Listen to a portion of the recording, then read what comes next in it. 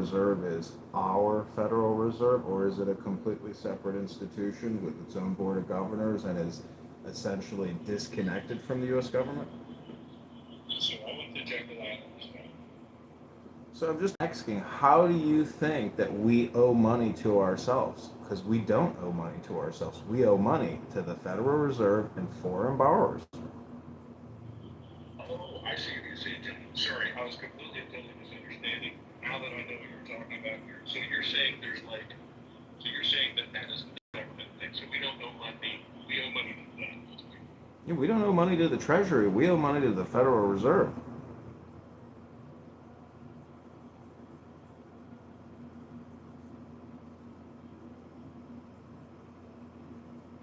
Sorry, I guess not coming on. Yes, okay. So, but from a substructure thing, that's you qualify that for being a arm of the U.S. government. I mean, I know it's not an arm of the U.S. government, but you don't consider that to be governmental.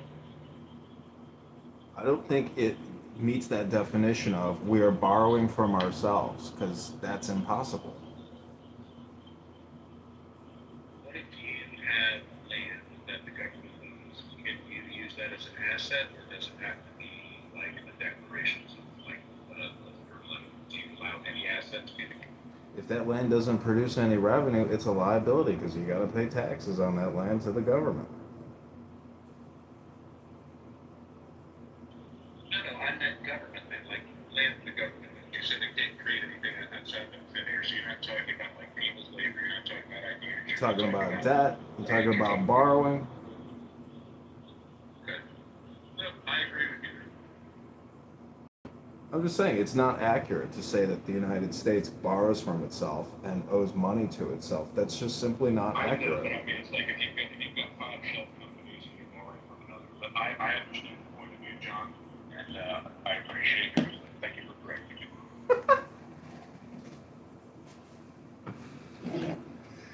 I love America. Don't you love America, Mojo? I do love America. A lot. Jerry, you gonna say something? I mean, are we paying $1 trillion of interest to ourselves to pay down the debt annually? No.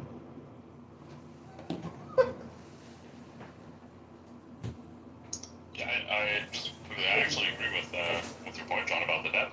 I think America's like second biggest expense as a country is interest on debt.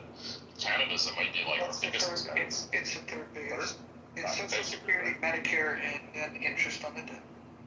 Yeah, so it's a big chunk. Same thing in Canada. We're not no better on that. And then yeah, like that's like a big problem. I'm not a macroeconomist, but I mean that just seems like a recipe for disaster. That like you should at least be paying like that, and it's growing every year too. The amount of interest. Anyway, it just sounds like that's a serious problem. Well, here's the facts of it. If we don't do something to reduce our expenditure for Medicare and Social Security, then we know that the interest on the debt is going to continue to go up. And those are the only levers that we even have aside from a massive increase in production, which I don't think that's a likely scenario. And so as long as it's politically untenable to talk about massive cuts to Social Security and Medicare, then eventually that third largest line item becomes the second largest, and then eventually the first largest. When that happens, we're in big trouble. I thought military was like the biggest expenditure in America, no? No, so we have mandatory spending and discretionary spending. They're bifurcated, and about 60 to 65% is locked up in mandatory spending, and that's Social Security, Medicare, and SNAP benefits. And so when you look at the discretionary spending, which makes up, let's call it 35 to 40%, half of that is military spending. Which essentially means the other half of discretionary spending is for all other things. Gotcha. Well, thank you for correcting me. Hey, Monkey, you know this woman named Lisa is like a political woman? Lisa 420, she's nice, but she's wrong-headed. Oh, okay. She keeps pinging me. I don't know the room that much, but I went in once. It's a big room. It's a big room. Yeah. I go in there and tell them a bunch of movies.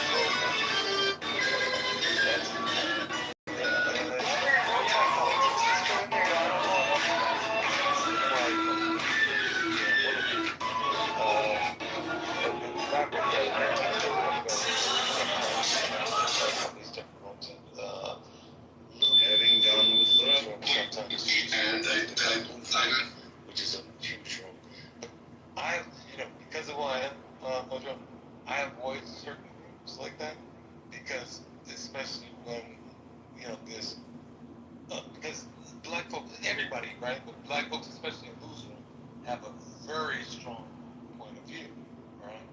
So, like Kima, I would want to go on there and have a point of view and when they defend, and then it gets really silly.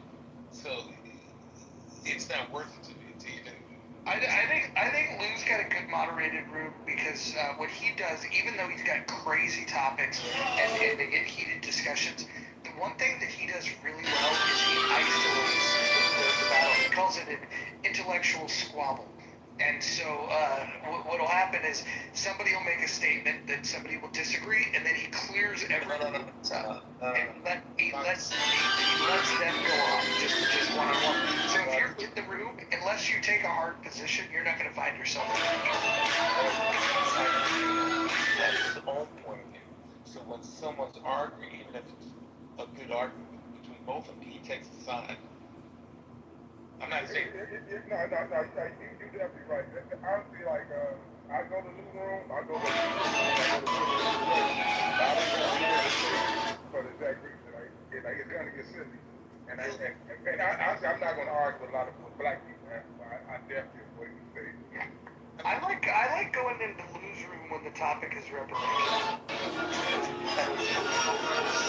I think he's, he runs a decent room. It's just that you know what I'm saying? I gotta, you fall into it, right? I don't, if I say something, it'll like kill their feeling. They'll be like, this motherfucker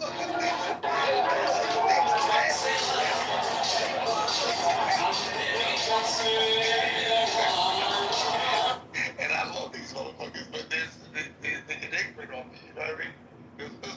They'll start, yeah, it's stupid. And it's over bullshit, so I don't even give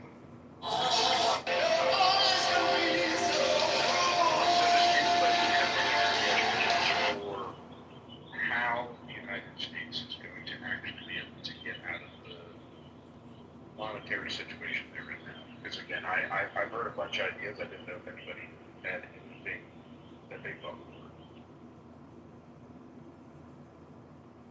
I think AI is going to be very game-changing in terms of picking up efficiencies. If we win the AI war, I think that becomes a game changer. The bigger concern if we win the AI war is what happens with the imbalance, because the delta between whoever wins that war and everybody else is going to be pretty fucking huge. And then what are the second and third, degree, the fallout, the unintended consequences of that? Because we're going to become very unpopular once we reign supreme again. Well, I mean, the short term is going to have massive destabilization. You're preventing an apple cart that's, in the same. So we get to energy independence. Listen to your own terms. We've got all these things.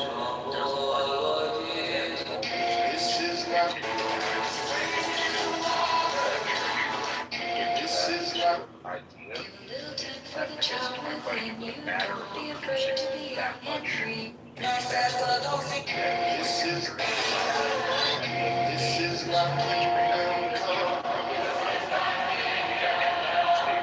When you see my look into my eyes, it's where my demons hide. Picture a future slump where like it's just like let's just produce whatever we can using AI, and it's so much cheaper to produce than putting humans to do that job that it's efficient. But that just means I think like everything's just going to be like AI slop in the future. I don't know. I'm a doomer. Joe, have you looked into quantum computers? They're free.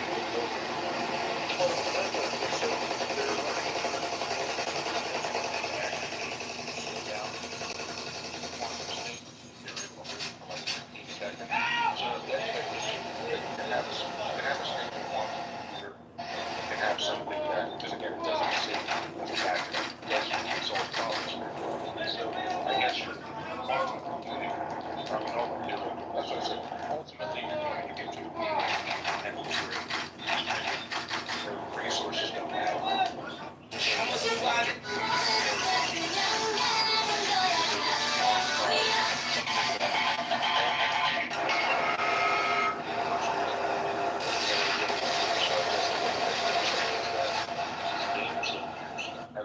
transition what are we expecting to see? Is again, is money no longer going to be an issue because we're going to be so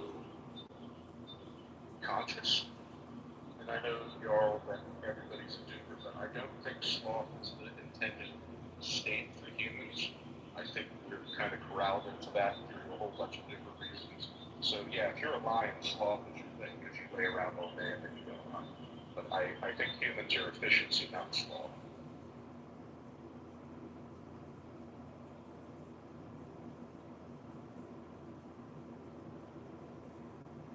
I think the transition period's going to be ugly, regardless. You had a black woman and a black man.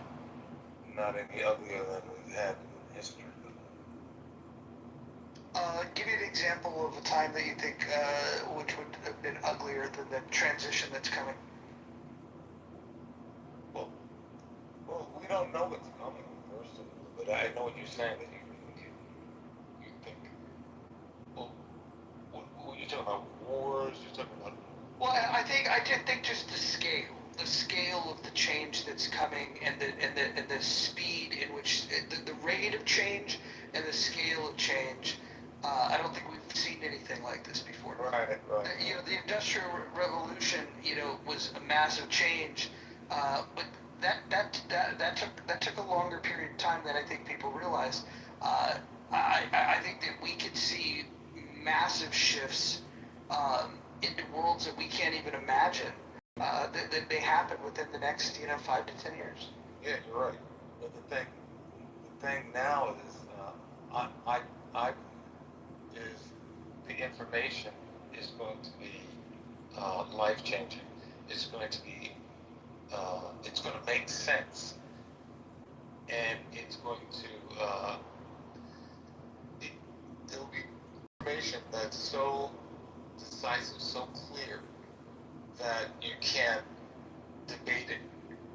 And therein lies the change. But it's just like someone that didn't know they were fat, right? Going to the doctor tells them they're fat, and the person might say, oh, I'm not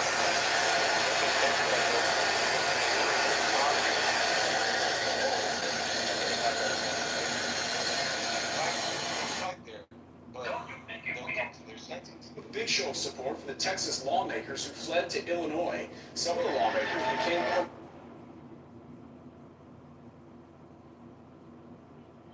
I think in the long term, that's the hope. Right now, I think the biggest concern is, and again, you said I haven't worked with kids in years.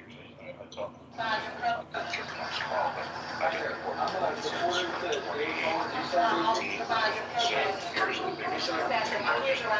understand. We need to know. We're just curious who the occupants of the home are. Well, there are connections to New York Attorney General Letitia James. Are you related? Hey everybody, it's Congressman Jr. and every weekend I spend an hour or two at a place that looks like this. Wherever I have the world, I go to a local gym. It's a personal price plan theorem. If you bump Form Act as 2019 contains false information with her signature on it. Last year when I took one of my sons to his yearly checkup, I then received 2 bills, and Bundle every major group agreed. This country is so fucking ass backwards. Like, I went to pick up my medicine, so I just got a new insurance. I just started a new job.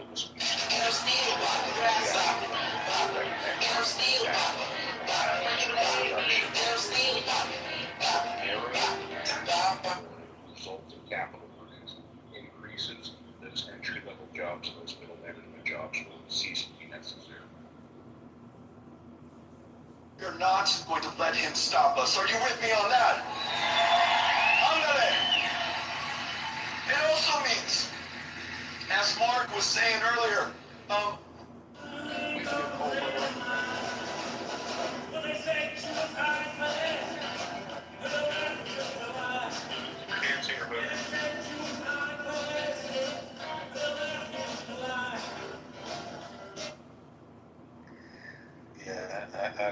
add to that, Roger. This is more like the realm of politics and government, and I'm not. Yeah, it's a little out of my purview. Well, then let's look at AI as it would affect biases. One of the brilliant things about artificial intelligence. A lot of people are going to leave because these are very accomplished and skilled people who maybe don't want to be in an agency where they could get fired if Laura Loomer decides that, she's found out about them and wants to make a phone call to the president. Really important. You made a comment at a cabinet secretary meeting, and that has stuck with our mind. Why are there so many tricycles? Perhaps believe, because it gives us time to reflect, and it also gives us an opportunity to seek out information that is not readily available to us. So I think from that point of view, education is certainly. This is the Dell. They're telling us to get out. This is our land. This is our country. And I would ask them where they come from. You are born English. English. Integrated and peaceful place, because everybody kind of sees that these biases, these biological constructs, and these mental constructs.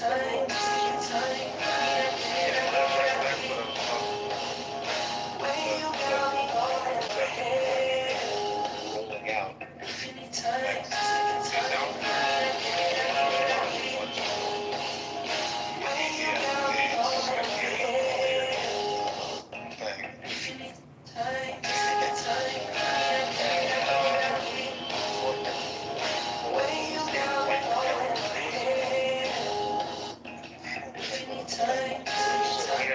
We had like the Renaissance, then you had like the Enlightenment, yeah, so those would be.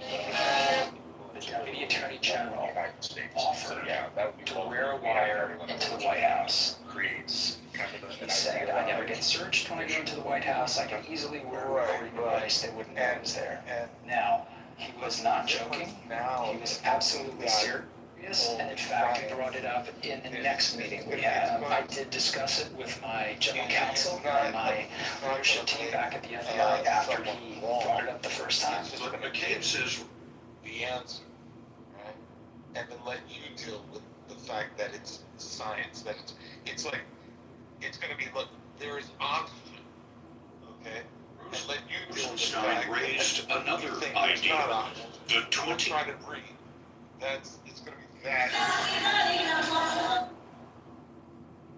You guys hear your breathing, do you?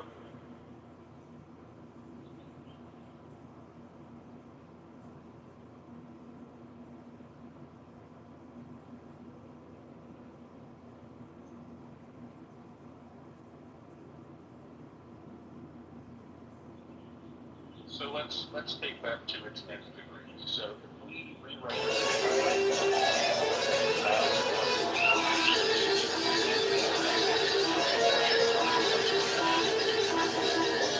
about AI, you have to let kids kind of suffer the problem sometimes.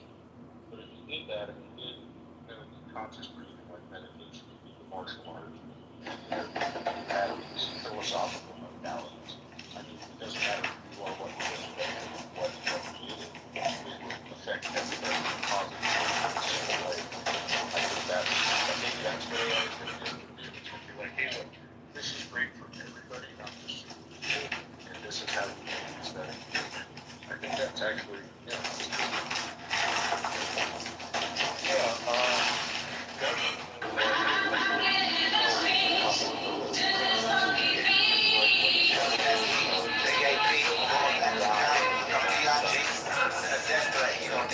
I'm not counting. People are Going on vacation, so where do you wanna go? Love is our destination. We going on vacation, so where do you wanna go? It's a celebration. This American Army lady was sitting in an airplane, traveling with her dog to enjoy a vacation. As the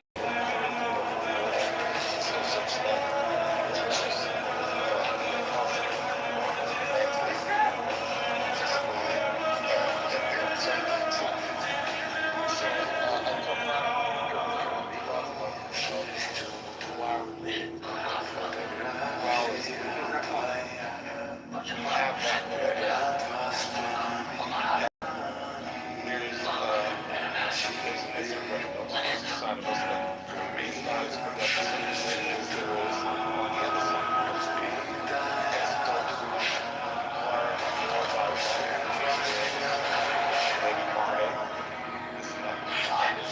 Start to behave the way that's your side is much more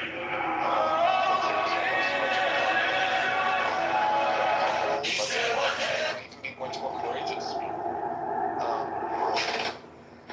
So it's going to be something like that, that they have a choice. Hey, yo! This guy was just rear-ended by that stone.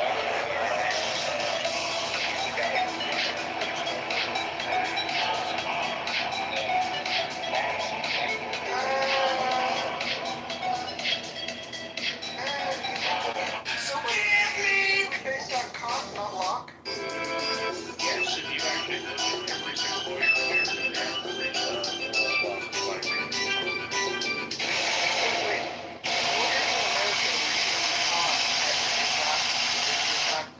Answer the thing that you said that.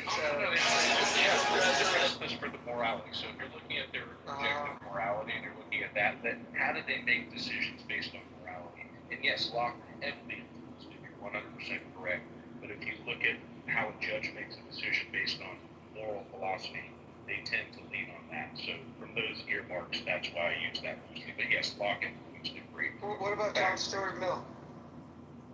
Yes, but back to duality. So Immanuel Kant talks about our dual being both party to cause and effect, and then also free in those internal choices because of what we would call tangible spirit or soul. So I think that's actually, that kind of brought everything together with the Enlightenment very, very interestingly for me. But sorry, Mojo, what were we talking about for the John Stuart Mill? You think he wasn't? I mean, I would argue that Kant is definitely trailing far behind Locke and John Stuart Mill in terms of influence on our society. Oh, I thought from a moral philosophy standpoint that he was the benchmark for it, but for other positions, perhaps not so.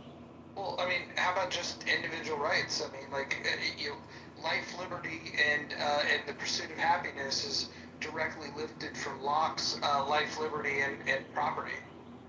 Oh no, I'm not talking about the formation of the United States. I'm just talking about moral philosophy as it pertains to the law. But I mean, like, yeah, I mean, if you look at what was our First Amendment came from, gosh, who was it? What was this book? Candide. And he basically said that I may not agree with what you have to say, but I'll defend to your death your right to say it. What was that? I know the quote. I don't know the source. I'm trying to remember his name. It's on the tip of my tongue. Voltaire, sir. Voltaire. And yes, the French Revolution afterwards. That's where our First Amendment came from. So, there's myriad influences. From my perspective, it's again maybe wrong. They feel moral philosophy is the benchmark for that, but not I'm sure all. Yeah. The type of thing I'm talking about with young people is not, the attention is not going to be on morality, yet, let's say better behavior, let's say a behavior that is apt to creating an environment that is more safe, more loving, more harmonious. So it doesn't mean that there won't be any fun jokes like we have Raj, come out. But here's a little taste, right? Take on the idea that, and it's something new, right? That's something that you might already know, that life is you pushed out. You follow me, Joe? Life, your experiences, you pushed out. Your reality is your own personal reality, right? You follow me? Yes, sir. Right. So when you have that, right, as fact for yourself, right,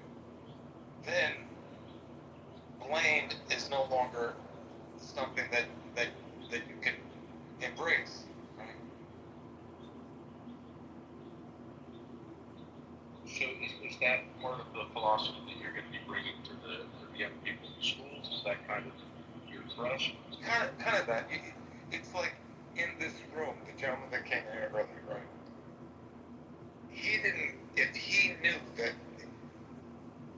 the circumstance, the response that he's getting, right, is him, right, pushed out into other individuals, then he would listen and hear, right? You follow me?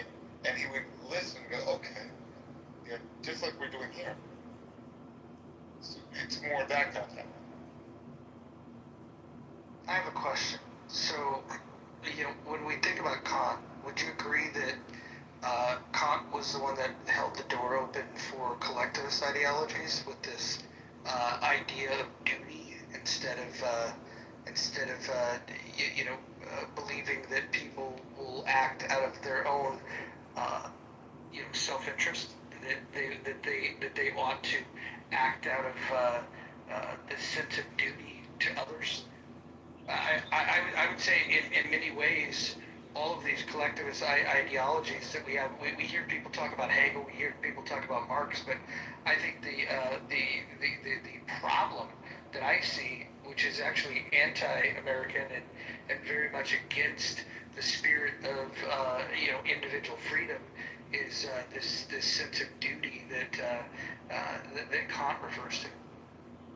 Well, if you want to talk about it as collectivism, so he's identifying all sorts of things. So yes, duty, he talks about maxims, which are personal choices. He talks about idealized things like universal laws and how people should or shouldn't act. But the question about duty, he probably looks at it from Christian philosophy in a similar way, and he does kind of reference a lot of those things from the spirit and soul. But your duty is to a higher calling. So let's say you have a universal law, which means it's equally applicable to everybody. So doing something well, like having a well-run government in a democratic republic, could be a duty in exactly the same way as you said, in terms of giving things away. So acting out of a sense of duty within your capacity, I don't think it's collectivism. Right? Individuality, trying to do things the right way from a moral standpoint. And remember, he never left his hometown. He did the same exact thing every day. So it's an election but from the sense of duty being collectivist and anti-American, no.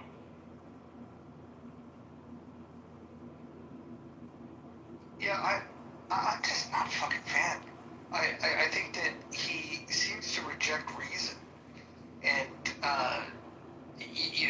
whereas this idea of deontological ethics, I just can't wrap my head around it.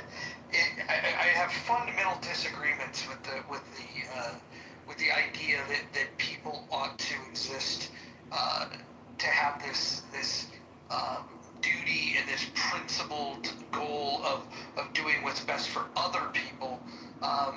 And it's not that you can't do for other people, but human nature is driven out of self-interest, rational self-interest. I don't think he was the most rational guy. In fact, I would say that he objects. He opposes the idea of an objective reality in general. Yes, and that's actually one of the things that I was saying. A philosophy is going to be reflective of the person, and you're 100% correct. But no, the duty thing is as much of an issue as logic insofar as he's trying to choose for you. He's just investigating what a person. Snake to snake. Then again, he talks about will being pure practical reason. So yeah, they're all theoretical, but everybody has their favorite philosophers. He happens to be one that I've studied for a number of years, and I have a soft spot for him. So sorry if you don't like him. Fine, we can all disagree. I don't think he's the worst human being, but from my education in going through philosophy, it seems like the philosophers that get referenced the most are derivative of Kant that happened to be collectivists, right? It seems like those were the people that, and right, wrong, or indifferent, they caught their influence from Kant. And I shouldn't necessarily blame Kant for the derivative material that's created through his influence. But if you work your way back and you look at, who influenced who, like some of the nasty philosophies that you can read, circle back and reference Kant is their Yeah, I think we should just get out of here. So, you don't go out on first dates? Yeah, I think $300 probably the Mama may have had some of its biggest wins yet this week, and we're breaking it all down on Cables and We're getting nervous. Steve, Marianne, I'm from Colombia and I'm 22 years old. I want a nice baby son to marry in Simon. His name's Steve. You just gotta keep living, man. L-I-V-I-N. You just gotta keep living, man.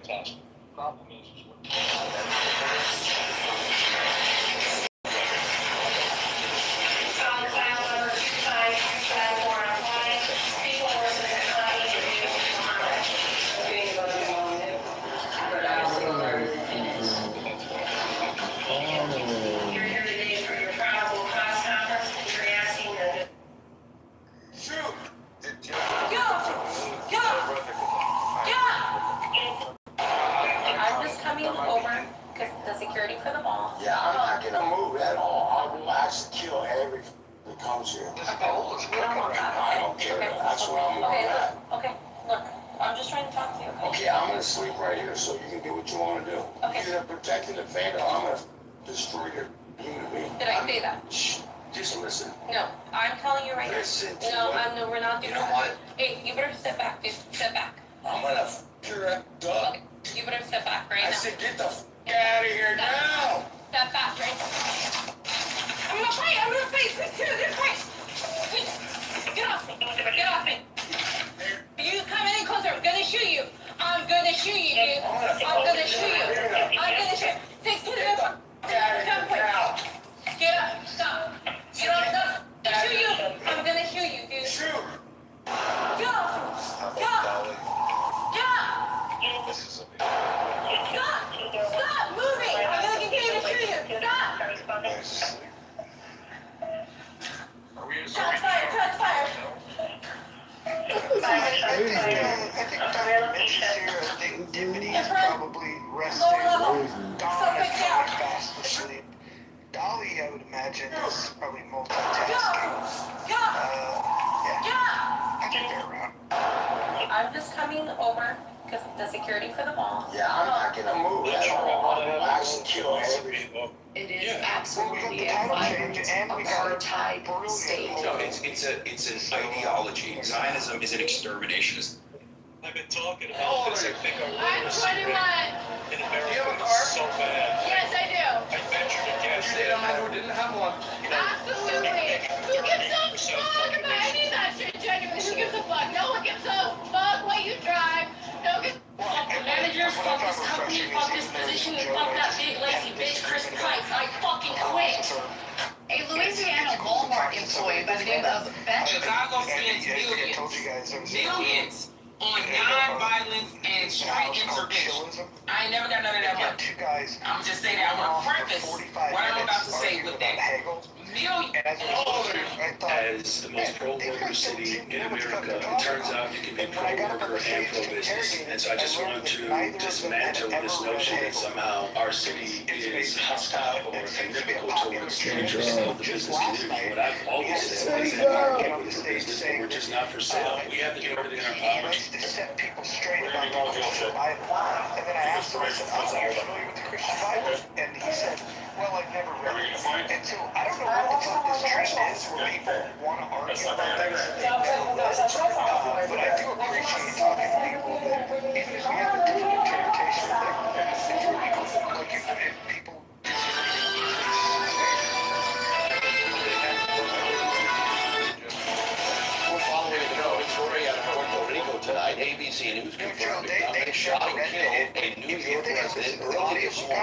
someone as he visited the city for a Bad Bunny concert. When you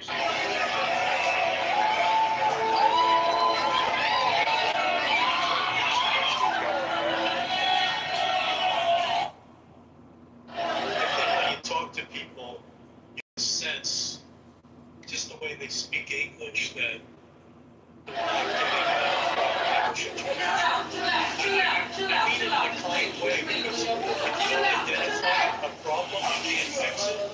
I don't mean it to bash people that are but I wonder how much of the technology is diverting people brain waves and their dopamine from wanting to read. It's not, can I read a book in 4 days or can I watch a TikTok for 4 seconds?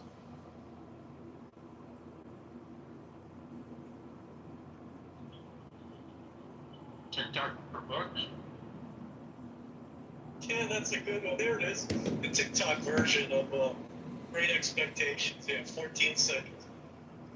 Yeah, they have, I think, YouTube influencers that are, I don't know how popular they are, but they're influencers. They read books, different books. I don't know.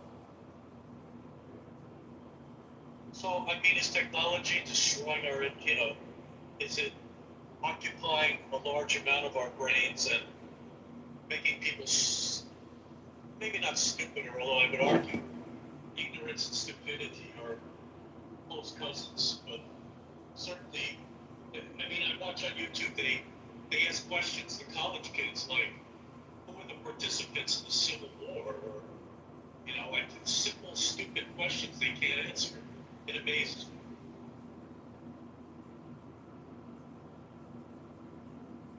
Can I approach this from a totally different area? I'm based in Europe, so it's like 20 to 5 in the morning, so it's very late. My son, who's 16, has a place in a US high school, and I've been trying to get a visa from the US embassy. And they're here in the UK. And it's been very difficult because they've said we don't have ties to any specific country, but we actually do. My son has a Swiss and a British passport, and we're living in Spain. And then they came back to us and said, well, actually, I'm looking at your son's social media profile. He's 16. And they're saying, yeah, there's no signs that he has any specific ties or allies to any specific country. He's 16. I've told him not to post anything. But the fact that they're actually following your social media profile, and then they hold it against you because you're not actually posting anything about where you're living. It's a bit of a challenge. I'd love for my son to come and have his education now, 16, back in the US. We have a place in a school, but trying to get a student visa, it's very restrictive right now. And I know I'm trying to cap on some pigeons here because I know you're having a completely different conversation here. But you know what? Just trying to get a student visa. It will be a great asset to the US. And I know that the US will be a great asset to him.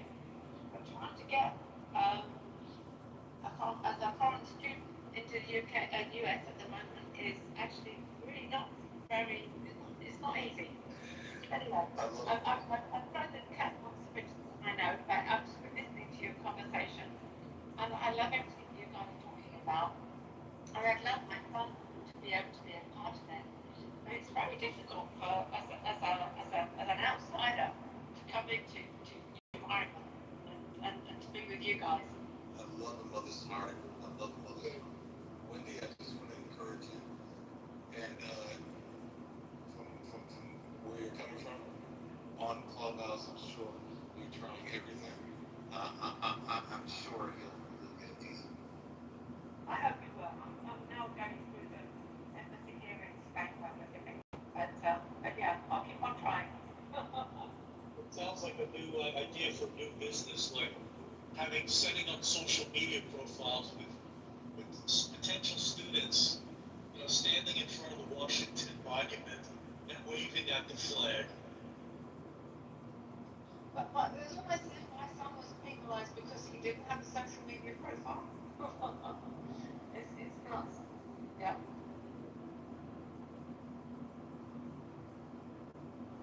I have no answers. I don't know anything. All I know is it's gotten a lot harder with the current administration. They're almost xenophobic. I mean, somebody with a Swiss and British passport, they should be actively recruiting your son on a daily basis. I totally agree. I think you've been great, Natalie. And yeah, but yes, it's what it is. Just telling you, it's just a little too good for us. That our country is not at his level. Tell him to come to this room. We'll give him a warm welcome in this room. Thank you.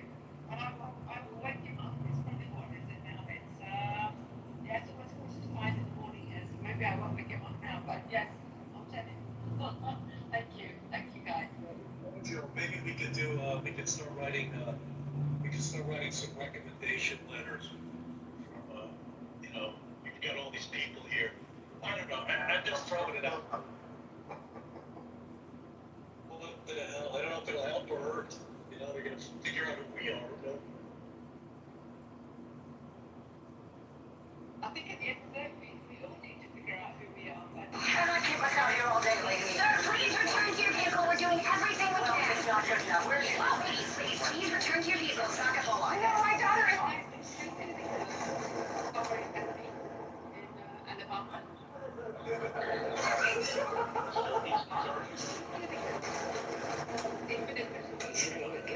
What is that?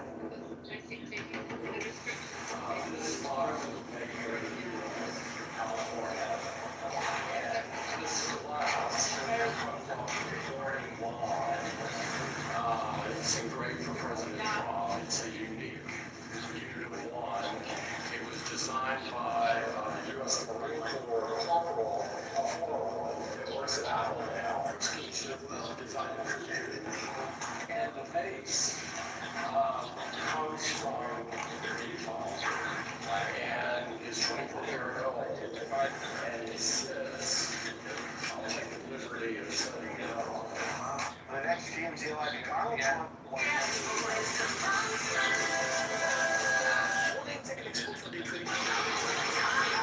Money to send them to a private school down in Alabama in the United States.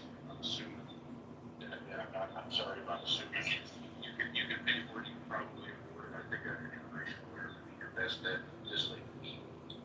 No, you're absolutely right. I'm in touch with a lawyer, and still want to get to him. But it's just been a bit frustrating. A bit of a no-brainer that you can get into school, but obviously not. Well, you can send them down to Hilton in South Africa. They're taking international students, so they've got a great rugby program.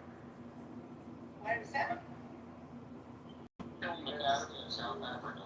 It's a great boarding school for kids. If you can't get them in there, you might see if you could do that. They got a great rugby program. Oh wow. Okay. I don't know that he needs to go that far. He's going to the next World Cup. Right. Hey, Wendy, why Montgomery, Alabama, of all places? Because my partner is from Alabama. He's there at the moment. He's been there for the last quite a bit of time. And It's like morally okay. It's sort of, like we said, socially acceptable.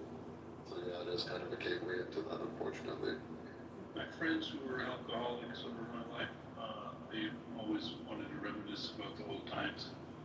It seems like, they want to drink and then play songs of the old times and tell stories of the old times. It's like a repeat record.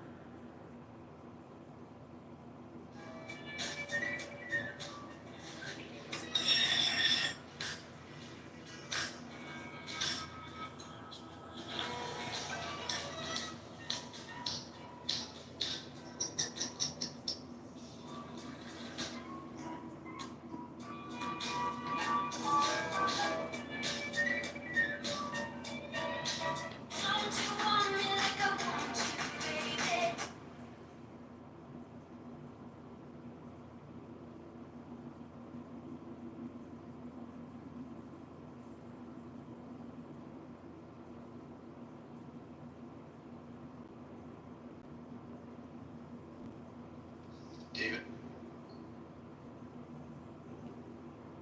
you know, they're in a tight situation, they're just looking for somebody to help them.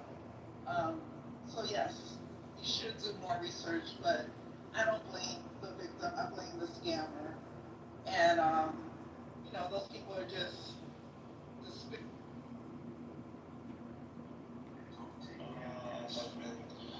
Lower single core speed.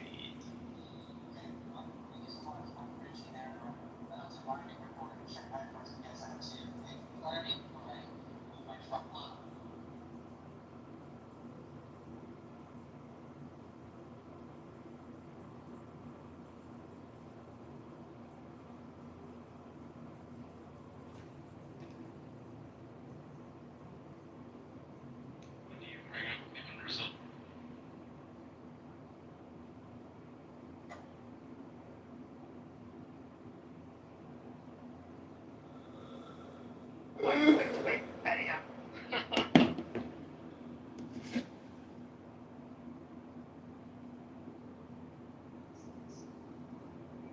Well, thank you for sharing. I wish I had, you know, some great advice, but I appreciate you sharing. Watch these special forces make a movie like Arrest on a Plane. It all started when reports came in about a passenger causing trouble before the plane had even taken off. 3 masked operators boarded calmly and slowly started moving toward their target. Then they politely asked the other passengers, especially those with kids, to move toward the front of the plane for a moment, and then they got to work. Watch these special forces make a movie. Dothan, Alabama.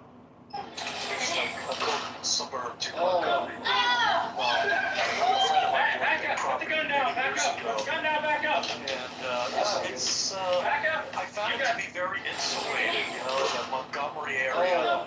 Old families and traditions and things. Who's more jacked, the U.S. Marines or the Navy SEALs? Marines are known for being lean and explosively strong. Their training focuses on full body conditioning and building mental toughness. You'll find plenty of muscular Marines, but actually, size isn't the main goal. It's more about efficiency on the battlefield. Gangsters would often grab them.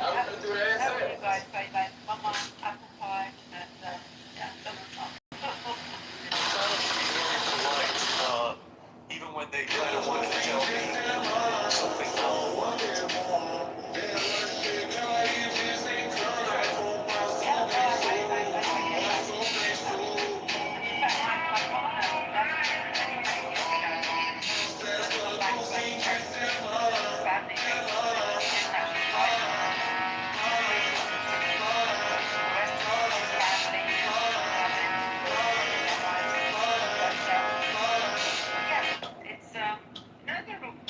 This is the craziest grenade launcher you've never heard.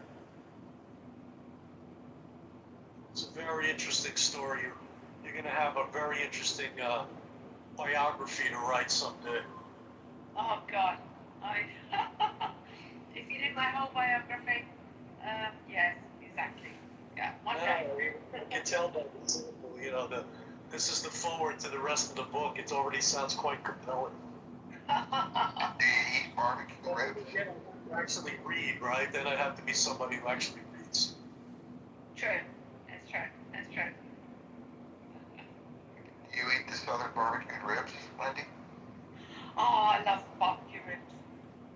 But yeah, since I left Alabama, I haven't had it once. It's very different. What is it? Anybody famous? What is that? I've never seen him before. Is it like famous homeless lady? What is that? Hey, chill out.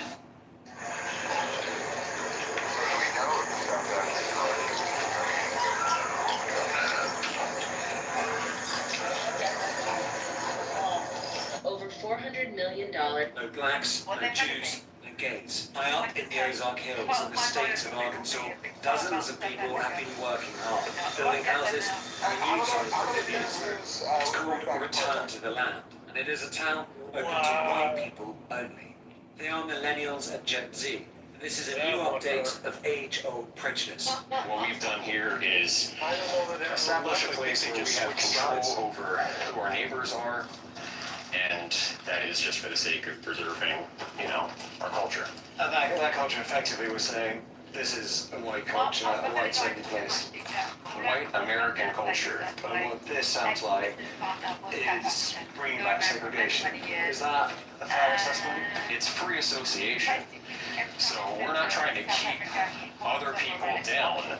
This is a small settlement in the middle of the Ozarks. But how many kept out? I mean, you don't let everyone into your home. Around 40 people live here. Hundreds more from across the world have paid to be members. And while the men do the physical labour, the women take care of the children who live here full time. Very loving community if you're part of the community, but if you're black, if you're Jewish, if you're gay, you can't be part of that community. You might be wondering how any of this can be legal. Return to the Land is structured as a private members association, which they believe allows them to discriminate on the basis of ethnicity, along with other factors. That has yet to be tested in the courts and may well fail. The Arkansas Attorney General has said his office is now reviewing the matter as a result of our reporting, and that there is no room for racial discrimination in Arkansas or anywhere in a free society. No blacks, no Jews. This is a scene of a judge scolding a black woman. The cause of the incident was that 28-year-old Cassandra Jackson did not submit the documents within the designated time, which made her very angry and led to an argument with the staff in the hallway. At that time, Judge Michael Bachman was presiding over the trial in court and rushed out of the courtroom upon hearing arguments. Get your ass back here! After Bachman ran all the way to catch up with Jackson, he began escorting her back to the courtroom and to even grab her shoulder. I did not go until I pressed her onto the jury bench after entering the courtroom. Subsequently, Bachman was arrested by the police on charges of contempt of court, and the police even forcibly dragged her out of the courtroom due to her resistance. Jackson was not released until 2 days later, when another judge ordered the dismissal of her charges. I've never seen a judge behave in this manner. It's as if he decided he's going to be the bailiff and the sheriff and the judge and the prosecutor. Come back, he's going to sound like to chase after somebody, drag him back into the courtroom. Actually, but if you go to Atlanta, they actually have one of the largest in South Africa. Of the 3 million.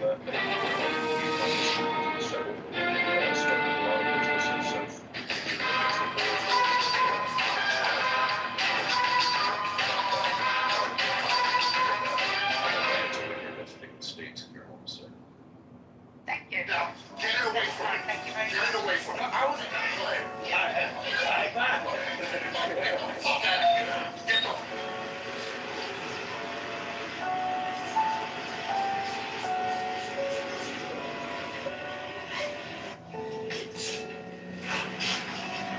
Listen. What is that? How do you think the national I come here, I see it. I don't know what that is.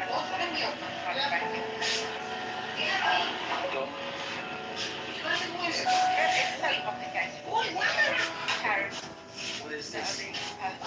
Countries at the moment, definitely a picture where everything is Yeah. really complicated picture. And I know it all works itself out in the end, but boy, is it complex. We had an event where we had about 200 people in the city. This motherfucker right here want to steal money from this girl right here. I'm about to knock his ass out. You got 5 seconds to give her her fucking money back, boy. You know much more about terrorism. Bro, hurry up. It's taking you too long, man. Go get it, nigga. What the fuck is wrong with you? You out here taking from homeless people, nigga? And you fucking home?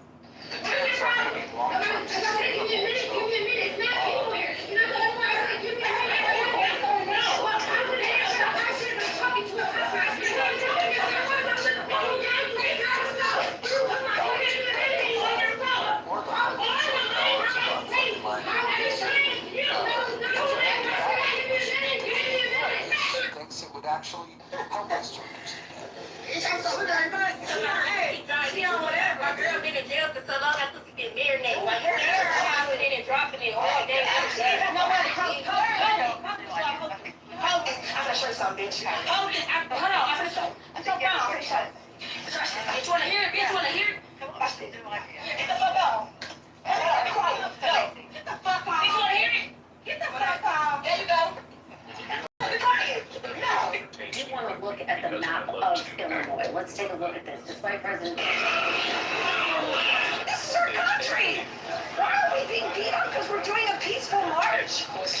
symbolic walk across the bridge. This symbolic walk across the bridge. This is our country! Why are we doing it? So all those guys that don't make the NFL still want to smash people's faces in. I think it would be an excellent opportunity, and I feel like if we did that in the United States and focused on that, then we could actually I'm not even talking about sevens, I'm talking about the World Cup within the next 3 years. What do you think, Wendy? Do you think that's possible? I totally think that's possible. Totally, I'm a big rugby fan, and NFL as well. But yeah, totally. I think we could translate that. I kept telling my friends in South Africa, I was like, I said we are absolutely. If we could do that, we could grab the guys right after college, the ones that don't make it, that are still talented athletes. Do that. I think we actually could be competitive. I mean, we are already competitive, but I mean, like, absolutely, like, properly, like New Zealand was when they first hit the scene with these monsters. Do you think we could do it? I reckon we can do it. Let's do it together.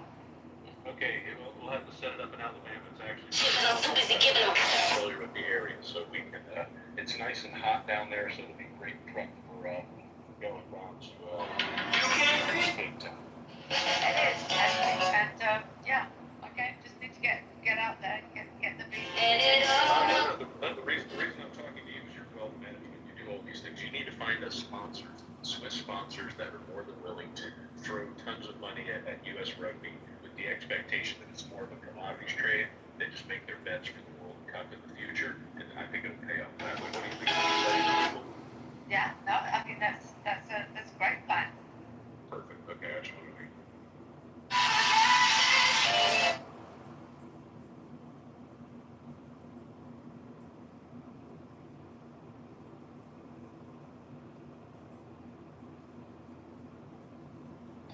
Yeah.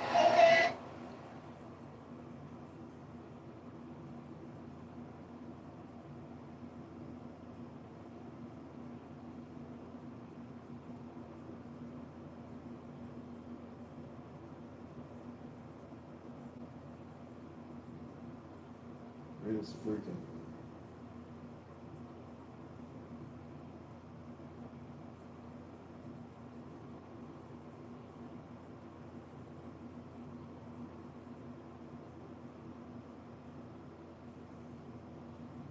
Guys, I'm on Eastern Standard Time. It was wonderful to talk to all of you. Thank you so much for people who gave me information I didn't know or challenged my concepts today.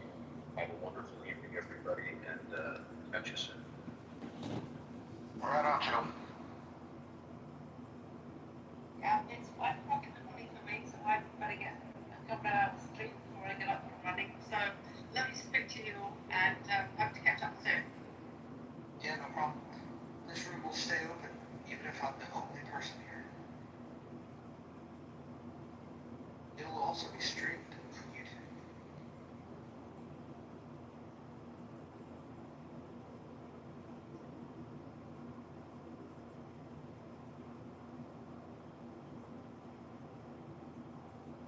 You know, one of the most definitive ways, in certain ways, to read more is with what's called books.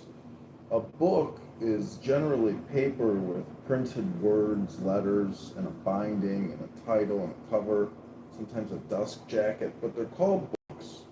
Many people have not heard of these ancient memory recording and storage devices known as books, because everyone now is looking at Instagram and TikTok and YouTube and Clownhouse and X, and they have forgotten that there's these ancient historical storage devices full of incredible intelligence. It's a book.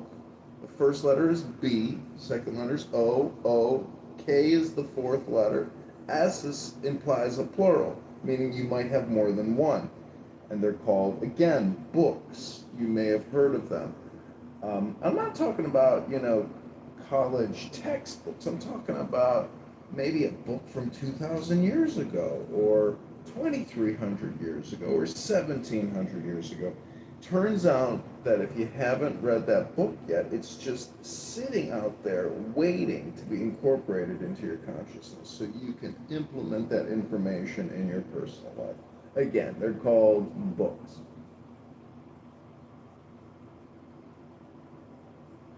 The best sailing book I ever read was called How to Sail. And unfortunately, I can't really sail my sailboat because the motor kind of, hits the little fin tail at the back of the boat, and it turns out I don't really know how to sail because I never read the book on how to sail. Instead, I've just made it into a floating love boat, and haven't been able to enjoy the deep waters and the effortless joy of sailing and not getting nauseated and maybe not getting back to your slip because your Chinese motor from eBay fails you and you don't want to have to call the Coast Guard to get towed back in. You know what, John? My youngest son is 16. He's the one I'm trying to get into Montgomery Academy in Alabama. But part of the reason is that he needs to read books. And I think that's still very much part of the US education, that you actually have to read so many books. Whereas here in Europe, it's just been non-existent. And yeah, such a shame. Such a shame. I totally agree. So important.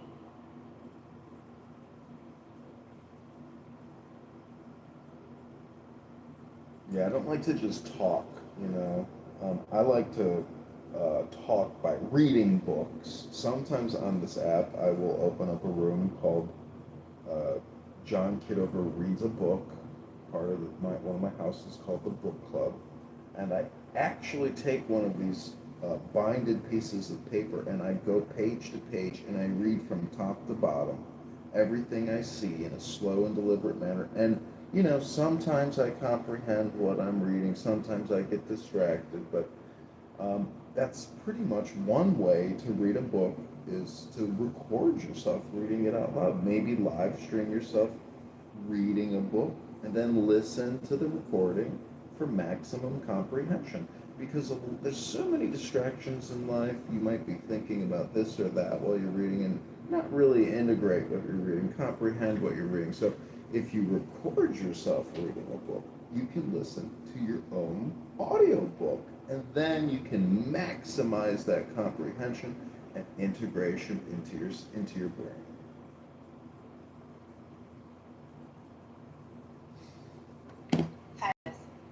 Let's go reading a book! John, are we ready for the book club? Should we put this together for this week?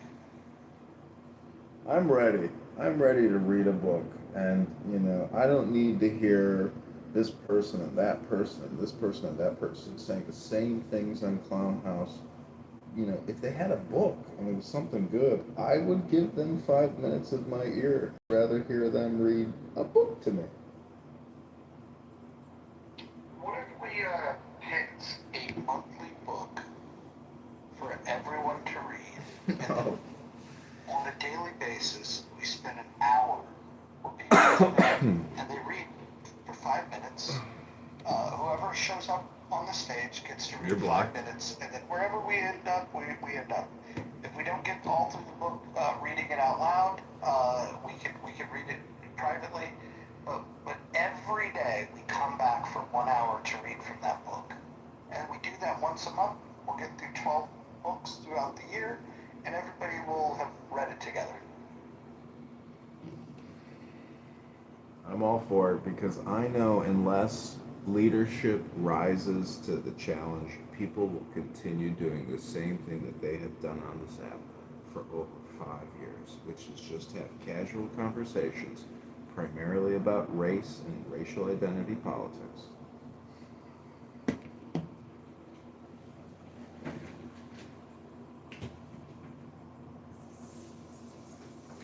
I'm up for it too. Even though I'm in Europe, I'll find a way to fit in with you guys.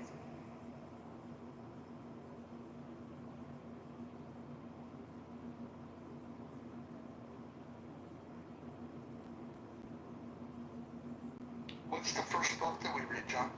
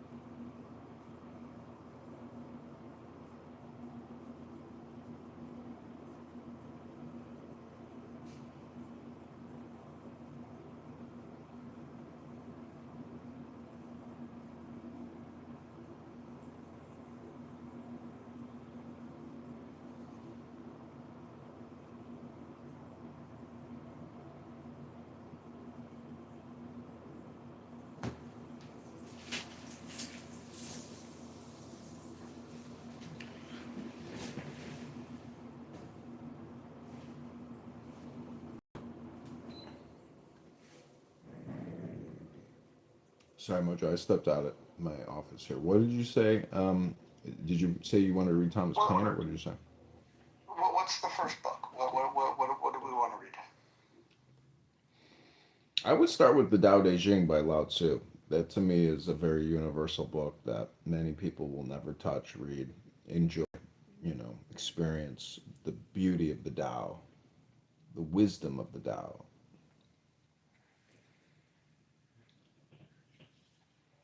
You think we can get a decent amount of participation for something like this? Yeah, and you can get through the whole book in just about an hour. It's not very long.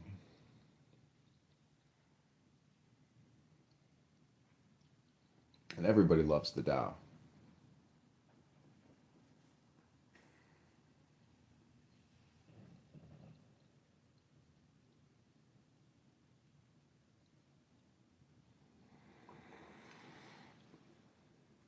What do you think when you think of the political division, like Democrats, Republicans, a book that they probably have not read, probably should read, that would be of interest to them?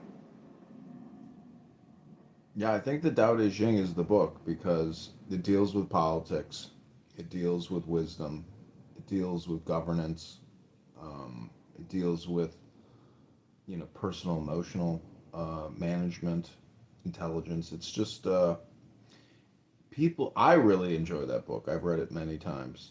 It's called the Tao Te Ching, the Book of Changes, or the Book of the Great Way, and it was written by a Chinese philosopher slash cleric, I suppose, in the government, who the rumor is he wanted to leave the town, and then the guard said, "You can't leave without giving us your great wisdom and instruction." So he sat down, and wrote the book.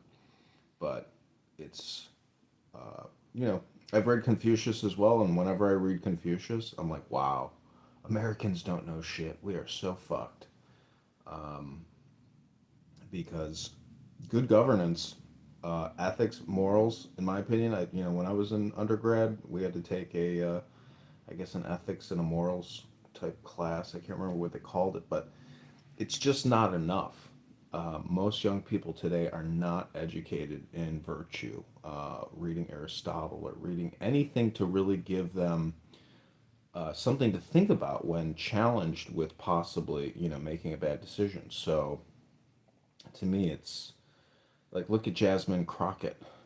Ask her what she thinks, morals, ethics, and virtues means, and to make a demonstration or make an example or tell us something about wisdom, or what is the source of wisdom, what is the source of love, the source of intelligence.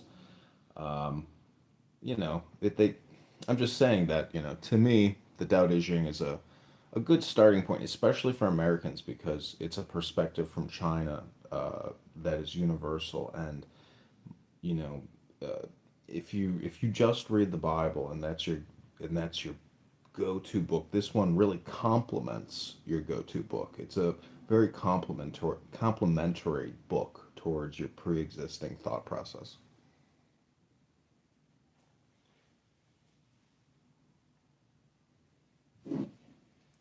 Yeah, I'm up for it. I think we should put that together. I, I'm also wondering if there's books that would intrigue the lefties on Clubhouse to come and participate. Like if we were to like read like The Veil of Ignorance, for example, would that pull them in? You could read Rules for Radicals by Saul Dialinsky, because, ironically enough, the beginning of that book talks about Taoism and Buddhism, and getting no's and how you organize, by getting no's. It's kind of an interesting introduction in Saul Dialinsky's book about how to politically organize by, um, I guess, just by communication.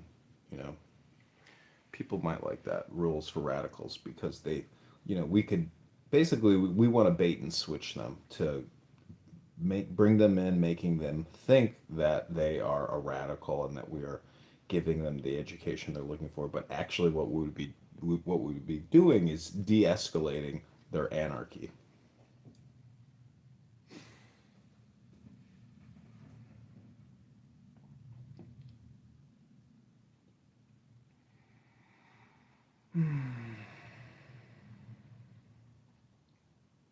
being summoned into a room in healthy debates. I'm gonna go over there. We can keep this room open, but I'm gonna go check it out real quick. You guys wanna come in? That'd be cool. I'm blocked from healthy debates, but I do have an anonymous. And when people started talking about that, those kinds of things, then things got very. Alan, I need you to hold on 1 second. I'll come back to you, I promise. But I'm not sure how long Mojo has. For those who don't know, I just texted him offline to ask him if he can come in for a minute. There's a friend. Reach out to him. Hey, you got him in? He's like, sure, come on in. So, Mojo, I just want you to know your name was being brought up a few times. By who? And various people. Like who? Like various people. So name them and shame them.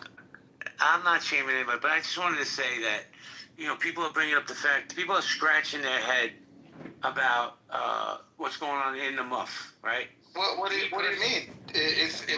Monica. Have they never been in the muff? Maybe some of them haven't, but people are scratching. The reason I asked you to come in because I wanted you to have a chance to hear what's being said, and I didn't want you to think anything bad was being said. So, questions were asked like, they don't understand the association between you and Monica. And my stance was, I don't give a fuck. He's still my friend. Maybe he got bored in this app and he wants to try something new. I don't know. What's wrong with Monica? What's right with Monica? Well, let's start. She's smart. She's funny. She generates good conversation. I mean, what's to not like? Well, you already know my story. She doxed my family, so for me, I'll never forgive her for that. I don't give a fuck if she's the next Hemingway. When you cross that red line and dox somebody's family, Raj, that's it for me. And, I haven't, listen, I don't care what you do in your rooms. And I told people it's nobody's business what he does. There's a method to his madness. He doesn't have to answer to anybody. And I just wanted you, Roger is a good lad. I just wanted you to be here to hear what was being said, so nobody comes back to you and says, Roger, did you hear what they said about you? No, I'm not playing that. Well, so what are people saying? Like, look, I'm here. Who wants to throw the first stone? Let's do. I like in the month. Yeah, I don't really have any grievances. I mean, I like it. I haven't really been saying much. I don't really give a fuck. Well, I haven't really been saying much about that. But if you don't have any grievance with it, then don't get in the conversation. The grievance is people are scratching their head about your association with Monica. You don't have to answer for that because you're a grown-ass man and it's your space. David, you wanted to say something? No, I'll be real.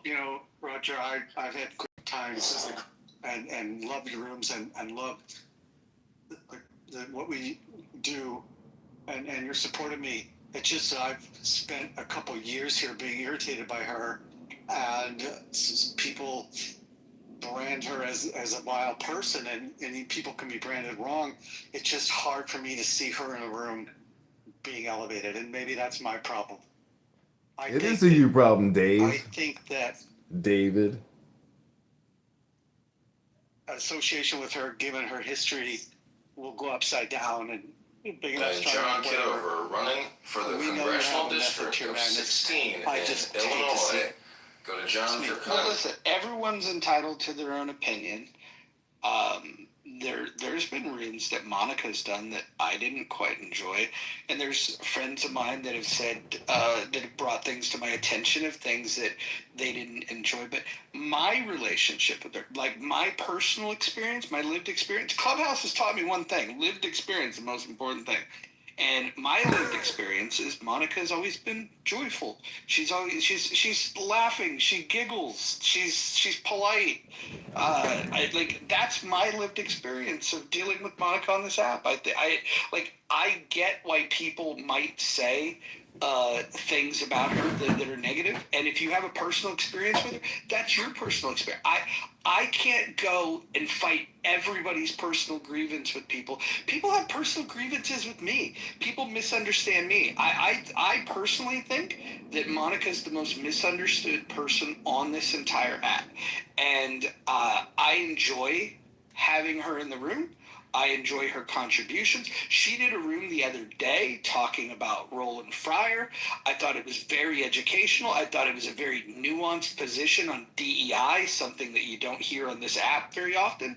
And I think she brings good content. I think she curates conversations that would not be curated if she wasn't on the app. So I appreciate that about her. I appreciate a lot of things about a lot of people in this app. And people that I disagree with, some people I agree with completely and I think are completely despicable.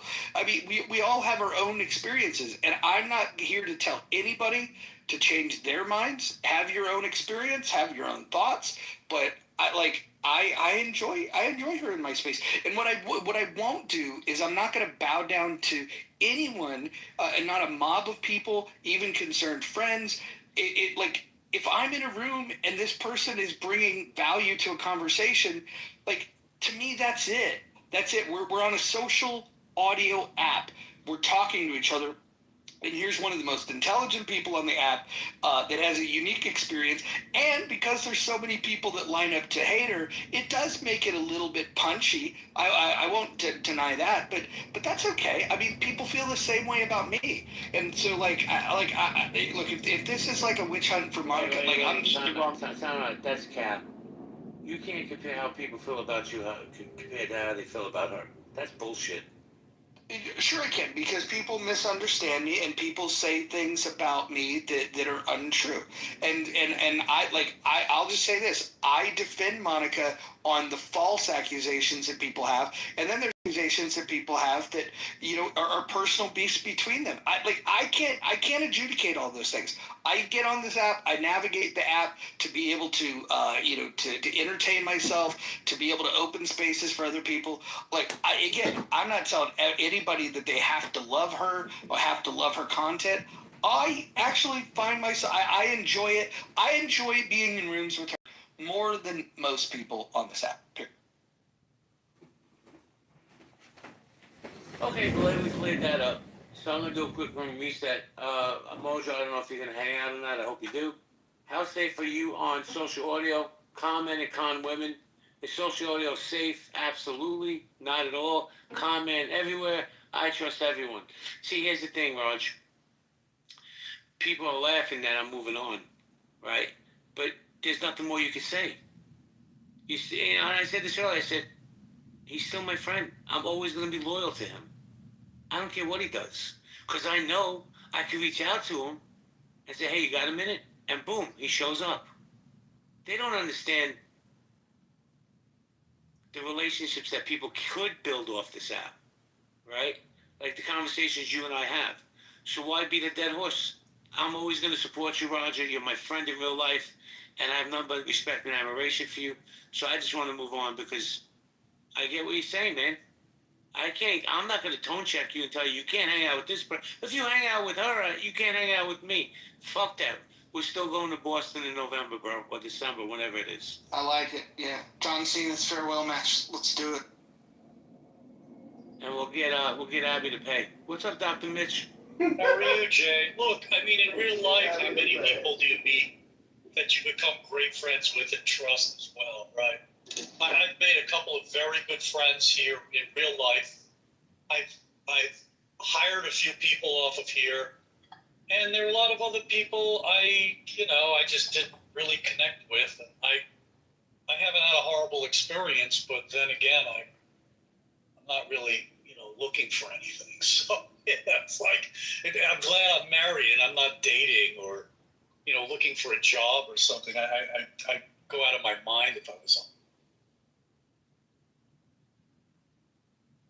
Listen, I'll say this. I'm just going to use Mojo as an example because he's here. I know for a fact if I had an emergency in real life and it was 2 o'clock in the morning and he could help me, he would, and vice versa. I always thought that this app was supposed to be about building relationships, not tearing them down. I'm always going to support him. Yeah, I can say I've met people in other parts of the world I never would have met. 2 or 3 of whom I've done some mutual work with that have turned out to be really, really good friends. So across the pond and in other places, and you and I, Jay, wouldn't have met if it wasn't for this app. So I think it does its thing. I think, like anything else, you'll make some friends, you'll make some acquaintances, some business contacts, or you won't. But it really is. It depends on your people. I'll tell you what, Dr. Mitch. So I'm looking down in the audience, right? And I agree with what you said, by the way. And there's a person down there that every time I see him, I kind of chuckle a little bit because he's like the nicest guy, And I actually got him to curse me out, and that's my man Ken Frankel. If you can get Ken to curse you out, you've reached a Zen status on this. Zen status comes by getting cursed out by somebody? Wow. Don't popcorn style, guys. What did you say that pissed off Ken? God, I want to hear that story. Oh, I just kept interrupting him when he was talking, and I kept muting his mic, because, like I admitted earlier, I could be an asshole too. So, Ken, I apologize to you, man. I've always liked you. I think you're a good guy. You're definitely smarter than me, and you're definitely the connection I need in Vegas. So, yeah, I just want to apologize for what I did. That was like 2 months ago. I mean, he was pissed. Randy did kick me out of the room 9 times once when I asked why Ken was talking so long. Yeah, Ken needs to learn to be more succinct. Wait a minute. This is I do respect his knowledge. Wait, hold on. Why does this have to turn into be critical of the guy that's not on stage? Like, I'll say this about Ken. Ken is one of the most thoughtful, insightful human beings on this app, and the one area where people find themselves criticizing him is because he has a desire to check misinformation. He's like the app's fact checker, which I think is a huge value. Ken and I disagree about some things, but he's very respectful. He just doesn't suffer fools. Well, like I respect Ken. I love Ken. I think Ken's great. If I ever wanted to know about the insides and how Vegas works, he should open a room and just talk about that. It'd be a great room. Then give us some inside tips on Vegas. Ken knows a lot about a lot. I said that, but I have a lot of respect for Ken. I put him in the top 5% of intellects on here. For sure, but I've never seen Ken lose it or anything. Like, I've seen him once or twice, like his temperature goes up a little bit. I've never seen him lose it. That's why I was like, what did you do? You just said. I know. Well, I've invited Ken up twice. I hope he comes up. Agent, I find you to be a bit boring. But you're kind of like the little brother that's annoying. Called out. So I let you hang out with the cool kids. JB is the like Agent. the deliberator of cool really people. funny, JB's in charge of the cool clique. Especially in the chat, you get some good one-liners. JB's cool clique. Appreciate it. JB, how can I be boring? I say like some of the landed shit. That's not boring. Double, hold on. Your journey on this app has been fucking hilarious. In the beginning, you used to suck up to all the fucking lefties, and then when they ejected you from their group, then all of a sudden you grew a spine and you realized how despicable they can be at times. And so, post-lefty double has been it's been a treat. It just goes to show that if you hang out with progressives long enough, they will cannibalize. They helped me. I mean, I really think they helped me a lot on my journey to become based. I think you hanging out PB's always helped you the most. He's based? Yeah, she's solid. Well, I will just say this selfish plug. If anybody is interested in the Muff, we've been doing rooms, some interesting rooms, and there's an interesting cast of characters. If anybody wants to participate in those conversations, you're also welcome. Everyone's welcome in the Muff. Sometimes it's even more. But what about that candidate, Congressman John Kitover? That piece of shit who films all our fucking rooms. How you doing, El Chorizo? Peace, Abby. I invited you up a few times. I love when Abby comes in. Oh, we got Angel here who likes to gaslight rooms. Yeah. We got Big Bear, we got Randy, we got Ludwig. Ludwig. We got a lot of man. mental illness in this room, right? He's the chief mental illness, creator. JB. That cracks me up. JB's the epicenter of mental illness. So, that's most of what's left on Clubhouse, let's be honest. Are we done with Fest here? Let's get to let me just say this. When I talk of mental illness, Angel was in a space a few days ago where she said, "That's it. I'm taking this house down." She's taking healthy debates down because she's that powerful. Angel's powerful.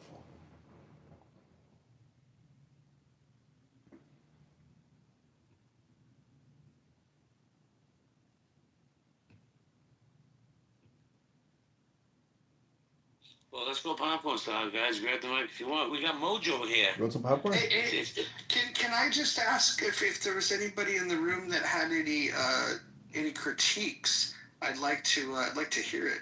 Sounds like I'm hearing that some people had some things to say, but now I appear like a genie in a bottle, and everybody's clamming up. I'd love to hear the critiques. I appreciated David and JB's feedback, but I'd love to hear it. Why get quiet now? I mean, we need a little bit more Kelly. That would be my only critique. It doesn't feel the same. And you got that loser candidate Congressman John Kitover talking all the time about their debt, screaming about their debt. Yeah, it feels weird to me, I'll be honest. But it's fine. I'll get over it. Wait, what exactly feels weird? Yeah, what feels weird? Loser candidate Congressman John Kitover? Well, that too, but... That guy who films all the rooms. I mean, just hung out. I don't want to get filmed. I don't want to get filmed by John Kitover. Here in Healthy Debates. I don't want to be on John Kitover's YouTube channel. I don't want to be mean. It's fine. It's fine. Yeah, I'll just say I think it was better when you were doing Healthy Debates, Mojo, because just the topic-wise, I'm just not into relationship or what girls to do whatever with or... You know, but I'll say, Roger, when you're in Healthy Debates, especially if people realize the game you're playing, you even had it in your pick, which was the wrestler dude, right? It's like, as like a orchestrator of a WWF type thing, like you do an incredible job. You deserve like top accolades. Why is everybody so afraid to say what's really on their mind? Like where? They hate Monica, bro, and you're a good person. They don't want you around her. That's what it is. Wait, hold on. But look, the lynchings are over. We're not putting together lynch mobs anymore. I mean, like, if you have a problem with Monica, why not go to Monica and tell her that you got a problem with her? What does that have to do with?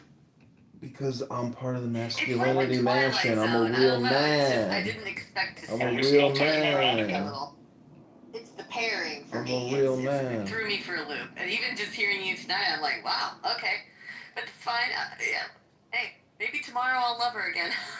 I can change my mind pretty quick, so it's all. Double, you have to come in and out during the day. There's been some good rooms that talk about politics, that talked about let's all complain right now. It's not all just personal and fluff. It's been great topics in enough, and they change like in a heartbeat when things slow down. So let me ask the question to the room. I'm sorry, Mojo. Let me say, how many people think that's really Mojo's picture? Because that amazes me that they think that's you. But go with. I always thought that was you, Roger. Yeah, well. 300-pound. Do you like the new one? It's a composite, right? Yeah, but it's the same guy. It's always been. So I don't know if you know this, but Roger and Brent are actually the same person. It's similar. I don't know, Roger. That scarf is a little bit. People don't realize that Roger and Brent are the same people. I told ChatGPT to give me a mashup of Boss Hogg, Roger Bame, and Dr. Adams, and this is what it's. You got like Castro. Looks like Castro's brother. I love it. So if I understand the critique here, people don't like Monica. That's the gist. Okay. Some people don't like Monica. I don't have an issue with Monica. Okay. One of the greatest features that was ever added to this app, it was added very early, is a leave quietly button. It's up in the upper right. What I find fascinating is people that are too chicken shit to come to me or come on the stage and talk about what's on their mind, but they want to go to other rooms and they want to talk their shit. Just know, I see it. It's weak. And yeah, I see you. That's fine. Okay, on that note, guys, I gotta go. Nye, Amanda, Mojo, you want to keep it open? What are you gonna do? Do you want to move it over to In the Muff? You can shut it down, JB, as far as, this space. Yeah, But that's up to you. listen at this point. Yeah, Mojo, why don't you open up a room in the Muff and let's talk about this COVID attack with this guy that targeted, what was it, the CDC headquarters in Atlanta? I don't know. I don't know if some of the people in this room are ready for that conversation, because you never know who might show up in the Muff, and it might make people feel uncomfortable. And maybe you could talk about flamboyant ascots. All right, I'm out of here, guys. I'm gonna shut the room. I think Mojo, you opening the room or not? I probably will. In fact, it might still be open over there. It's being streamed live onto YouTube, like most channels are. All right, so I'm just gonna shut this one down. Everybody, great conversation. Great. Have a great night. Speak to you later. Bye, JB. Agreement with someone, they don't know how to accept that, right? So they go above and beyond to try to dox you or find information about you. Now it's like it's total chaos. So why would So, Adams, what's the deal with this psychopath who was shooting up the CDC because he had an adverse reaction to the COVID-19 vaccine spike proteins? I'm not quite sure. Yeah, I'm not. I've just been seeing the headlines moving around all day.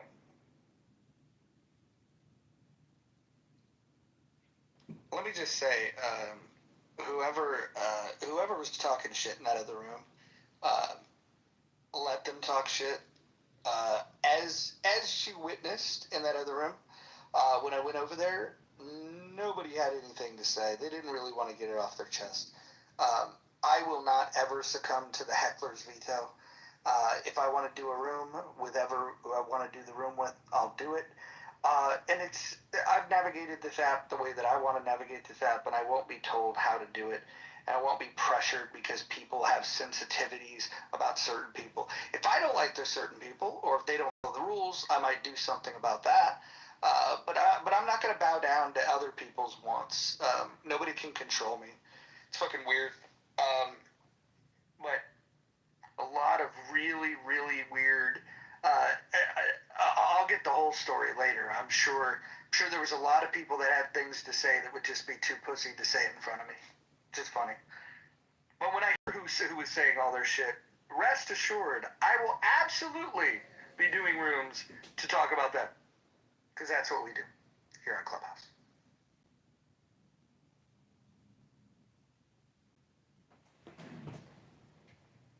I like all Clubhouse people, even the worst people, but I like them because they're on Clown House, and so many people I know in the real world do not want to use this stupid app. And I don't fault the people that don't want to use it, and the people that do use it, I like them because I use it, And to me, I wish more people, were willing to come into an app like this to have conversations, as opposed to like spamming me with their personal stuff. It's like, don't call me and talk to me for 30 minutes or want to gossip. It's like, could you come on Clown House and maybe be a part of my podcast? Because, I'd rather kill two birds with one stone.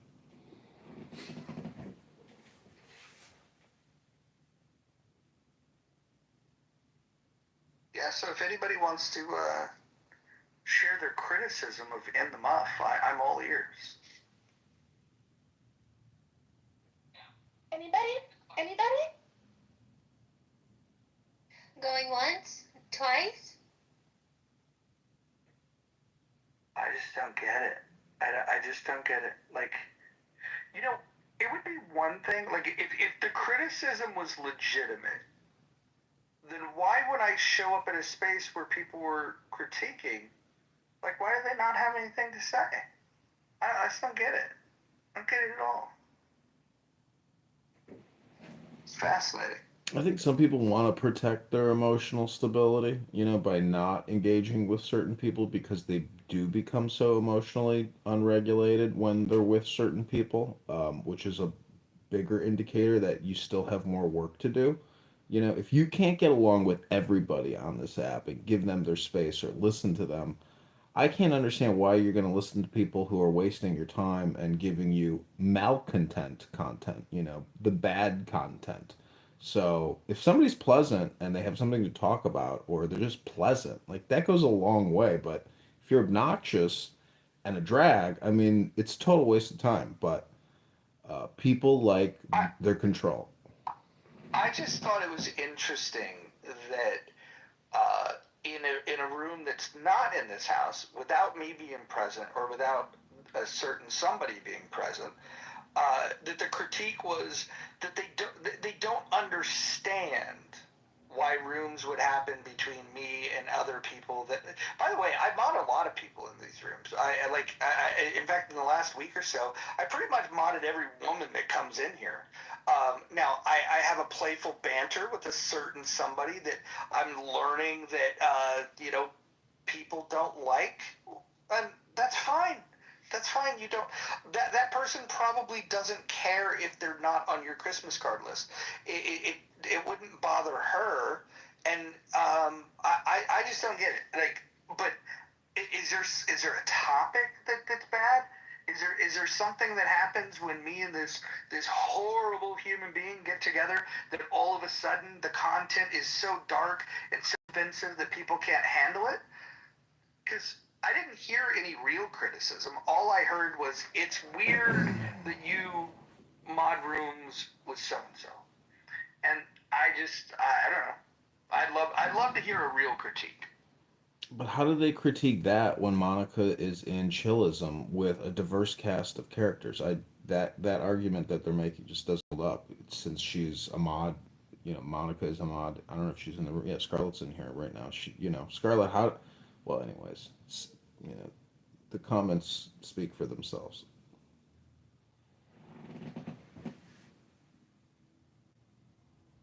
Yeah, I don't get it. I don't get it. And look, and I do get that people could not like certain people. There's plenty of people that don't like me. There's plenty of people that don't like the person in question.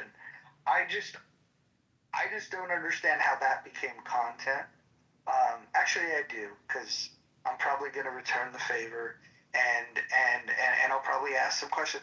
For example, David, I appreciate, because David outed himself as saying that he had some critique, but he was willing to share it, and he had a balanced opinion. But more importantly, David and I have a long history of chatting with each other on multiple topics. He's entitled to his opinion. I'm just curious why when I got in there, everyone, it was almost as if when I got in there, everyone was afraid to say what was on their mind, except for David. Thanks. I appreciate all the time we spent together. I mean, that's seriously, I've actually learned. So, can't say that about time with everybody on the set. And I've had to hear an opposing view politically that I wouldn't normally entertain and process it, and that's been good for me. You go. Can someone do a recap for Dawn and I, because I wasn't. Me too. And yeah, I don't like you either, Mojo. Interestingly enough, it was a room about con men and con women of Clubhouse. What? Did they expose JB? No, listen. This is not what we're gonna do. I want to just focus on the fact that if people have critique of me or anybody else, they should bring it up. I'm not gonna turn this into like some drama thing where we then go and try to drag other people. That's not what this is about. Yeah, no. Don't get the wrong impression. 90% of that room was talking about cons on Clubhouse, and recently one was exposed on Chatter. A woman who faked being a police officer, had needs for her children, and conned people. And so How did my name come up? God, I'm trying to think because we were 90% done, and it just was like We were talking about how much we love. I don't know. We were actually JB was giving flowers to everybody, right? We were talking about all the different Clubhouse characters and how great Roger is. Blah blah blah blah blah. Right? And then we talked about in the muff. I'm sad because Healthy Debates doesn't Method usually is do madness. replays. He doesn't have to answer to anybody. And I just wanted to, yeah, Roger is a good lad. Monica, I mean, it goes without saying, Monica, you know how, and you know, I ride with JB, so this is not me talking shit about JB, but Monica, I suppose it goes without saying, you know, you and JB have history, so he was just talking about the history, briefly reminding everyone of his history with you on the app. And I don't know exactly when Roger's name came up, but once it came up, as it relates to you, a lot of voices joined in. For the record, I said absolutely nothing. I want no smoke for either one of you, okay? I don't really care about this drama. But yeah, a lot of people had, they felt some way about Roger's Clubhouse relationship with you, for lack of a better way of saying it. And no one was hating on Roger from what I can remember. And it was primarily JB just expressing his frustrations with you. Is that fair to say for those who are in the room? So just to give you some context, and why the replays were on. So if you guys want to hear it, then go and listen to the replays. Yeah, and just a short form, just to give like an objective perspective. I don't normally come up here and even talk, but I was in the room. So essentially, JB said, you know, regardless of what controversy has maybe been going on with Mojo, you know, he's a real one. He'll be my friend forever and whatever. And then somebody said, hey, can you recount what you mean by the controversy? And this is when it came up like, oh, he's been doing rooms with Monica, XYZ, and then everybody kind of got into the conversation, and then, you know, that's kind of how it all started. Well, I will say this. If I thought that people were going to get, I don't know, agitated by the fact that Monica and I share space, I would have been sharing space with her a lot earlier. Look, she's always done her own thing on this app. I've done my own thing on this app. Hell, her and I have had like major disagreements, like times when I'm like in her back channel, like giving her the finger and telling her like things that I disagreed with, and I don't even need to bring those things up. But I genuinely believe that she's one of the smartest women on this app. I think that she curates great conversations, and in fact, there's a recording of the room that she did about Roland Fryer. If you guys want to listen to that, you can get an understanding of the kind of content that she creates that I enjoy. Wait, you were fingering Monica in the back channel? He's always in her back channel. Yeah, that probably could have been rephrased, but okay.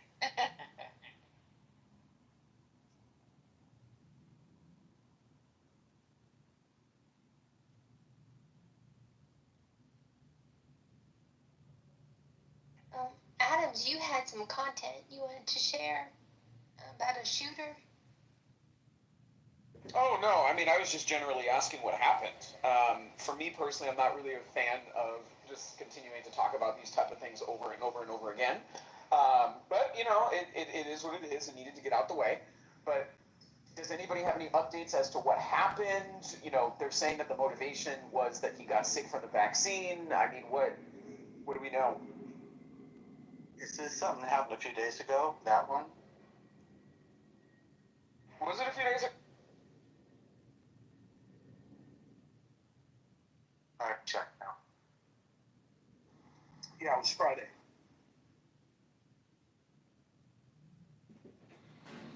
Let's not forget about the. Go ahead, Dave. I just want to make sure there wasn't another one, but the Friday one I was aware of. Please, you go.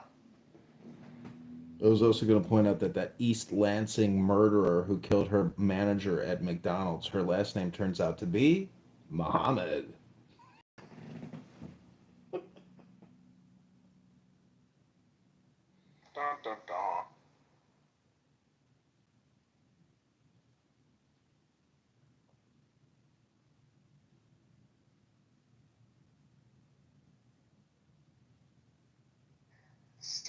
I just might have been given a copy of the room. Really? I don't know. Ooh! People are... No, we don't have to listen to it now. But I do think that rooms like that where it's like this stuff comes up all the time. Like, I'm guilty of it. Like, if Bima says something stupid in another room, even despite the fact that we have a rule that says don't bring drama from other rooms into this house, it happens. We do these things. I just thought the interesting part was that JB, who I genuinely, he's right. I consider him a friend. We talk offline. We talk about a whole host of shit, from family to fucking food to pro wrestling, all kinds of shit. I have a good relationship with the guy, and I have nothing bad to say about him. That being said, like, he and I don't necessarily agree on opinions about other people, and that's that is what it is, and so, like, we're not gonna get, nobody's gonna get content. There's not gonna be any kind of feud. Because I don't get sucked into that kind of shit. Now, if it was somebody that I didn't like and they were talking shit, it'd be a different thing. But I like him, and I think that his criticism is more about a personal relationship, or not a personal relationship, a personal interaction that he feels crossed the line, and that's his opinion to feel that way. And I don't get involved in that because I like JB and I like the other person involved. And so for me, it's just like, I'm going to stay out of it. And I run rooms.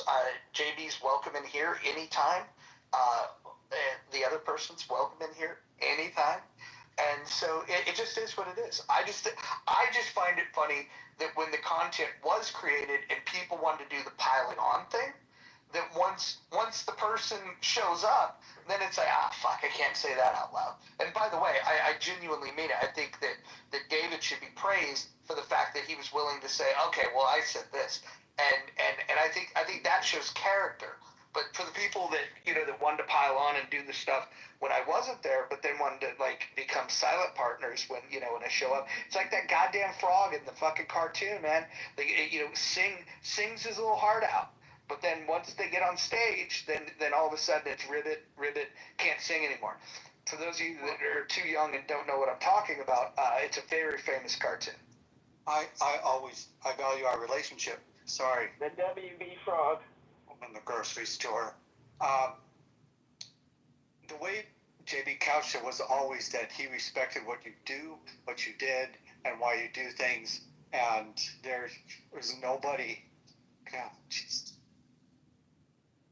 There's nobody who's better at marketing, who's better at whatever reasons you had for having someone that he had smoke with. He could respect that. So he also said that too. And anyone who listens to that replay, I think they'll hear that. And again, 90% of the content was, we were talking about scammers.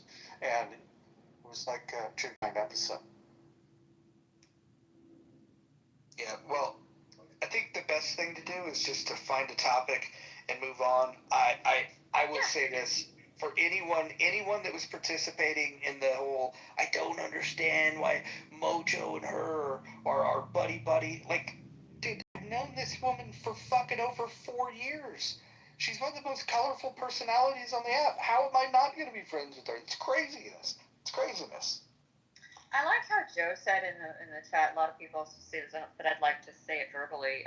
He says, I only exchange in the currency of ideas rather than my thoughts of people. Seems like a healthy way to navigate the app, and a lot of people have responded real well to that statement. I like that as well. Oh, I want to call attention to the chat. This guy by the name of C profile. You pussy ass hypocrite, you punk bitch. He's a fucking hypocrite, you punk ass bitch. Yeah. Okay. So this is an example of a person that can't regulate his emotions. And he was in a room earlier, and he got really in his feelings. We were talking about drug legalization, and he was really proud of himself that he's never done drugs. He's never done drugs. He's really proud of that accomplishment. Which, by the way, I'm drug free too, so I thought that's pretty cool. But he was really mad at Timok. He was really mad at who gets mad at Timok, by the way. He was really mad with Joe. If you guys don't know Joe, Joe is an interesting character and very intelligent. They just had some differing opinions about drug policy, and what he said was, well, you have an agenda. Clearly, he had an agenda, and then once people disagreed with him, he couldn't even have a conversation. He crashed out, as you just heard him on the stage. He's got Tourette's or something. But I will say that somebody like this that acts this way drug-free, it's a very good thing that he doesn't use drugs, because he would probably be a danger to himself and society. You know, the Buddhists say and the Jews say that, our thoughts or our words create reality. And the interesting thing about Clown House, this is why I keep pushing for the book club, is that whether you're listening or you're speaking, that information communication exchange still goes to the same place, to your brain. So it's very dangerous to listen to people spew all kinds of toxic bullshit for a long time, because that could become your reality. So that's why I encourage people to do book club or read books, because you can literally manifest a positive vibration reality as opposed to the clown house negative vibration reality. Wholeheartedly agree.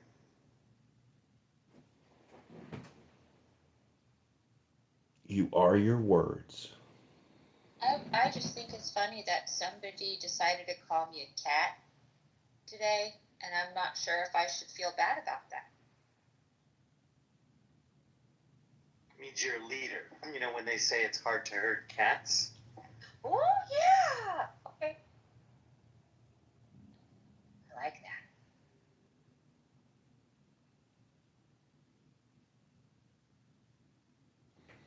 that. But I will also say that listening to the epistemology of racial identity politics ultimately becomes boring because it's all surface level. Can we figure out why this guy in the chat he says that these are the most evil devils in the world.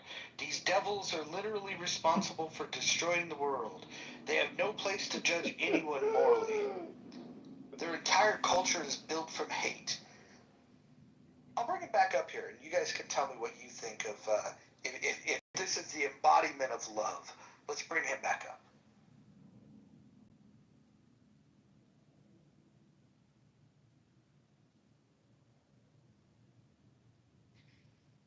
Show us your love. So again, as you see, in this room, I won't be given an opportunity to speak. I'll be cut off and interrupted. Because Mojo's a hypocrite. Earlier, he said no interruptions. He didn't make any specifications about him being able to interrupt. But as soon as I started saying something that he disagreed with, he interrupted me and didn't allow me to finish to speak. As soon as he did that, all of a sudden, what does he do? Tries to gaslight me. Say, I'm angry. Of course you're going to be upset when somebody interrupts you and you're trying to speak about something. And my view was clearly in the minority. You have John here, who's a closet racist and sees a black profile picture, and then he wants to kind of, taunt me and say who hurt you in the comments. And the reality is, this country has hurt me. You know exactly who's hurt me. You know what's happening to black people in America because you're part of the problem. They're thriving. And yeah, absolutely. And what's crazy is this country always is going to have get turned upside down because you're ignoring, and many of you are miseducated. You're ignoring the contributions that many contributions to our entire development of this country, and you ignore. Does someone want to tell this guy that I'm black? Here we go again. Here we go again. I'm You're not. What it is you're politically white. So it's not has nothing to do with your identity. I'm black. You're politically white. That doesn't. So what I mean by that is that, yeah, it does. I'll show you. So basically, you're an Uncle Tom. Excuse me. Maybe I should have said another word. I don't think I've ever been called that before, but I'm going to add that to my bio. Let me not say Uncle Tom. Let me not say that. I'll use another term. Damn it, what's the other term? When it comes to me, I'll tell you. But for the most part, I just want to share this with the room. Mojo, you're a hypocrite. appreciate the way you broke your own rules when I was speaking. Thank you, Sambo. Thank you, Matt. Read Rule 6. Read Rule 6 of the House. You know what, Mojo? You know what's interesting? You're a funny guy, and I think that if we were having an actual debate, if we were actually having a real debate, and I was able to speak to that passive aggressive jerk that I was talking to earlier, that you said got me upset, that was taking jab after jab, but no one recognized it because You mean Timok, the last dragon? No, the last sucker clown that I was speaking with when I was on here. You're funny that you're jumping on his dick. That was Timok. That was Timok. I was all over his dick. He's the last dragon. Yeah. Right. Yeah. Him. So, like I said, if you were able to actually have a debate and talk and actually speak about, he's encouraging the use of drugs. When you talk about drugs and the use of drugs, right? And he's sitting there saying, he starts telling me about how, he started breaking down the biology of how, there's, I guess, some evidence of drugs showing up in your body in some way, shape, or form. And I'm sitting there saying to myself, is this guy trying to bring together the idea that because somehow there's some remnant of some drug or some molecule in your body that somehow is present in the drug, that therefore, then what? What does that have to do with anything? It doesn't mean that I have to take drugs. So if we're, this is a weird world where we can sit here and try to rationalize these things. People are making money from drugs. Right? And then he asks, what's the difference between drugs and medication? Obviously, you all know the difference. One is going to be medicated if you're sick. See, the other is just Profile, identifying what it is. do you have a point? And also, people are making money live streaming you on YouTube Hey, guess right what? now. Hey, John. Fuck you, John. Fuck your family. Fuck everything you got going on. Fuck you. Straight like that, John. If I see you, I'll smack the shit out you somewhere. Yeah, we're not doing that. Yeah, hold on. Can someone tell him which rule he just violated? Threatening violence. Yep, threatening violence. That is rule number 1. So not only did you miss rule number 6, where a moderator has the privilege to interject when appropriate, you also missed the rule number 1, the most important rule: no threats of violence. Perhaps if you smoked some marijuana, you'd relax. By the way, it wasn't Timok that he was having that argument with. It was Joe. If you guys are familiar with Joe, Joe was advocating for marijuana use for veterans that suffer from PTSD, and that was the argument where he went in hard on Joe, saying that Joe is a piece of shit for advocating for drug use, and says, questioning his morals and ethics because of his support of marijuana use for veterans that suffer from PTSD. That's what the full context of the conversation. I am a veteran and I have been diagnosed with PTSD by the Veteran Affairs, but unlike many combat veterans, my PTSD is actually from DEI.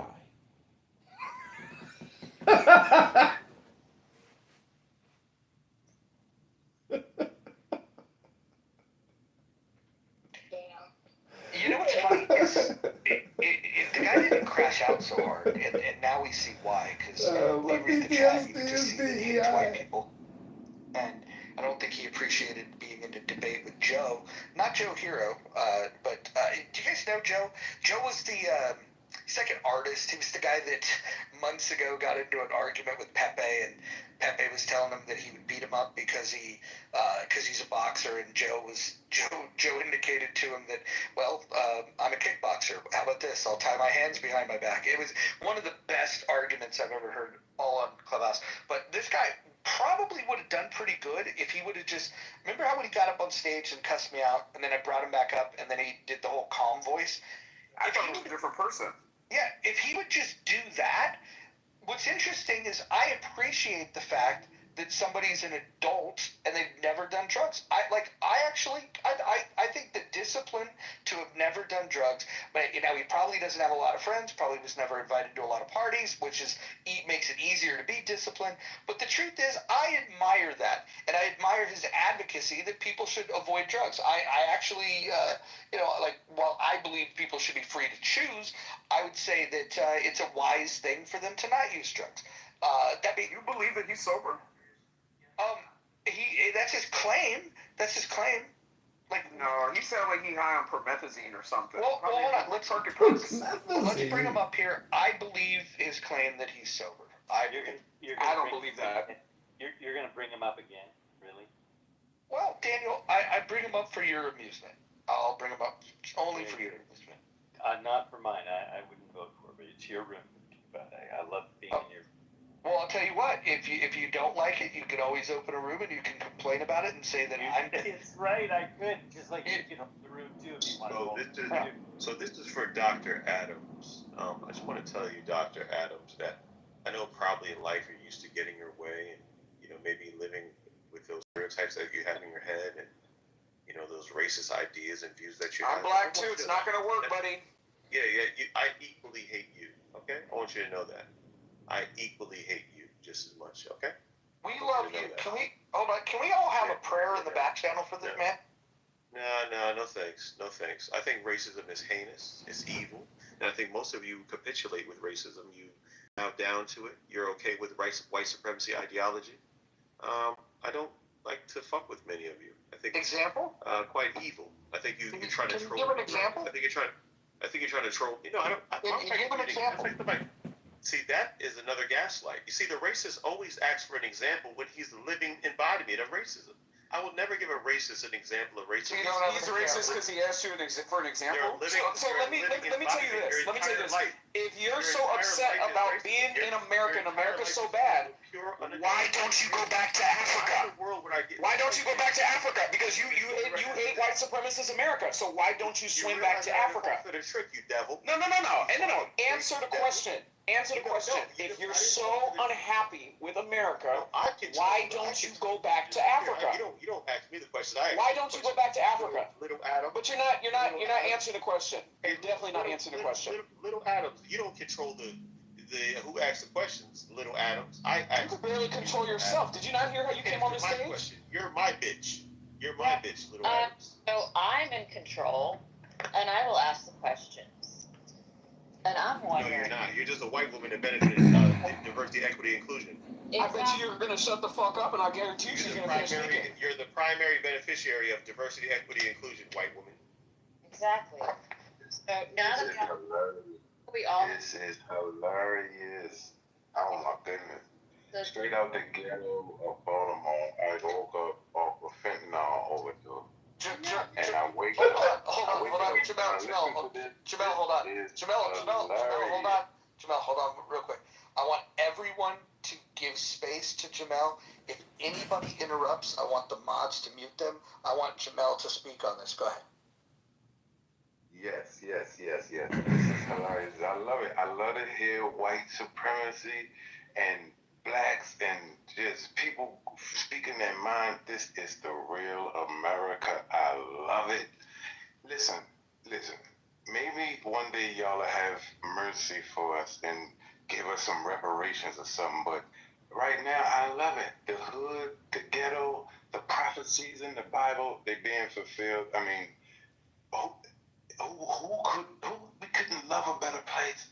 America, the land of the free.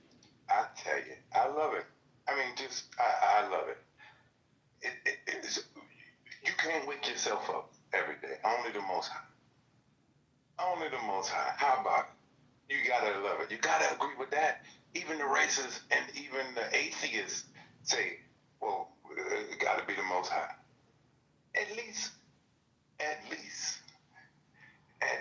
How about that? I don't want to interrupt y'all all night, but I can go all night. But I love to hear somebody's response. What's next? Talk to me. Yeah, Muds, if you could put me in the queue, I'd like to say a prayer for C Profile because he called me a closeted racist. And if we can find some space, I'd just like to say the Lord's Prayer on behalf of C Profile. Hey, you know what? The only thing the Lord brings is what you guys brought the Bibles and tried to tell us to close our eyes and pray, and then when we closed our eyes, you took the land. So I don't trust any white person praying for me. You're pretty much just out for trickery, to steal, to convince people that they need to be enslaved. You guys actually removed parts of the Bible so that people could believe that they were indeed supposed to be enslaved, and that was some kind of divine order. No, I don't want to hear any prayers from white people. Don't pray for me. That's actually bad luck. Don't pray for me at all. Well, mods, can you put me in the queue so I can pray for C I'm Profile? definitely gonna pray for him. John, you can definitely recite the prayer, but I just have to say he was spitting balls, as they say in my neighborhood. John, Nobody in your neighborhood said that. Sure, I'd like to say this little prayer for C Profile here, who has accused maybe of being a closet racist. Our Father, who art in heaven, hallowed be thy name. Thy kingdom come, thy will be done, on earth as it is in heaven, where there are no racial identity politicians who love to project their own racism onto other people. don't do that. Dearest Father, Don't do that, do John. not interrupt, Don't do that. Adams. Do not release. I'm not finished with the Lord's Prayer here yet. Almighty Father, please forgive us our sins as we forgive those who cast who project their own racism onto us. Please, Father, let us not seek out the racist devil, nor let that racist devil find us here on Clown House. And in the name of your Son, the great Jewish Savior of mankind, Jesus, may you forgive us our sins, Almighty Father. Thank you all very little. What happened to our baby bird? Maybe not pure. It's all diluted. Amen. Pure evil. Amen. Amen. Absolutely sinister. You know how many people have died after this kind of prayers? You know how many people have died in genocides after these kind of prayers? These people are pure evil.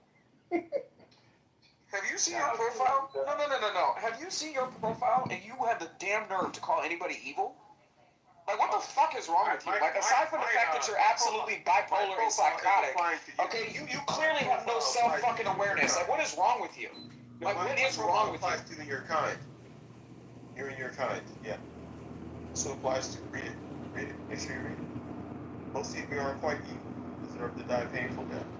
See, Profile, do you walk around all day carrying this hate in your heart? It must be exhausting. You know what's exhausting? In dealing with and encountering you passive-aggressive devil demons that came here, annihilated the population, then you'd have the nerve to smile and pretend you're good. You have no measure in telling me what morality is. Please don't talk to me. You're an evil person. You have an evil lineage. And I don't expect you to do anything else but be evil. That's what you are. Evil. So what makes you think that my lineage is You can't evil? be trusted. I have no idea what you're talking about. But wait, what makes you so trustworthy? Oh, the fact that there's nowhere on earth you can say that. There's nowhere on earth where my people went around destroying and annihilating populations. So, yeah, that'll make your it people? Yeah. Well, you figure that out. You guys are the ones who made it. I don't even think you know. Wait, hold on. Is this BHI? Is this Hotepery? Or is this like what are we doing? Hotepery. Yeah. Wow. You know, Imhotep is the first multi-genius, but yet they use that as a way to try to make a slogan or this kind of this word to try to be discriminatory towards people who are aware of what's going on. So you're Hotep. No, the word is called Imhotep, and it's one of the first multi-geniuses of Egypt, ancient Egypt. It's wow. One of the I got a few guesses. This is amazing. Yeah. No, tell us more. Bubba Hotep. Yeah, it's very interesting though. But according to you all, you think that Galileo was the first one to look at the stars when the Dogon tribes of West Africa. You think that people like Pythagoras were the first ones to make those kind of theorems, but no. We was king. There was early complex mathematics all throughout Africa. You're actually the ignorant ones. You don't know your history. That's why you're stupid. You believe in fairy tale stories. What kind of person generalizes and assumes that you know everybody in the room knows one that's smart. Smart people generalize dumb people like yourself, Hillary. You're dumb. Okay. You're dumb. You're dumb. Yeah, you're dumb, Hillary. Because of the color of my skin. Hold on, Hillary, you're not the right person to speak to this right now. I want to speak C-profile, brother to brother, black man to black man, black man to black man. Let's talk. You're politically white. Oh, politically white. Explain what politically white means. Well, white is this group, right, of people who've come from Europe. They've identified themselves, or you don't have to necessarily come from Europe. You could be kind of white adjacent. It's a political identity. My ancestors are the Moors. My ancestors are Moors. Yeah, so you say. But your Moors are maybe rolling in their grave right now, if that's what you claim. But they be rolling in their grave right now because you're a sellout. What do you think of homosexuality? Don't talk to me about your lifestyle, brother. I don't care about those things. No, well, listen, I was just going to ask you. Don't talk to me about your lifestyle, This brother. is the same man, Roger, that said that he would make me his bitch, so I think we already answered that question. Well, I'm just wondering, do you oppose homosexuality? Do not talk to me about your lifestyle, brother. That's not, I'm not into that. Don't interrupt me. I'm not into that. Don't talk to me about your lifestyle, brother. I don't want to hear about it. It's not going to end well. I don't want to hear about your lifestyle. Okay, listen, you're never going to talk over me. Let's just understand there's a pecking order. And I know that you feel that the pecking order is based on race. I would say the pecking order is based on intellect. And you can't even have the common courtesy to have a conversation. I was just trying to get to the bottom of if your homosexuality extends beyond prison. I know that you're into prison sex. What I'm not sure about is if you're a homosexual outside. Gay for the stay is something we've established for you. But are you gay when you're on the streets? That's the question everybody wants to know. I'll bring you back up and you can explain it to us.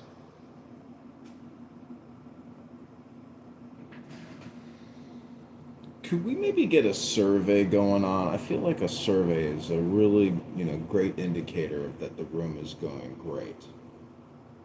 I think a certain somebody that I can't say their name, or rooms get created and I get drugged through the mud.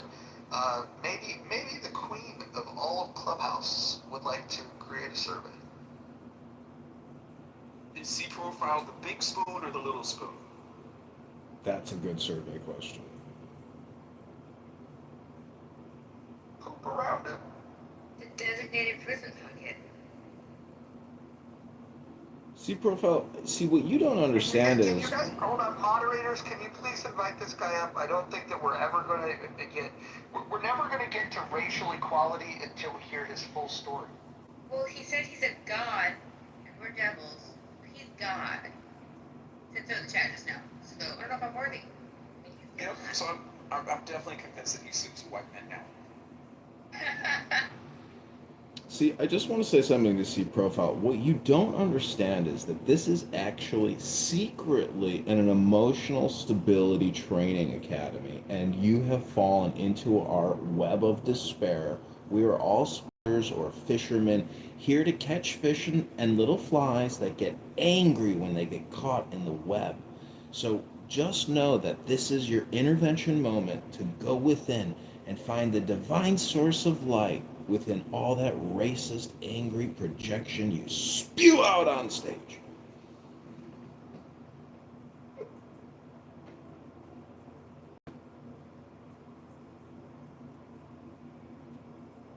Ain't nobody like the Most High. How about that?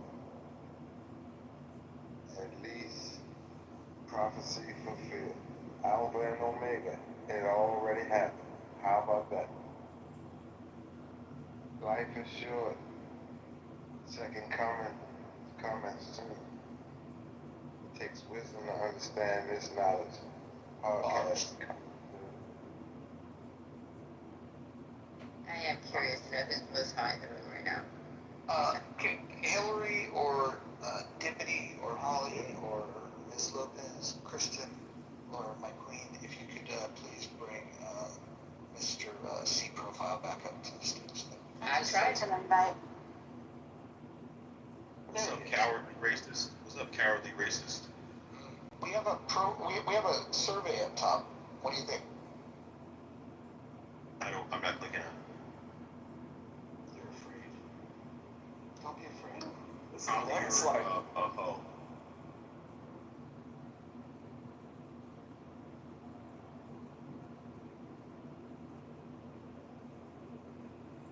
See profile, who hurt you? You know, that's a very interesting question. People who gas. White man. Yeah, that question.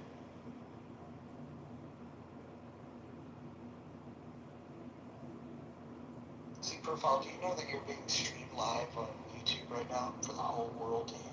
What do you have to say to your fans? I want Stinny to know that when you're saying those things in the comments and all that, Stinny, with your AI picture, because you're too ugly and you don't want to put your real picture, go fuck yourself. The reality is that most of you are some anti-black racist haters, and you're really, you know, it is. I can't be anti-black. I am black. It's gonna come down to a war, and that's what's gonna come down to. And I hope you know you understand what that means. No. Let's do the math on the war, shall we? Shall we do the math? Yeah, I love midnight mass. I told you, I put it in the thing, I predict there's going to be a big rise up of people, and we're going to try to unalive a lot of other people who don't look like them. I don't think the war would go as well as he thinks it would go. I mean, he's probably only qualified to carry the flag. I don't think, maybe he could blow the trumpet. He's not going to pick up arms. Yeah, I'm claiming that you're black. Oh, I'm blacker than you are. I'm blacker than you are. Bitch. Blacker than you are. Blacker than you are. Fucking liar. Blacker than you are. Yeah, we know what side you're gonna be fighting on, you fucking sucker. You would have been with the Confederates, you fucking clown. It doesn't even make any sense, dude. See profile, is your other name Yaqub, since you're God? Is your other name Yaqub, Scarlet? Just find something to do. General Patton said without music he couldn't run an army. So. Wait, can we do a quick diagnosis? Hold on. See profile. Have you ever been in a fist fight?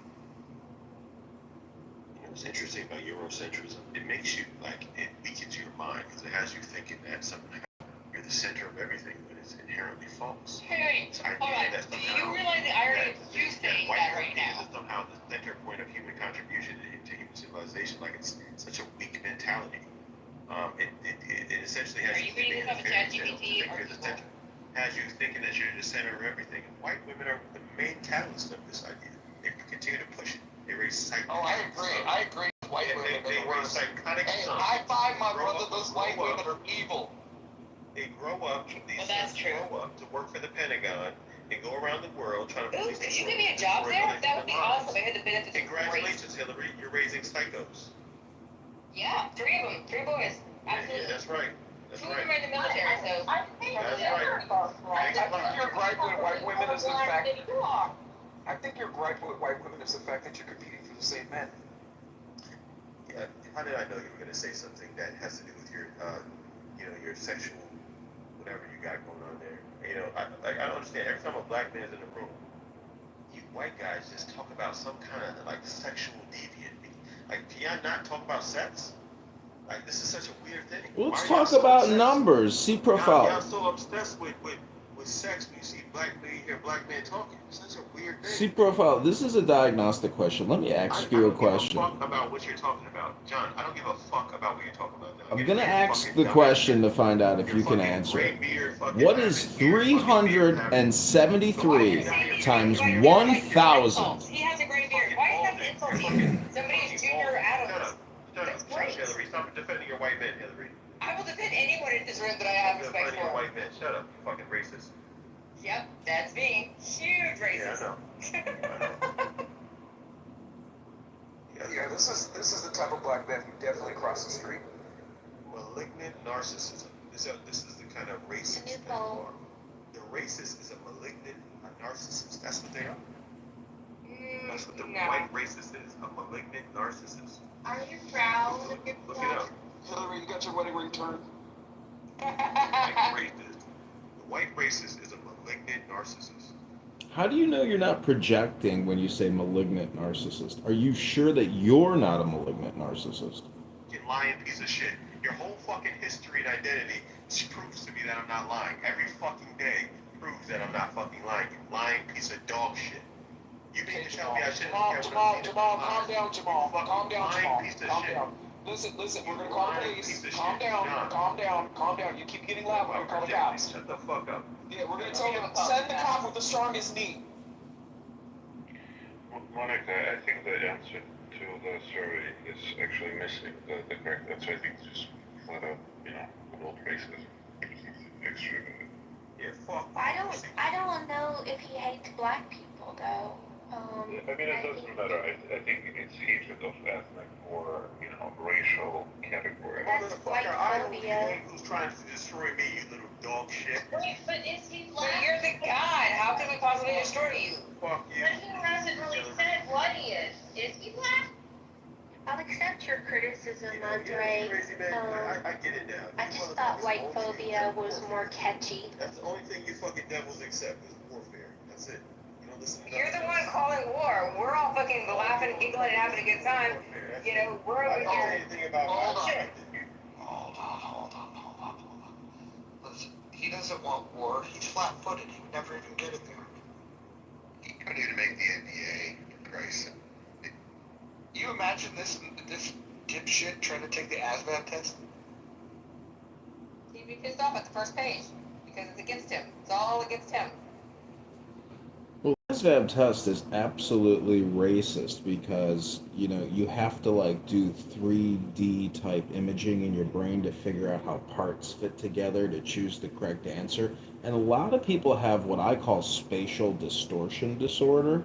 And it's definitely racist because the whole system is structurally racist. So most people aren't actually raised to actually perform on the ASVAB test.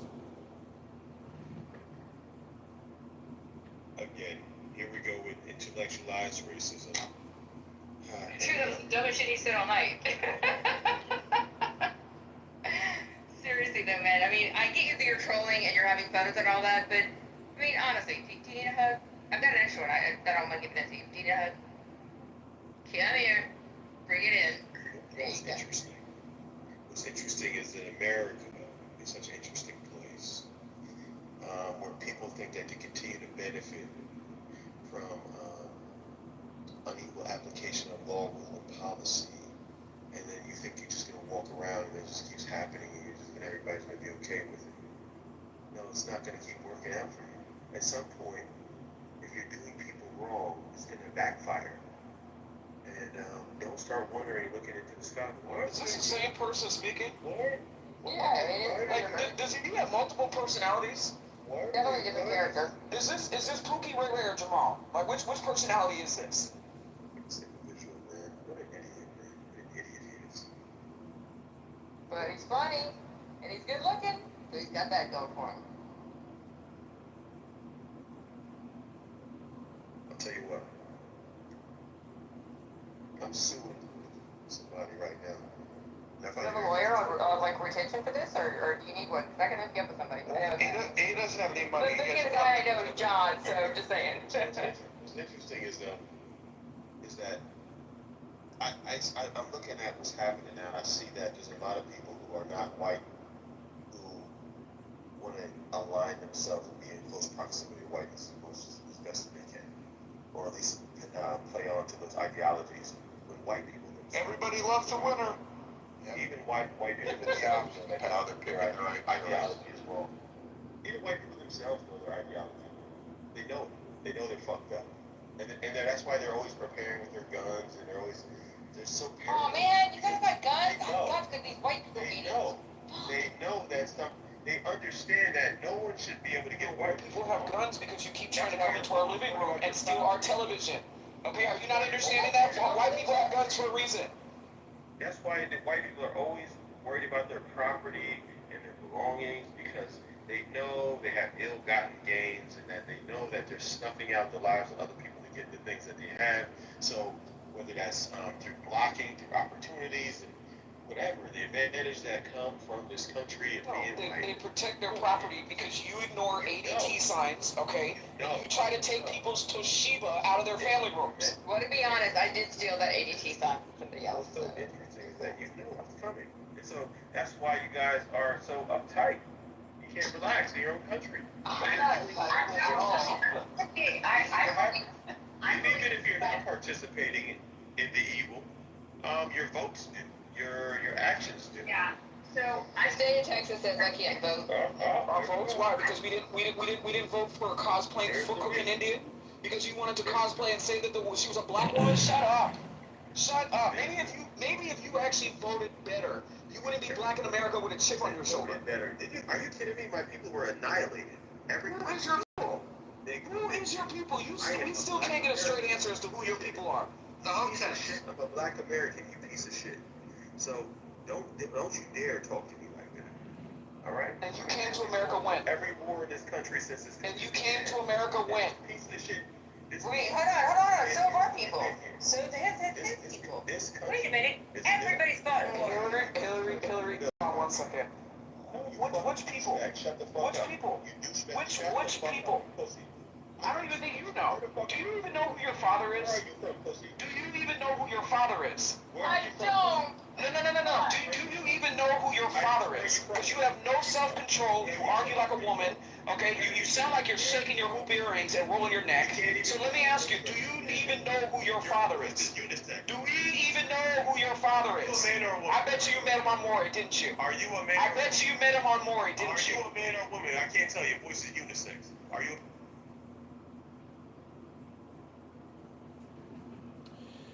You know, I am absolutely convinced in the theory that all communication is projection. Does anyone here get that feeling that people come on this app and all the dispersions and negativity that they cast on other people is actually a projection of their internal monologue? Can we not remove him from the stage? We're not good. Listen, it's a Sunday night. It's getting a little late. It's 9:35 in the Pacific. There's no way we're going to get anybody stupider than this guy. So please, let's bring him back. Let's have some fun. Well, before he comes up here, I just want to say really quick to the people who all been praying for my mom. I got a message a little bit earlier. She is being rushed to the hospital right now. She's going to go and do surgery at 6 a.m. They found a liver that is a good match. So please keep the prayers coming and keep your fingers crossed because it doesn't reject the liver because she was literally like she was on hospice bed. She was circling the drain and she was hardly able to even speak to me like yesterday. Like couldn't like lift her head off the pillow and so hopefully this nightmare's over in the morning. That was great. So, yeah, it really is. Thank you guys so much for praying. That's awesome. Yeah, that's cool. That was a good interjection. And C profile. Do you want to wish her mom well? Is she white? It doesn't matter. Right now she's yellow with her liver problem. She's a teacher. She's a woman who is a wonderful, Has she wonderful done woman. anything racist in her life to black people? My dad is Haitian, so I wouldn't think so. If she's not racist, I wish her well. If she's racist, go to hell. What if the liver comes from a black person? Would you wish that well? I mean, wouldn't that make her part black? Say that again, William. What are you trying to ask me, funny guy? I'm just saying, what if the liver comes from a black person? Wouldn't she be part black? Go to hell, William. I got an ACL from a black person on a cryogenic flight, 2001. I bought a Cadillac from a black person once. Hey, C profile, what's the last good book you read? I got some drugs from a black person. Money equals power, bitch. What was that, C profile? Io, welcome to the room. You're not gonna like it. I got robbed by a black person once. I had sex with a number of black You know, all the African American women that I've slept with, they have never once accused me of being a racist. Ever. You're a piece of shit. I want to jerk off to an Aunt Jemima bottle. You know what's amazing? And by the way, a good book for John's dumbass would be Man Not by Tommy Curry. His head would probably explode reading it. You know what's a... You're the reason she got the Oh, Jemima, that's syrup. You know... For real though, this is Butterworth or Aunt Jemima. Hey, where's Jemima? Yeah, our co-writers are so good that they actually get banned from universities. That's what the reality is of American black person. American scholars who get their PhDs. They get banned from university because they're racist. Hold on. What was their PhD on? Was it like fluid dynamics or was it racist white universities don't want them talking? C profile. What do you think of Glenn Lowry? Don't know who that is. That's amazing that you don't know who the most important black intellectual of the last 100 years is. No, the most important black intellectual is Tommy Curry, not your clown show. You know, I've actually turned African American women white by rolling their eyes back in ecstasy. That's not actually true. That's how you know he's a racist right there. It was a good flex. Well, hold on. Can we ask C Profile to expand on what Eazy-E meant when he said, "We may be a woman beater, but I'm not a pussy eater"? Does that mean black people don't eat pussy? No, you're asking retarded questions. The reality is that you can make this down to a joking matter, but the reality is much more harsh than that. Reality is that when we all get off this line, you don't eat pussy. It doesn't matter what the fuck you say to me and I say to you. That when I go off of this live and you go off of this live, we're all gonna have different experiences. And this fuck ass American country. your experience with eating pussy? Fuck you, pussy. This fucked up country still wrongfully convicts people like me. This fucked up ass country still has police harassing people that look like me. This fucked up ass country still discriminates in banking industry all across the map. It discriminates when you open a business. The distribution centers are discriminating. This is racism, anti-blackness is fucking rampant. You're convicted because you're black. You're convicted because you did it. Well, you fucking piece of shit. C profile. C profile. One quick question. What do you think of the Jews? The white Jews, you mean, or the black Jews? The Jewish Jews. That's an interesting question. Are you referring to the Ethiopian Jews? Or the black Israelites? I mean, the black Israelites I was talking about, but I mean, I guess the Ethiopians are part of that, but I wasn't talking about them. So what do you think of Zionists? What do you think of the state of Israel? Zionists, white Zionists? Oh, they're a group of people who think that, they believe that we are the Goyim and they are somehow the leaders of humanity and they're to lead us in such a way. And they get into conflicts around the world because of this idea that they have. And I think if you're having a certain type of ideology, you shouldn't be surprised that you get into conflicts around the world. I mean, if I was walking around thinking that, having those kind of ideas. You don't think I gotta get conflicts at all. At the end of the day, if I walked around and try to infiltrate people's countries, governments, and find my way to getting proximity to power in some way everywhere I go on the planet, then I'm going to have a little competition. I'm going to have a little bit of pushback. That's how the world is. People want power. That's what's going on, okay? Why don't you, fucking say something just once? Say anything. Just once. So you actually speak? I've never heard... hold on. I've never heard Will Smith speak. When it's appropriate, he steps in. We might have to add a third rule in the buff. Don't you think it's kind of sexy profile that you would, in your profile say you deserve to suffer a painful death? That's pretty, malignant, isn't it? No, it's an amazing thing. It's an amazing thing that people do. And a lot of them do. A lot of people do. This world that we live in today, it's quite cruel. And people are quite evil. And I understand sometimes why, I kind of get it, man. I get why people might separate themselves from the rest of the human group. Because we look back at these behaviors that people exhibit, these group things. There's another personality showing up. This group think, this whole, dog piling and, the way people behave in groups, it's really, it's something. I get it. When people gain power and they don't give a damn about the masses, part of me understands a piece of that. I get it. Some of you are just so unruly. I'll take that. Wait, aren't you just projecting again? Let's refer back to how you joined the stage. You gotta come up with a different vocabulary word. John. You're saying the same thing over and over again, and it's starting to like not hit as Well, hard. let me ask you a question. What does projection mean? What do you think I mean when I say you're projecting? What does that We all know mean? what projection means in this room. We all know what that means, but you got to come up with something new. You got to find a new shtick, okay? Just find something new. You speak Yiddish? I don't think John has to do anything other than pay taxes, stay black, Go and die, die. though.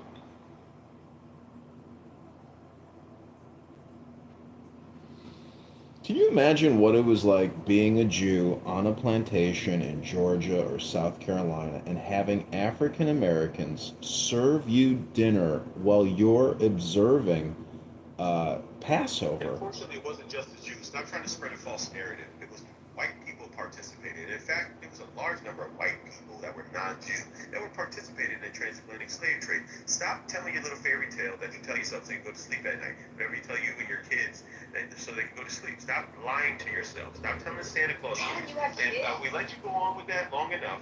Now, a couple years past from now, you're probably going to say that, oh, it was just a couple of black people working for free doing favors. You'd probably change the story of slavery entirely if you had the chance. Stop lying about the participation white people, and including non-Jews, had in slavery. Stop lying, John. Yeah, because the Jews don't know anything about being enslaved. Nothing at all. Right, from 1939 to 1944, whatever the hell, 1938 to 1945 or so. Yeah, really long compared to 400 years. Thanks a lot. False equivalency, that's called. You want to go back to Egypt? Sure, why not? You gonna pay for the trip? I need my Can I reparations go? first, If he's not going to take the ticket, can I go? One-way ticket, my friend. God damn it. Always happens that way. Well, I'd like to pick up the first dollar to C Profile's reparation. What's your Cash App, C Profile? I'm going to send you the first dollar of your reparations package today. I'm going to start this right now. As a candidate for Congress, I'm going to kick up the first dollar to you right now, C Profile. What is your Cash App, sir? John, can you rename the Amistad? You want me to rename the Lady Hawk to the Amistad? Just temporarily.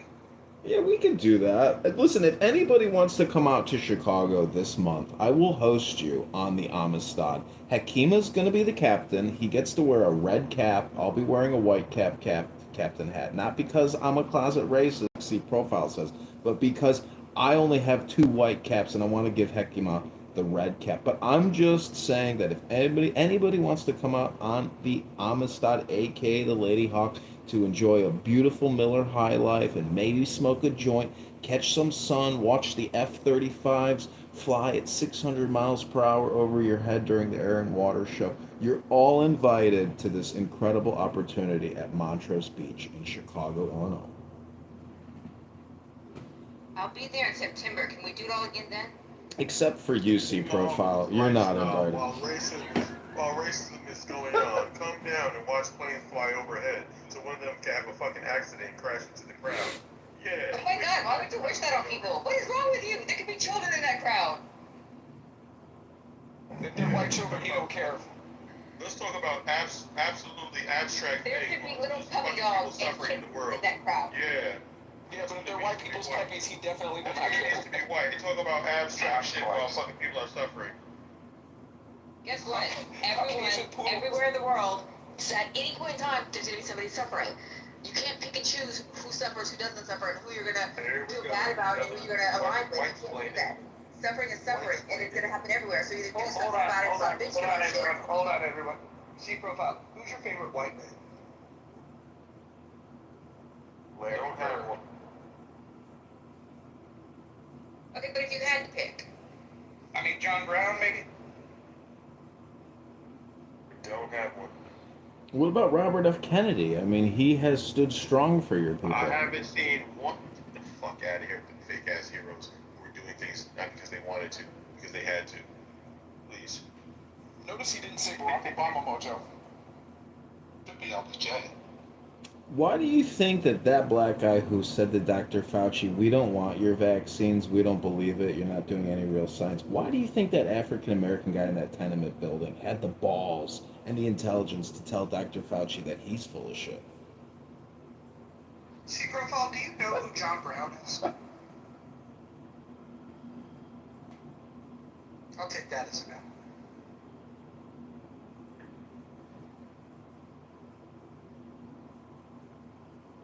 John, I did change my PTR for you. Oh, what is it? Let's see. Oh, wow. Look at those beautiful blue angels in a tight formation. How tight? That was inside July 30th, Northwest.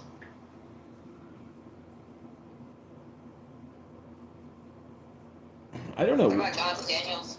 When I go to the Air and Water Show and I see an F-35 flying above me, at 600 miles per hour, to me, I'm actually kind of fearful. I'm like, ooh, maybe the government's too big, too strong. That's a powerful jet.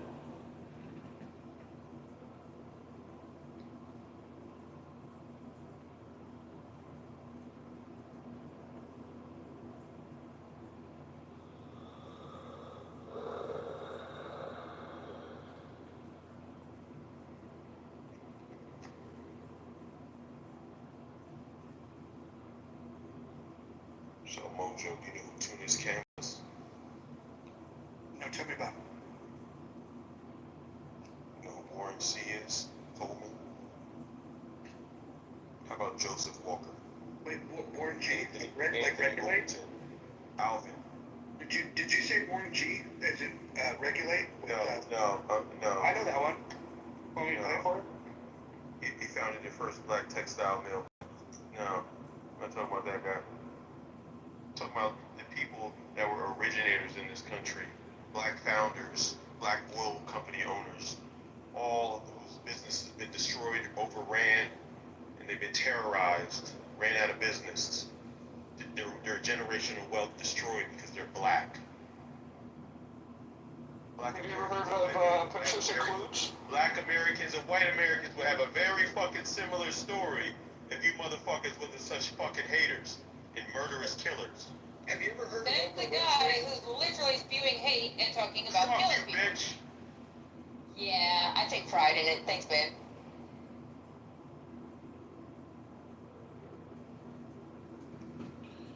Who hurt you? Your race did, bitch. Well, hey, at least you acknowledge But I'm not white. Here we go. Another fucking these fucking people, man. John, you're politically white. No, I'm a triracial actually. Not many people know this. You can't fucking these fucking white people, man. They're always trying to fucking dip and dodge, man. They're fucking not white. Then one day they're I'm just a German. Oh, I'm just an Irish. Oh, no, I'm not white. Everybody running from whiteness now. It's not beneficial now. Now nobody wants to be white. Fuck out of here. Take accountability. Well, you taught us the truth, and now I'm very fearful of the truth. Shut the hell up, John.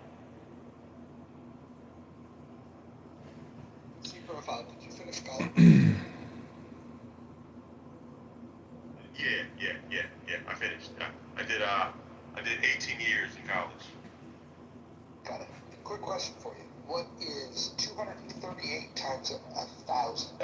I'm sorry. I suck at everything.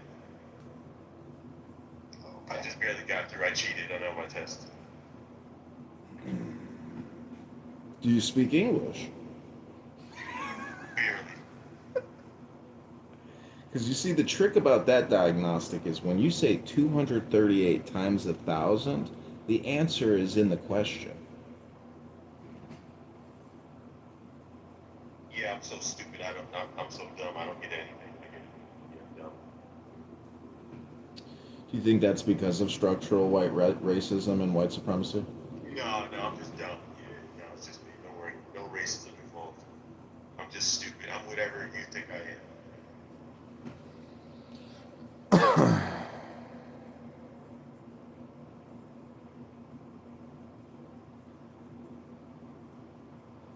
Do you think you'll be stupid long term, or is that just like a short term Anything goal? else, devil? How long can you be evil? Like, how I guess it's just in your bloodline, huh? Are you big into bloodline type, statements or thinking? Like, what is a bloodline really?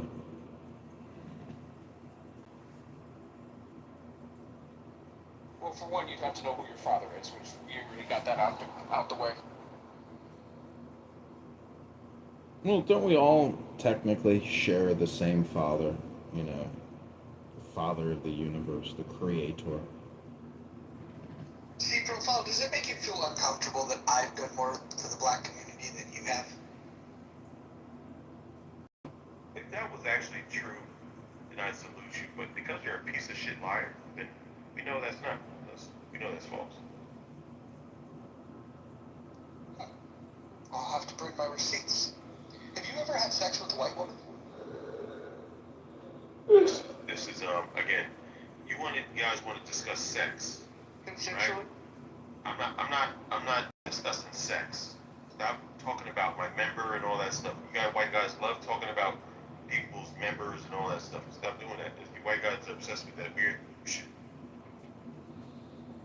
You know. Do you know what the name of this house is called? See, Profile? Can you read that? Should I read it too? Yeah, in the muff. Thought it said cuff. Sorry. Have you ever been in the muff? Can you stop? Well, see, Sure. See, Profile, not only do I want to give you $1 today for reparations, but I actually want to start a GoFundMe page so we can fly you to Israel to send you to LGBTQ Pride Month in June so you can get a real good taste of Tel Aviv. We know that that's the part of your community that you're LGBTQ, that's the kind of things that go through your mind, and that's in your porn history and all that, man. But I don't want to hear about that anymore. What's wrong with it? I've never heard John tell any man on the stage he's gonna make them his bitch. Hey, white guy, you love cheerleading for your other white guys. I think you're definitely getting pegged by white men, which is a source of your contention. Yeah, you definitely get pegged by white men. Exactly. Yeah, keep grabbing your ankles for white daddy. Keep grabbing your ankles for white daddy. All the words he's using. Look at all the words what's he even talking about? Look at the words he's using. This is a weirdo, man. Oh, thank God Tamok is here. Thank God Tamok is No, he here. didn't. And Hillary's a liar. Again, another white Yay! I get another label. I love that. Another white woman manipulator, mass manipulator, sending her white soldiers to get me. Sorry, but that was kind of cool. I got soldiers now, y'all. Soldiers.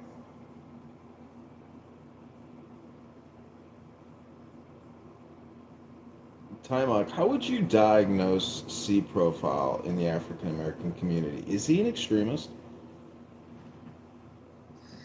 I don't diagnose people. I just talk to them. Or I don't talk to people. Happy late birthday, by the way. Max, did you just have a birthday? I'm Max Raccoon. Trash pandas.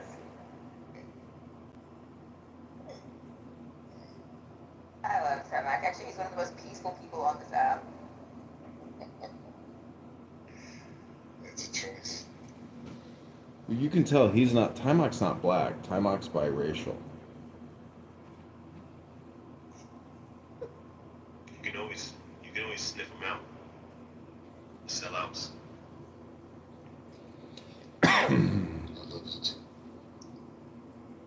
What, they don't smell like cocoa butter and blunt wraps?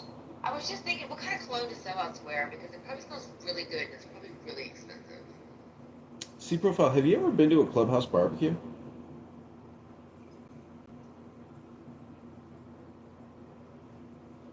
The reason why I ask is because I have a theory that Clown House is actually a roast house. It's technically a barbecue restaurant or, barbecue party. Sometimes you roast individuals in the room and sometimes you get roasted, kind of like a corn or kind of like a filet mignon. Which kind of meat or corn are you? Marshall's here. How come we said barbecue? Marshall came running. My favorite white guy. What's going on, Marshall? Well, I'm on the way to pick my little brother up from the airport. coming in while the Senate's on recess. So he'll be here for like a week, and then he got to go back to work. Marshall, I just want to caution you. We have a racist in the room that might say some very mean things to you. Just so you know. Apparently it's me. I just want to be clear that the And that's racists a devil. are actually the people in the room, and I'm the person who's calling them out. So I'm in a room full of racist devils, calling the racist devils out, and they constantly project upon me their own racism. I'm just calling these devils out. I don't question you. Aren't you exhibiting the exact same thing? Go fuck yourself. Go fuck yourself. Go fuck yourself. No, seriously though. No, Marshall, go fuck yourself. Go fuck yourself. Go fuck yourself and go take your privilege and your fucking mediocre ass for not working for your job, not mediocre ass, not working for your fucking job. You didn't earn your career, bitch. You gotta hand it to you, pussy bitch. You got everything handed to you, bitch. You got everything handed to you. I want to know where the line starts. Wait, hold on, white people. Please tell me where to go because apparently y'all are getting guns, you're getting TVs, you're getting good credit. Marshall got a fucking job, okay? Just saying. Please tell me where the line starts. Swear, Hillary. Go to Atlanta or LA? I am a maniac, bitch, in the comments. Marshall, also, when you pick up your younger brother, can you tell him that candidate Congressman John Kitover told you to tell him to tell his senator to stop borrowing and spending on behalf of the American people? Thank you. I think what he said was manic. Is there any Canadians in the room? God, I hope not. We don't admit to it. The most wickedest people who come to this continent, killing, murdering, raping, and then they have the nerve. Adam, not liking Canadians. Fucking I hate the Canadians. You're fucking genocidal maniacs. You're all related to genocidal maniacs. Do me a favor, can you That's talk what you guys about fucking do. Fucking genocidal maniacs related to. Adam, can you talk about And then they try to pretend they're holier than thou. What the fuck is wrong with you fucking devil? Wait. We pretend we're holier than thou. You just called yourself a god. Like, you literally said you're a damn thing god. It's the only way to respond to you fucking psychos. You guys are fucking malignant The only way narcissists. to deal with this guy is just... Only deal with malignant narcissists. Shut up, Marshall. Hold on, guys. Shut up, Marshall. Everyone mute up. Everyone mute up. Everyone mute up. Okay, cool.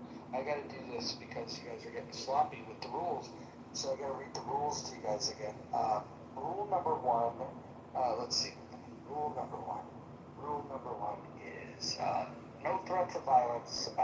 We've had that violated a couple times by one particular person. Surprise, surprise, it was a black guy. No doxing. Stay on topic.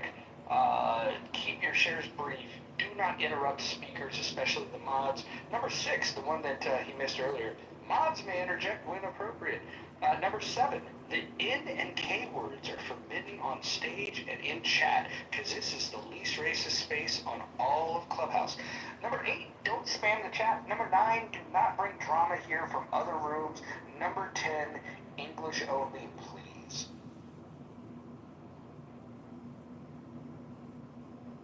There's only one rule we didn't break. Nobody cares, David.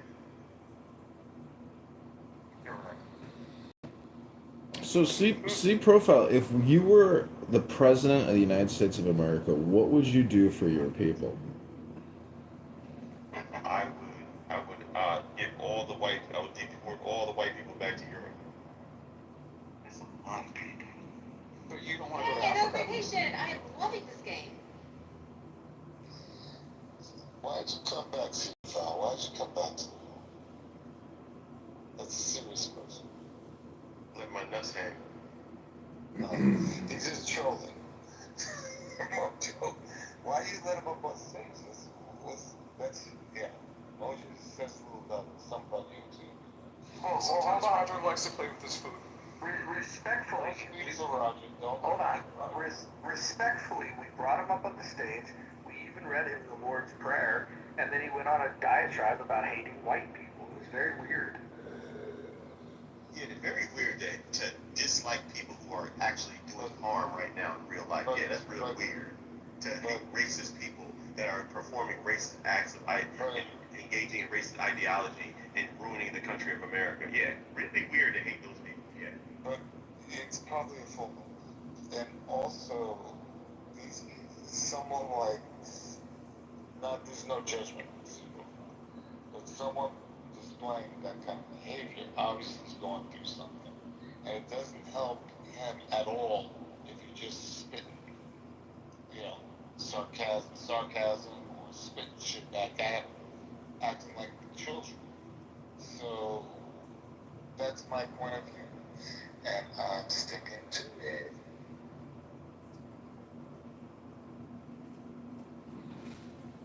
Well, this isn't the first time that C Profile has engaged in this type of communication. This is, I would be willing to bet, generally what C Profile does on this app. Am I correct, C Profile? You're lying. You're doing what white people normally do, which is false narrative creation. This is what white people do. So common. Keep lying. That's all you have. That's all you can do. You lie about history. You lie about who you are, your identity. You lie about racism. You lie about black people. Your name is literally C Profile. Just saying. Keep lying. Come on. That's not the name of your profile? Not lying. It's right there. No, you know what I'm talking about. You're trying to minimize my conversation. You're very manipulative, and that's okay. Yeah, I'm not that smart. You're manipulative. It's okay. Are we still gonna be friends after this? We're gonna make out later or something. Fucking Hillary. Really weird, Hillary. I know, but I'm so good at it though. Like, I still think I've done a lot. Fine. You already have a husband. I want this. Fine. Sorry, C Profile. Maybe next time. C Profile, how would you rate yourself as being a kisser on a scale of 1 to 10? 10 being a great kisser, 1 being a terrible kisser. We're not doing sexual things,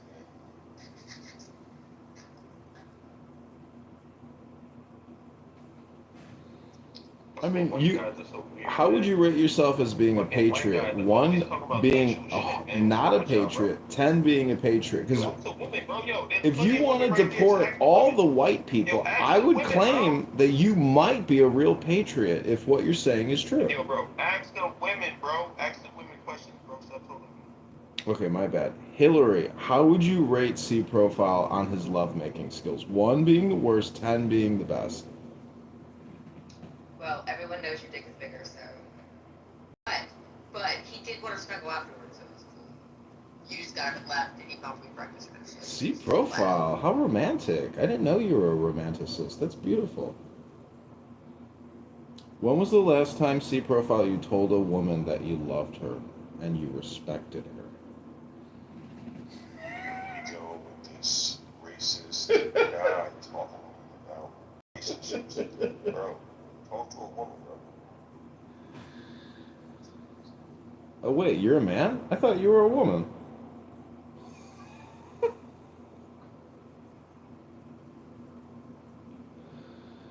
My bad. Mojo's profile is throwing me off, and I just came back from the Serbia It's the Fest. best you can ever look, okay? I love every fashion choice you made in that. Dragon fruit is delicious. It makes your pee turn red, which is weird. It's a great question. Who is more racist, Pepe or C Profile? I've cast my vote. Let's see yours. I don't think either of them is racist. I think both of them are, auditioning for the Troll Olympics and doing pretty damn good. Black men can't be racist. Kristen, are you in the bathtub right now? No, it's not that can't be racist. Yeah, don't tell me what he can and can't do, Kristen. Damn.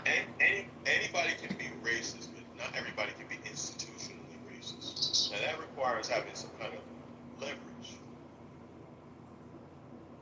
Yeah, I was institutionalized a few times. I didn't have much leverage, though. Not institutionalized, institutionally racist. Well, so wait, if you're institutionally racist, how do you deinstitutionalize the racism? Please explain. Education. The American is miseducated. You learn Eurocentrism. So what that does is it inherently teaches not only does it get passed down through families and tradition, But even if that was to stop, our education system reinforces it. Our media reinforces it. We have to do an overhaul of what we teach people in America, what it means to be an American. Right? Because right now, what it means to be American is you believe in this idea of Eurocentrism and the idea that the white person is somehow more significant than other groups of people in the world. And we learn it through our education process. First grade all the way to grade 12. Basically, every test you take, every cap and gown you get, every time you go across the stage, you've had to take exams and tests and study material that tells you that the majority of contributions to human civilization have been accomplished by one group of people. This is inherently false. Somehow it's taught over and over and over again. Oh my God! I think this education is working. I'm feeling deinstitutionalized right now. It creates cultural arrogance. So for those young white kids, they grow up with this idea that they are inherently somehow more significant because of what they learn about their identity. For other groups, they grow up and learn that they're somehow not significant in the picture of the story of their human history. Well, this could be detrimental. Isn't this what critical race theory is teaching? I mean, you're essentially... It's not critical race theory. I don't read critical race theory. Critical race theory does not cover... critical race theory is white people's version of how race should be taught. Critical race theory does not cover this, necessarily. So what you think that white children are being taught a different perspective than black children? No, we all are being taught the same perspective. It's Eurocentrism through the majority of schools in this country. There are some private schools, yes, that don't teach this version of the story, but the majority of standardized tests teach a version of sort of this Eurocentric type of teaching that centers the white European as being the primary contributor to civilization. Which standardized and what that tests? does is it causes a kind of cultural arrogance that makes you think you can talk to me the way you're talking.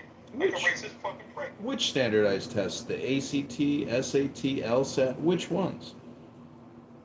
Standardized tests meaning the ones from first grade all the way to grade 12 in every state, meaning the majority of standardized tests in public school systems. So you keep asking me these questions in different ways, and it's clear that you're being intentionally dense. And this is the problem with white racist arrogance. They think you don't know what you're talking about, so they try to ask you a question to make it seem like you don't know, and you can't come up with an answer. But you're so fucking stupid, John, that you don't realize that you're in deep waters now. Okay, hold on. I'm gonna ask you a quick question. 232 times 1,000. I told you, I'm horrible, I'm stupid, remember? I'm dumb. I don't even know how to add the zeros like I'm supposed to. I'm dumb, so I don't know what I'm talking about. But for the people... I accept your answer. Yeah, you're right. I'm dumb. Because I can't figure out a random multiplication that you threw at me, man. Thank you. I don't know. Just take the This could be... You realize same number and add 3 zeros. Hold on. I don't know to do that. You do know that the answer was in the question. I don't know that I need to add the 3 zeros at the end of the first number you gave me. I don't know. I'm so dumb. So, sorry for being dumb. It's okay. We forgive you. Yeah, right. Okay. See profile, what industry do you work in? Oh, I would never tell you that. Entertainment, obviously. I would never tell you that. You know what's correct? Yeah, because you'll actually try to harm me in real life. I'm not stupid. I know that if you guys knew my identity, you guys would try to destroy me in real life. You don't like smart like me. I asked you the general. You're evil. First, we would have to be convinced that you're smart. You're evil. You're evil. I would never tell you what I do. You're evil. You're absolutely evil. Even you're not employed. Profile. Yeah. Right, because I'm whatever you think I am. I'm not employed. I'm a drug dealer. I'm whatever you think I am. I'm a black street corner drug dealer. Yeah, that's what I am. Oh my God, thank God. So good. My insurance is really high right now, and I cannot get. And I eat watermelon and fried chicken. Look at that. Watermelon's delicious. How much do you get insulin for? I just sliced I'm actually eating dragon fruit right now. I cannot get a single drug dealer to sell me insulin, dude. Oh my God. It's gotta be cheaper than going through Walgreens. so glad you're here with us tonight. You've been a real, you've been a really good house member. You know, C Profile, I gotta say, without you here tonight, this room would have been so boring. So thank you for, joining us and, enlightening the room. And oh, all right, well, thank you very little.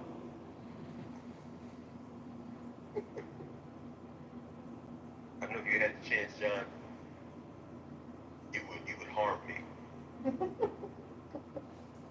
Probably. You're wrong. You're absolutely. I don't need to do anything. It's the system. It's the European-centric system that has already harmed you. I wouldn't dare harm you. Dr. Adams would too. John, yeah, 100%. Hold on, Adam. Yeah, John, yeah. didn't you invite C Profile to come out on your yacht? That's true. The Amistad. Would you like to? Would you like a captain's hat? Hakama's gonna be there. I'm inviting all the. I'm inviting all the Chicago Clown House African Americans to join me on the Amistad. I will be bringing Miller High Life. I will be bringing pre-rolled joints for everyone to enjoy the experience. There's girls in bikinis. There's F-30 flies. There's dragonflies. There's beautiful people enjoying the natural resources of our beautiful There's a Earth. couple ugly ones too, though. Do you want to come on the Lady Hawk and enjoy the truth of the blessings of peace and love and harmony with our fellow Americans? Who's this other raccoon that's on here? Angel. There's a raccoon on here. Why are you such a racist? Jesus Christ. And why are you so nasty to women? I said raccoon. How's that nasty to women? Raccoon is referring to a person who's selling out. That has nothing to do with gender. Here's the other personality. Here we go. Another white racist. Who hurt you? White people, I told you. White racist people in America. Where'd they touch you? Okay. Let me go back on mute. Do you have any hobbies? Who hurt you? Who hurt you? Yeah, fighting racism is one of my favorite hobbies. I think they touched him from the roots to the wrinkle in part. community activism and fighting white racist people like yourself, white racist judges, white racist district attorneys. Yeah, I enjoy that very much so. Filing technical complaint after complaint, filing class action lawsuits, love it. Love destroying your fucking racist ass system that you rely upon to get your So wait, what's the most recent class action lawsuit? Because I be on top of class action like literally daily. Not happening on this app. Not happening. Have you seen any live music lately? Or dead music? Who hurt you? Now I'm doing a zombie band, and I really want to be at that concert. You asked and I told you. You asked, I delivered. I told you. When was the last time you made chitlins? Have you ever been to a bar where you throw I ate axes? with your mother. Me and your mother were eating chitlins together. Have you been Is to the a? person that is the person that hurt you in this room? All of you. Wait, hold on, what did I do? European-centric, No, we were friends, man. standardized testing. I gotta go cry about it now. Oh my god, Necro is here. I thought we were gonna make Oh, Necro's gonna love this. Let's ask Necro. Necro, has standardized testing of European-centric standardized testing caused white structural racism and white supremacy? Yeah, I know that there's. Yeah, I know that there's like a discussion about tests, scores, and having to do with race. I'm not an expert on that subject, so I can't really say. Well, the good news is we have an expert here. Well, I'm willing to hear them. Good luck, Necro. C Profile, meet Necro. Necro, meet C Profile. And in this quarter, we've got C Profile weighing in at, we're not really sure, and Necro weighing in at a lot of resentment and anger. And look at John. John thinking that he could somehow, he still thinks he's selling Negroes instead of a fight night with me. Damn. Well, I just wanted to say You can't tell me. No, you can't. No, you stay on topic, bitch. I just wanted to comment. I didn't know I sounded that angry. know, this is a conversation between me and these wannabe slave masters. They think they can sell me into a fight. Okay, it was college, and I did the whole domination thing for a little bit, but I looked good in those boots. Ask Kristen. Have you seen the movie Lionheart with Jean-Claude Van Damme, C profile? Because that's kind of like Mandingo fighting.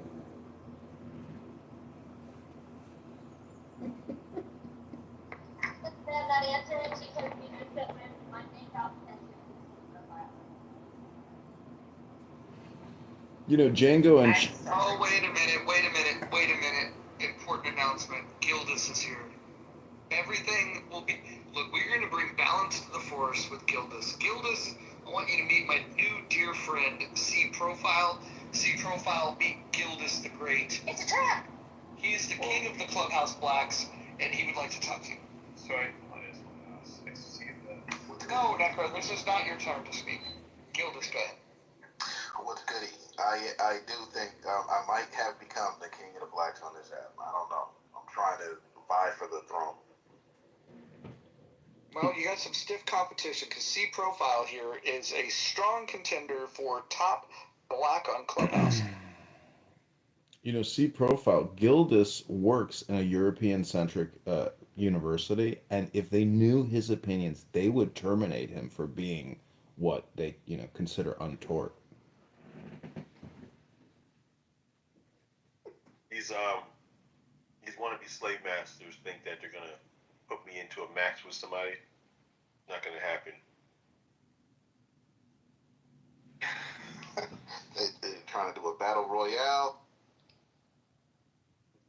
This man claims to be hurt. He says he was hurt by the white man. His people. Oh man. Well, C Profile, this is my first time meeting you, man. We can chop it up. But, I am curious to know, what happened, man. What went down.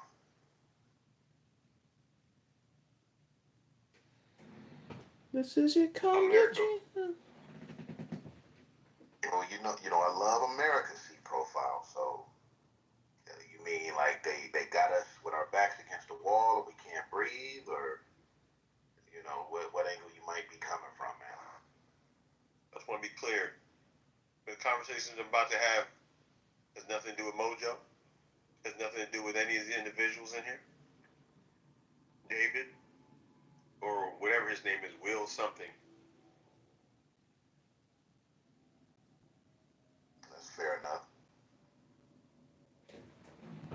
So you just want... Understand something. Wait, you just want to ignore your environment. They're using you, brother. Don't let these brothers use you, man. Hey, man, I don't feel like I'm being used, man. I feel like I'm doing my own thing, but, why am I being used? You're putting a battery in your back, brother. You are just an android. Gildas. C profile is the real replicant. No, that's not what I said. That's right there, right? See? Well, to the... Well, by assuming that we are using Did you hear the part where he said C profile is the real replicant? He tried to add a level of competition there to try to create some kind of... No, I said you're the real replicant. No. You're trying to instigate. And it's so low level that you don't even see how stupid you sound. You say, I'm not going to get an argument of the egos with another brother on this platform. But to say that we are trying to use him, put a battery in him. I don't think this is a good time for a white woman's voice. Please, silence. Let Gildas take care of this. Yeah, well, C Profile, what I was saying... They say, what? Got him. Look. He said, let Gildas take care of it. Look. He cracked the whip on you, bro. You hear that? I understand. But, everybody on this stage, let me look. Everybody on this stage, I've had vehement disagreements with. I've gotten into fisticuffs with everybody on the stage, white, black, whomever. A lot of them don't agree with everything that I espouse. Sometimes we can't even talk to each other for several months because it's like, man, I don't want to talk to that motherfucker Gildas or whatever it may be, man. I'm a fair actor on this app, so topic, you want to talk about, these are my homeboys and shit, my homegirls. But I can disagree with people. I'm a man. I know how to disagree and separate or come to some kind of understanding. So, I'm sincere with my shit. That's called the credibility part, C profile. Thank you. There's still white devils. Thank you. Maybe we could start asking your opinions on capitalism. Capitalism started with the transatlantic slave trade. All right. Well, you're welcome. What made it trans? Brother, I think that capitalism,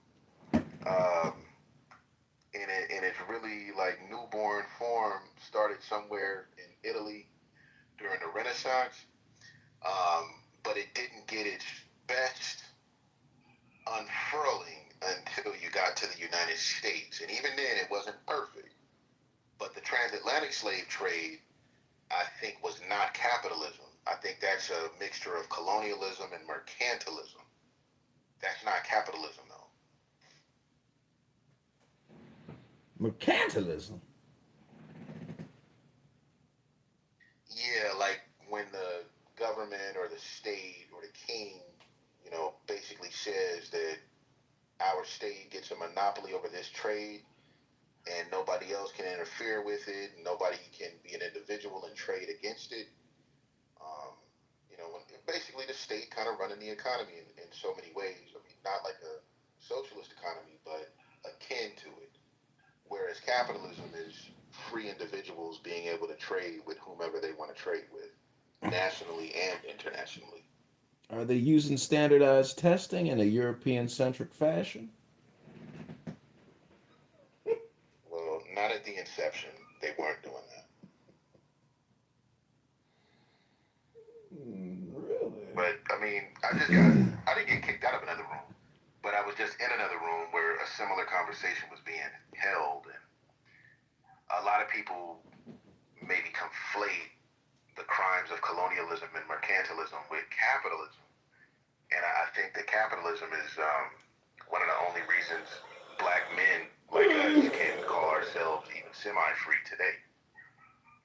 If it weren't for the capitalism, we'd still be slaves. Well, don't forget the Republican Party liberated all the slaves. If it wasn't for, that's so false. If it wasn't for Haiti, we might still be slaves. Haiti's revolution set off a change and shift in paradigm in the European world. See, when the Haitians revolted and sent the French flee after losing over 100,000 men, the change and shift in ideas. Africans weren't thought of as humans with autonomy. They were thought of as things, these creatures. And once they realized that they could strategize and execute and potentially win at war, this changed things. So they had to realize they weren't just dealing with what they thought were brutes, when in actuality European was the actual brute.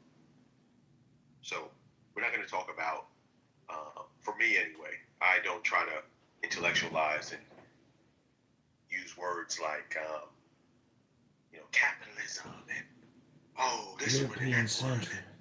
all these silly words to take away I from really like the whispering tone. If anybody's keeping score, that's voice number 6. The really weird sort of intellectualizing of history and using these words to try to sidestep historical events that literally changed the path and course of history. It's something funny. I find it to be very popular and common in groups of white Europeans and white people and people who have white supremacy ideology or Eurocentric ideology. They start saying things like, that's Marxism or this and that, instead of in trying to label things, so busy and focused labeling things instead of actually examining the human behaviors that exist within that thing. Because it's so much more important for people to accredit themselves with knowing these forms of terminology as opposed to actually talking about historical events that change things. Black people weren't freed by law. We freed ourselves. Yeah, well, I understand what you mean about how inspirational the Haitian Revolution was, but I do have my qualms because insofar as the Haitian Revolution, threw off slavery and defeated the French, I mean, that is the most momentous slave revolt in the history of humankind. The fact that they won, Spartacus did not win. Do you know about the Gullah Geechee Wars? I've heard of them, but I'm not. The Harambe Rebellion? Okay, all right. Do you know about? They made another movie about another gentleman. Nat Turner. Do you know the most decorated Marine in U.S. history is Chesty Puller, and his first engagement was in Haiti? The Gullah Geechee Wars was one of the few times that American military lost 3 battles back to back against a untrained or supposedly untrained group of escaped humans of African descent who were previously enslaved. Well, human beings. I recognize that. So hold on, brother. I'm not done. What I'm saying to you, this is not about your recognition. I care not about your recognition. I don't care about that. What I'm talking about right now is not about a conversation or a debate or point scoring or who sounds. I don't care about none of that. The reality is that when you look at this, comment section in the comments that people make and how they think and how people have internalized this dehumanization of the African, of the Black person today, to the point where Black people today will capitulate and try to align themselves with this Eurocentric mentality and sort of tap dance and try to be a puppeteer for these racist white folks, right? It's quite interesting when you're having these conversations about facts about history that it becomes a matter of technicality and this and that. And we have a story of America, and a lot of the pieces are missing. And I don't care about. I really don't care anymore about Eurocentric viewpoints. I don't care about them. 10 minutes later, you don't care anymore. And so, what I'm saying to you, you racist devil, John, you piece of shit racist devil, is that You just broke rule number 4. Please check the rules. The ideas that I'm presenting. No, I have no problem calling you a racist devil. That's what you are. You benefit from racism. You're a racist. Projection. Piece of shit, and it's okay. Projection alert. Projection alert. Yeah, yes, it seems to be the only vocabulary word you know. So that's okay. I know you're limited. White mediocre people are limited. So projection alert. But anyway, like I said, that's what happens when you get things handed to you without working for it. So look, here's the thing, right? At the end of the day, projection alert. This guy got to grow up, man. He's like a teenager, man. So like I said, at the end of the day, I'm gonna get going because one of the most saddening things in my life that I've heard in my life is coonery, buffoonery. And before I listen to a Black man who tries to tap dance in this room and try to capitulate to whiteness and debate me and argue with me in front of these racist white devils, then I'd rather leave and get going. So we know you found a coon that's going to do your bidding for you. So have a good time, Gildas. And projection alert. You won't be here debating with me. I know where you're coming from, C Profile, and I wish you well.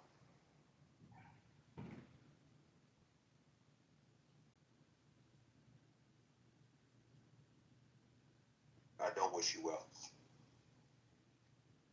No, that's positive vibes.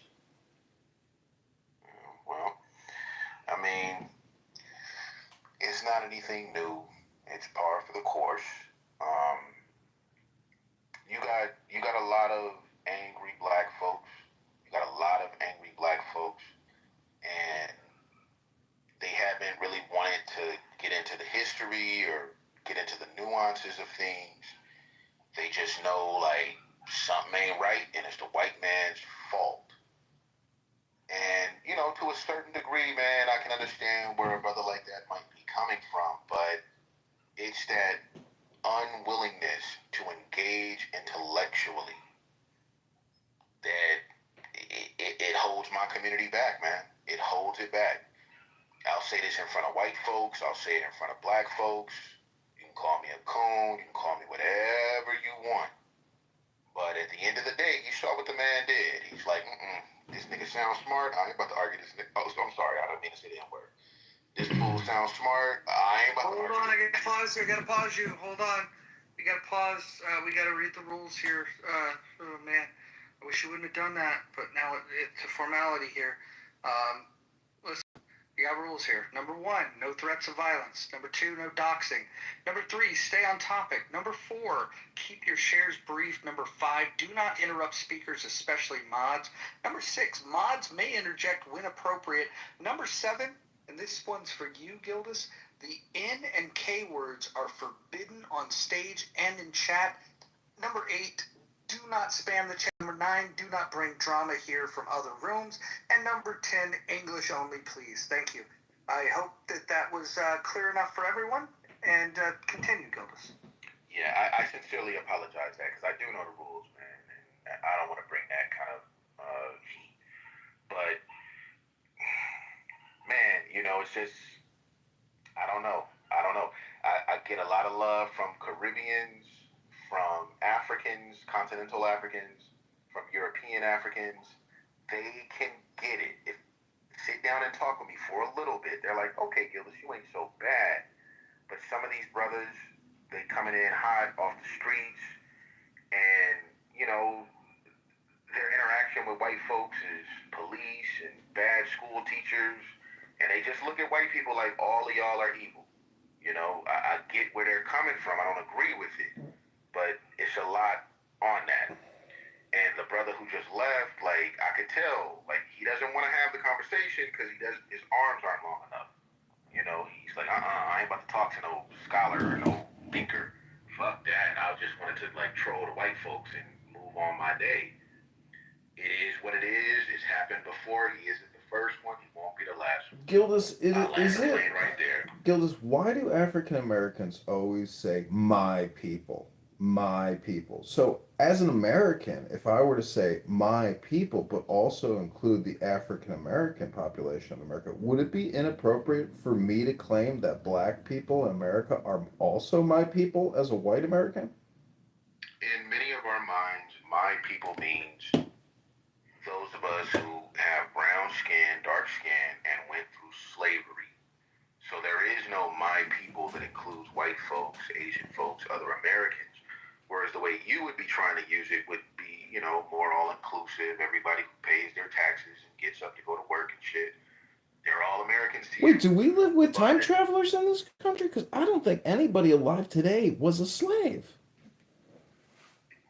Yeah, but African Americans specifically, or in particular, I should say, do feel like that makes us a singular people. And in many ways it does. But insofar as it begins to cloud your ability to reason, then I reject it. You know, something that is going to always keep us stupid is our inabilities to see past all of that shit. Because if you want to keep somebody down and you want to keep control over them, what do? Separate them. Tell one group that they are better than every other group, but you go tell each of the groups that, and you tell each of the groups not to talk to the other group because XYZ, and then it's easier to control. Small little groups are a whole lot easier to control. There are a whole lot of people sharing information, knowledge, strength, and standing together against an oppressor.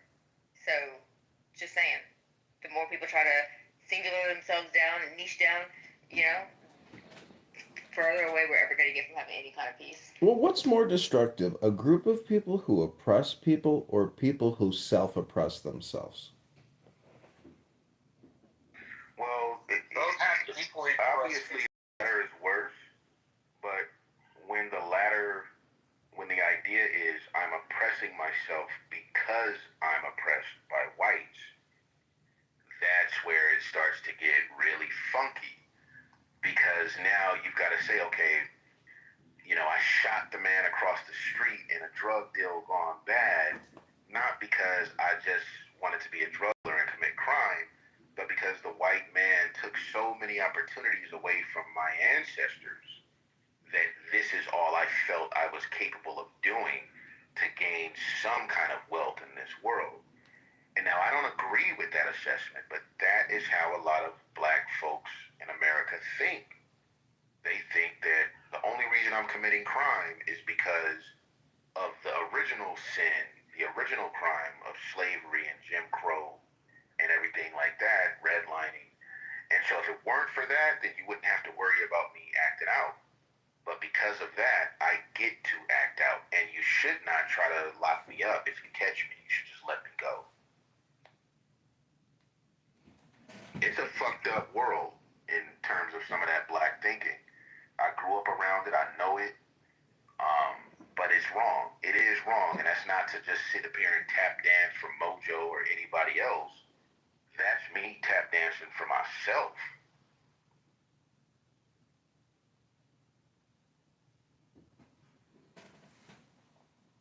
Well, I say just join the dance and the partners will find themselves. Here's what I don't like about the interaction that the two of you had, and it wasn't from your part, Gildas. It was this protectionism of trying to control the conversation to not take place in front of white people. And that kind of reminds me of the lessons my parents taught me as far as keeping a secret as a kid. Anybody outside of your parents asking you to not share things with somebody, you tell your parents. It's kind of one of those things. Like, it's almost like safeguarding and protecting a system of psychological abuse because you don't agree with the way that Black America behaves, and at times, or you have certain criticism, then you're a coon, or you shouldn't be having that conversation in front of other people. It's really abusive, and I don't think that people really call it out for what it is. Yeah, I think you're absolutely right, Doc. And it takes a lot of black people a long time to maybe outgrow that influence that black culture has on you to be a race man or whatever you think, whatever you do, it has to benefit the race. And like to a certain extent, I understand, but the grandparents and the old uncles that I knew, like they didn't think like that, and they lived under Jim Crow. So I don't understand how these new age blacks with iPhones and jobs and property and like they have everything that our ancestors hoped they could get, except the mentality or except the outlook about how to engage in America. Yes, if a cop is stomping the brains out of a black man or a black woman, we gotta fight for our rights, for sure. I'm with you. But, like, don't say that the white man forced you to sell crack to your mama. That's crazy. Not my mama. You know what I mean? Like, I had to sell crack to my auntie because racism in the 80s. Nah, that's cap. Here's my thing. Oh, sorry. I think when you trivialize something like that and then chuckle about it, you are the worst kind of Negro, my brother. Well, can you explain how I'm trivializing it? Yes, because you're making it seem as if that people in certain communities are inherently predisposed to certain behaviors because of their race. You are the worst kind of Negro. Well, again, I don't think I'm attributing anything to race. I'm attributing things to people's personal... You have said, you have used the word black 6 times since I've been in the room the last 3 minutes. Okay. Well, I mean, we were talking about black. Why did I use the word white? So no, what you were saying, you were making the point that there are certain mindsets that are attributed or identified with black people. some of us, yeah, you disagree. No, I don't think any mindset is attributed or assigned to a person based on the race. A lot of the reasons why people think and believe what they do is because of the conditions and the exposure that they have. This is what I just explained, actually. No, bro, you were using the term black people, black thoughts, black ideals. Those are your words.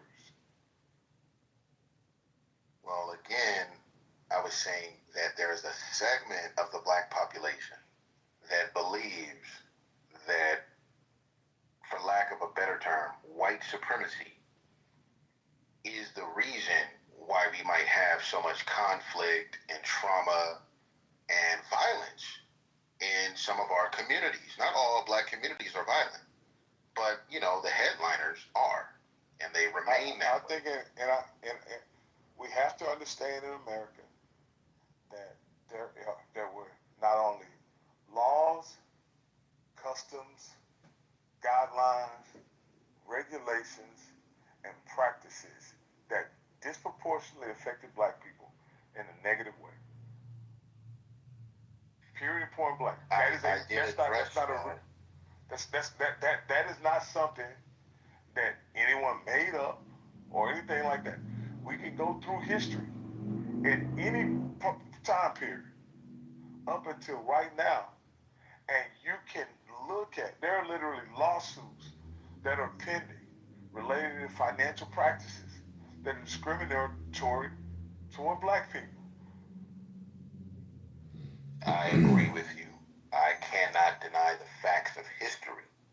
So my question, let me ask you a question, please, before you go on, because I'm listening to you. I'm not trying to yell back and forth.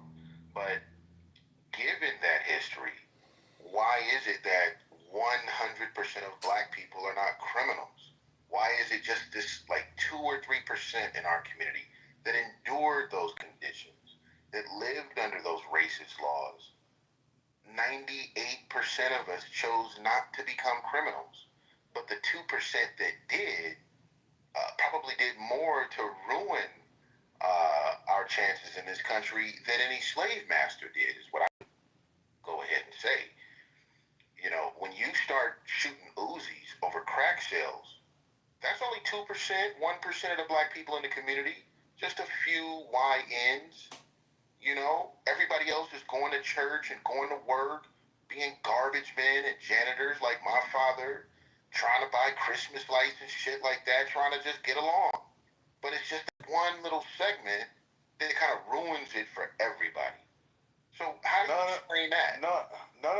Okay. I think you're framing the question the wrong way, sir. I think you're framing the question as if it's a racial question. We live in the most violent, civilized society in the entire world. Period, point blank. And if you think we're the most violent modern society? Are you serious? Yes, absolutely. Okay, give me 3 things that make us the most violent modern society aside from others. Homicide, assaults, and robberies. He's describing his own community. Okay, if I recall correctly, other countries have a higher level of homicide than we do. No, they don't.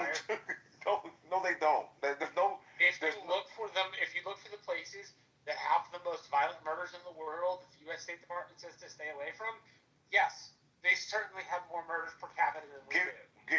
Give me one modern, civilized, developed country that has more crime, murder, however you want to divide. Violent crime. Mexico is controlled by the cartels. And the use of violence by the cartels. That is absolutely a lie. Nigeria. No, it's not. The Gulf Cartel Rwanda. and Uganda. the cartel run by El Chapo use violence as a means to This is where Marshall comes in handy. He does the heavy lifting. Hold on, Marshall, hold on.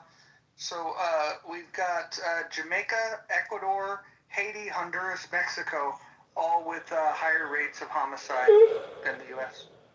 I can go on. Okay, so you said homicide. That's now out. Homicide's no longer there. I think facts are important. Rock, where do you get your facts? So when I look at you can look at rates true as one determining factor of the most, but I tend to want to look at volume. Just the sheer volume of murders. So per capita means nothing to you. Well, of course it does mean something. Oh, shit. But you're more likely to be the victim of a homicide in the countries that I just listed than in the U.S. Bro, listen to what I'm saying. In America, just the sheer volume of, think about what I said. Think about it. Assaults and robberies. Think about it.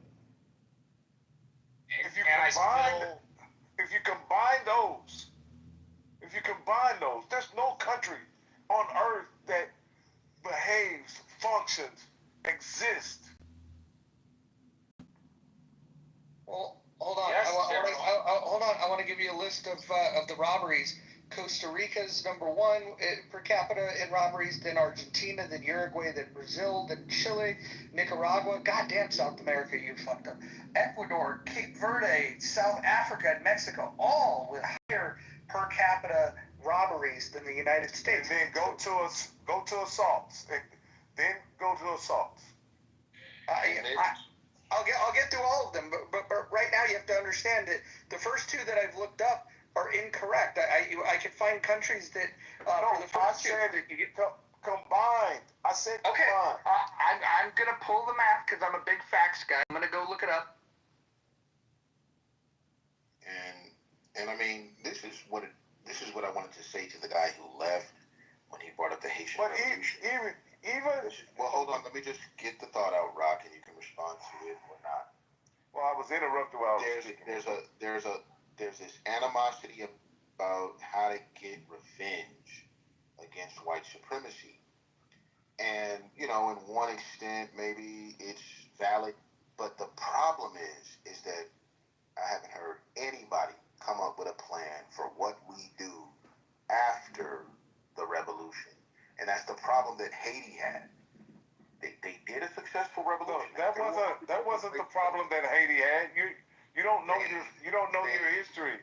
The imperial powers. You got mad that somebody interrupted you, and now you're doing the interruption. No, because he says Good one, he's stating Marshall. I have learned to love Marshall, not to hate Marshall. Just don't interfere with Marshall, and that means don't talk to Marshall. Well, let him finish. The problem with Haiti is after the revolution is that they were excluded from the trade of goods and services in the northern hemisphere. They were excluded. And what sort of economy did they try and erect in their constitution after the Haitian Revolution? When you read through the Haitian Revolution's constitution, and you see that they're saying, well, we have to make the peasants go back and work on the farms. They didn't adopt a free market stance. They didn't adopt a stance that would have been friendly to America's economy. If they had done that, they might have fared a lot better. They wanted to reimpose a caste system. Okay, and insofar as they're going to do that, they're not going to be some kind of economic engine that any country wants to do business with, especially after they've done a slave revolt. It is what it is.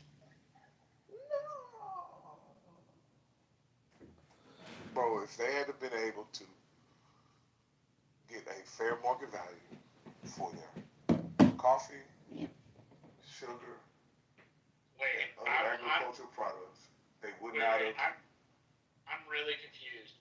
You're actually going to argue would had better castes and lower castes, where certain black people in Haiti got treated like princesses and princes, and certain other black people in Haiti got treated like dog shit.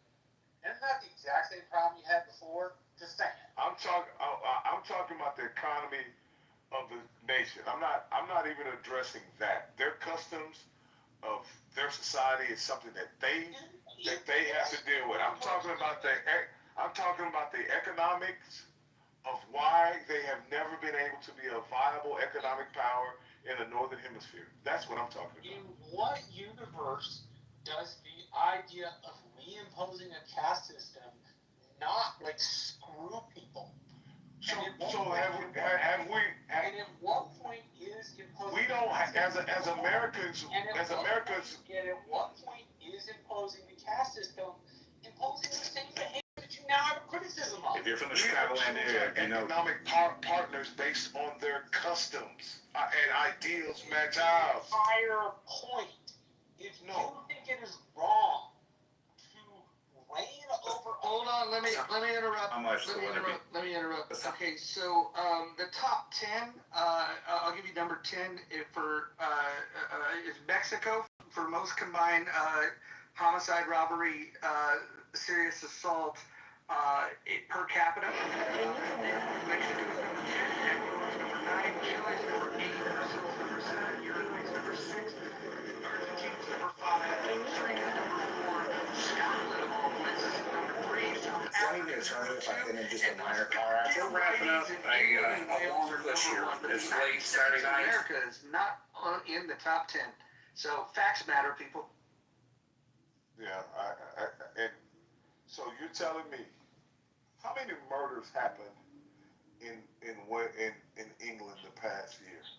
That's not the point. The point was that's the point I'm making. You asked. That's the point I'm making. Hold on. I asked the question. Hold on. When I looked them up individually, you said that you weren't happy with that. No. I'm asking. Hold on. I'm not trying to argue with you. You listed all three of them. And then I said, okay, well, when it comes to homicide, U.S. isn't in the top 10. Then you said, okay, well, what about robbery? And then, nope, not in the top 10. What about assault? Not in the top 10. And then you said, well, you got to blend them all together. So then I blend them all together and I gave you the top 10. And now you're saying, hey, let's talk about the homicides. It's like, make up your mind. You're looking for some piece of data that would back up the incorrect information that you spewed. And the bottom line is you don't know what you're talking about. I live in this country, and I've traveled abroad in Europe and in South America. Wait, so why are you so wrong? Make up for facts? Are you kidding? No. What I'm saying is, I've lived in Europe in a country of 17 million, a country of 17 million people. They had 10 murders the entire year. None of them due to gun violence. What you are doing is saying your experience. No, what I'm doing is telling you that in America, the level of gun violence that we have here is far greater than any other nation that you could ever visit. Okay, hold on. Marshall, you have to mute yourself. I don't know who not modded Marshall, but we don't mod men in this space. We only mod women in this space. I'm going to bring Marshall back up, but do not mod men in this space. You were in the muff. Y'all have a caste system here based on gender? Yes, we. Well, I'll leave then. It's called in the muff. Like, have you ever been in the muff? There you go. He's afraid of pussy. There we have it. Look, he said something and he wanted it to go unchecked. And then once I did the fact check, and by the way, I wasn't 100% sure what the answer would be. But then when I started looking at it, I was like, damn, we're doing pretty good here. So I think here's the bottom line. When people say things, whether you agree with them, whether you disagree with them, whatever, fact check their asses. This is Clubhouse. People make up all kinds of silly shit. All kinds of silly shit. And then it wanted down because we have women moderators. By the way, Marshall, I love you to death, but in the muff, we do not have male moderators. The only reason I'm allowed to mod here is because I wear the scarf that I wear. And so this gives me allyship with females. I mean, Bravo, you asked us to rise you up. What do you got to say for yourself?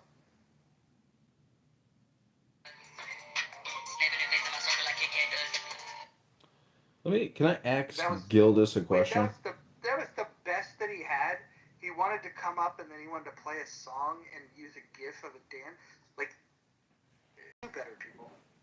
Can I ask a question to Gildas? Gildas, it's a theory of mine that all communication is projection and politic. Maybe at the same time, but not always necessarily. I'm just wondering, in the black community, is racial identity politics a projection or is that politics? Well, I think I would need to understand more about how you're defining those two terms, but initially I would say it's more politics. So, I mean, if somebody comes up here and claims that America is white supremacist structure, white structural racism, and the past two speakers I would say are of that sentiment, isn't that just their politic? And to get upset over their politic it would be ridiculous as a listener to get upset with their version or their form of trying to do politic. Yes, okay, so yeah, then I think we're on the same page here about why we think it's politics. And ultimately, they want reparations. Like, give me the reparations, and then we'll see how we move forward. There's no promise that reparations will be like, all right, it's even now. Even if you paid us $250,000,000, there's no guarantee that it's like, all right, we got paid, capped up, we straight. Even after that, it would still be politics. It would still be, well, you didn't pay it out the right way, or you paid the wrong people more and you paid the other people less. And it could just go on and on. So really, it's not politics. It's an existential problem.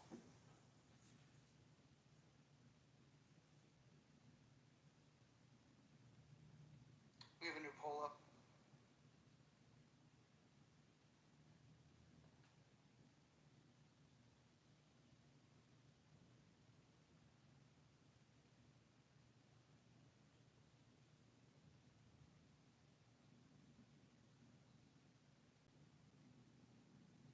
It looks like Tell Me More is winning.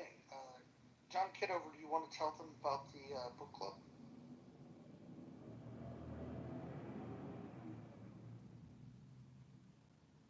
As John stepped away from the phone.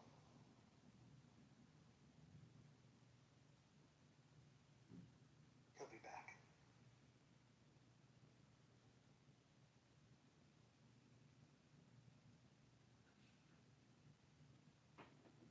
Why do you reckon the last fellow left? Do you think it was because he didn't want to be in a room where there was women modded, or do you think it was because his argument was based on lies? What do you think was more likely? I think his argument fell apart.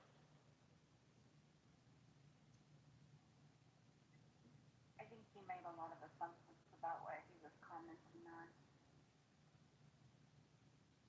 And I mean, that's how it usually goes. If you hold their feet to the fire, they don't know what the hell they're talking about. They don't know where they got the idea. It just is what it is. Yeah, and the louder he got, the more he spoke over Marshall. I just knew it was a wrap.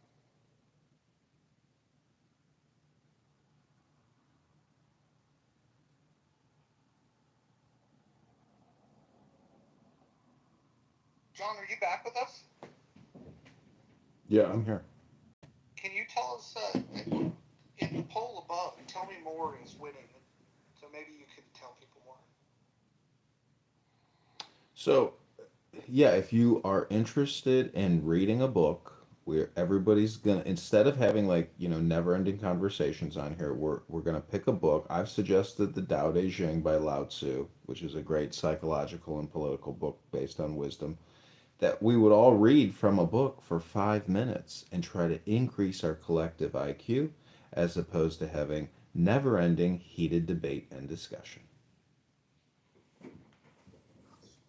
I'm down. That actually sounds fun. Can I recommend the next book? Oh, Absolutely. boy. Well, I don't know about that. Have you met Kristen? Oh, we're open to suggestions in the book club. that. She's like me, Roger. She loves history. All right, Kristen, what's the second book? Not that it's appropriate to move past the first one, but We don't what? know the first one. I just want to have first dibs at the next one. Okay. This. Is it gonna be a romance novel? I guess it could be. I didn't get any romance from it, but I recommend the book called The Art of War. Sun Tzu?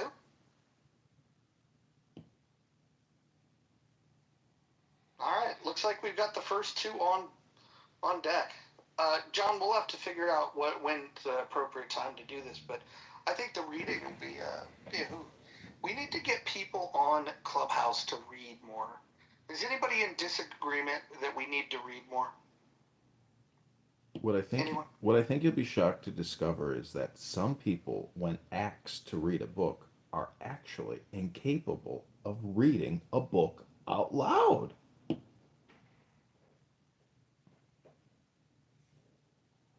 It's kind of like a job interview. Somebody comes into the office and you're like, you know what? Just read me 2 pages from this book. And it turns out that they can't actually read to you the 2 pages without, reading it in broken English nonstop. And so that could be a disqualifier in terms of getting employment.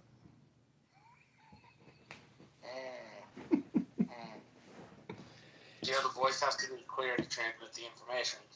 It's what I call a diagnostic test.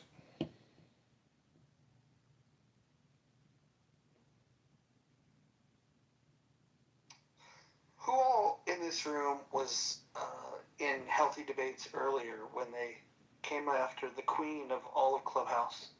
Who all was present for that? Naughty.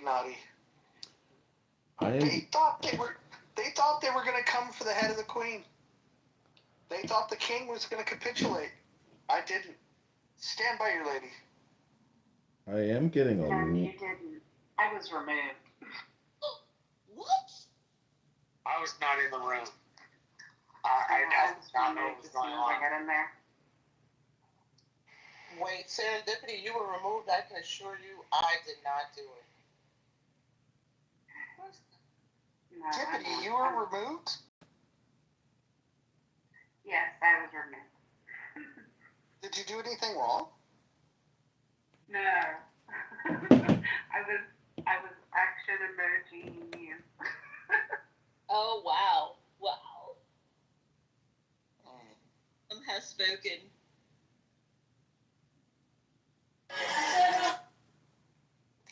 Yeah, it was an interesting room. If you're interested, Mojo, I can recommend a historical romance. I would recommend A Knight in Shining Armor. You're welcome. See, it's my belief in book club. You should go for high value books. Hang on, John. Hang on for a second. Serendipity, what happened? Why were you removed? Hey, Kristen. I would assume JB knows that Monica and I are good friends, so I'm just assuming he just removed me because he knew I wasn't there to support Monica. Do you remember who was modeled at the time? Oh, I really don't. Like I said, I was not in there for 60 seconds before I was removed. I was modded, but I definitely didn't remove her. I was also modded, and I was also modded. I did not remove you. I think there was another mod. I don't know. It was JB, it was Nye, it was myself, and I think there was a fourth person. I don't know that person. Okay, thanks, Chad. No, I was joking, by the way. Yeah, Serendipity, if you've got any ideas about who it might be, or if you're here, then please let me know.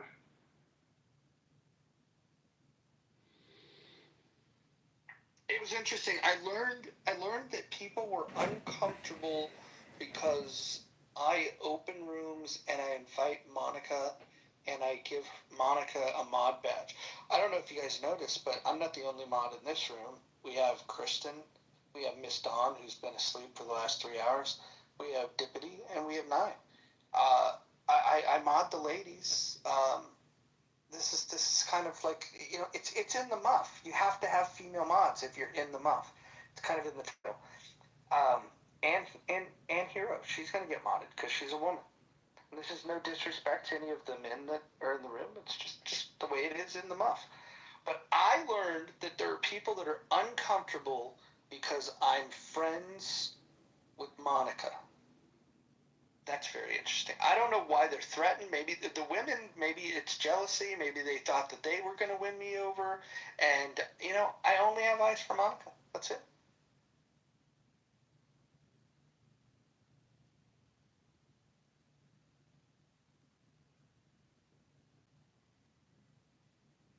I was really proud of you, Roger.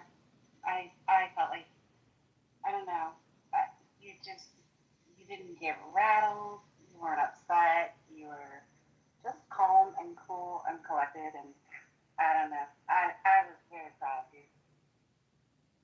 I mean, there was nothing to see. It's like we open rooms and there's people that are confused on why Mojo would do rooms with Monica. I would say go listen to the recordings of the rooms that Monica's done. I would argue that the room that she did on Roland Fryer is one of the best rooms that you're going to listen to on all of Clubhouse. And if you miss these rooms live, you can always go to YouTube and you can watch the live stream. John Kitover, can you tell them how to find that when they're on YouTube? Sure, just go to my profile or go to the chat. I will put the link to one of my primary YouTube channels, and you can see all Clown House rooms streamed live on YouTube. And some of you are most likely in my YouTube videos. Some of you may already be watching my YouTube to find out, you know, if you were in that scene or if, you know, how I reacted. Additionally, there are people who may be blocked from this room and other rooms who also watch my live stream and text me nonstop or even call me nonstop to talk about what they're watching on the YouTube Live.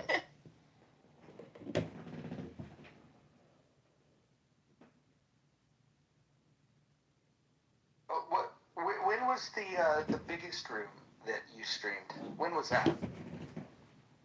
A couple months ago, I was live streaming Patty's Politically Correct, and I rebranded a YouTube channel to like Republican Comedy or something, and I put up a Pepe mask on this gay stool that I have with all this other weird stuff, and then that room like took off. That YouTube live got like concurrently, it was like in the high hundreds, and I think like 15,000 views or 10,000 views.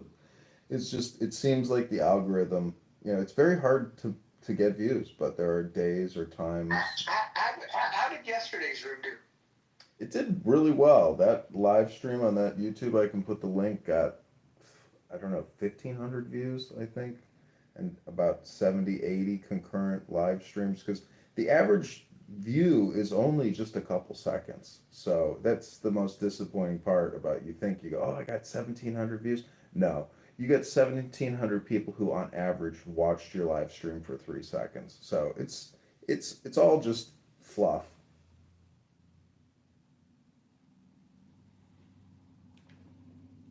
Well, we're going to try to break those records. Oh my gosh. I'm in.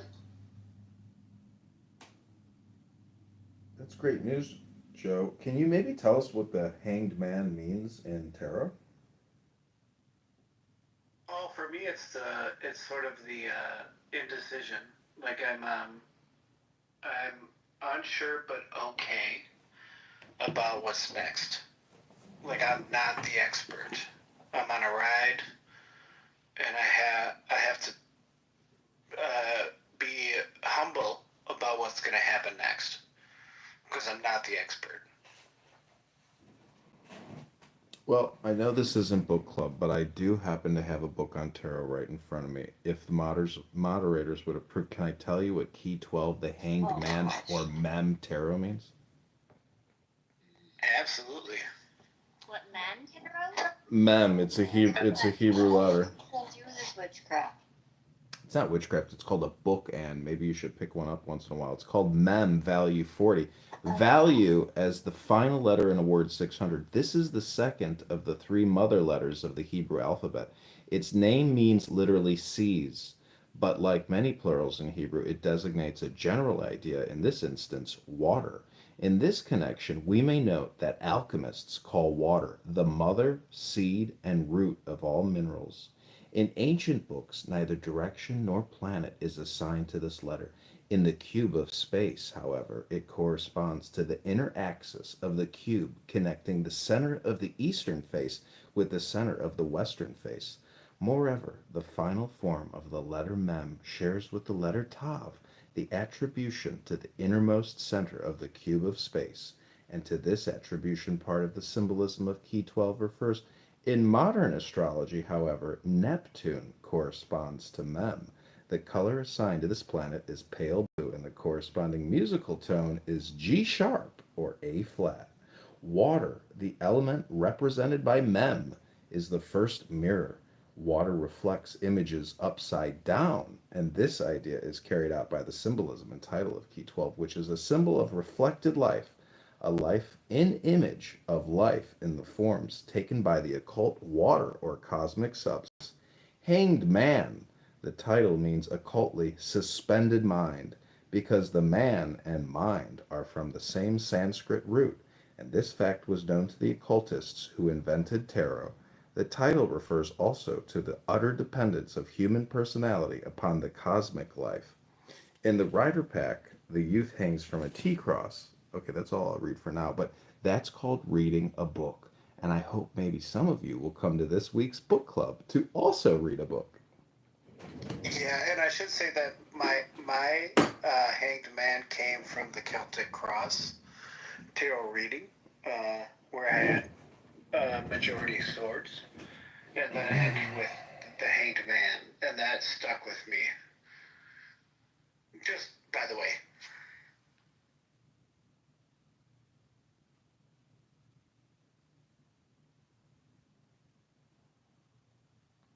Well, I support the reading of books as a group.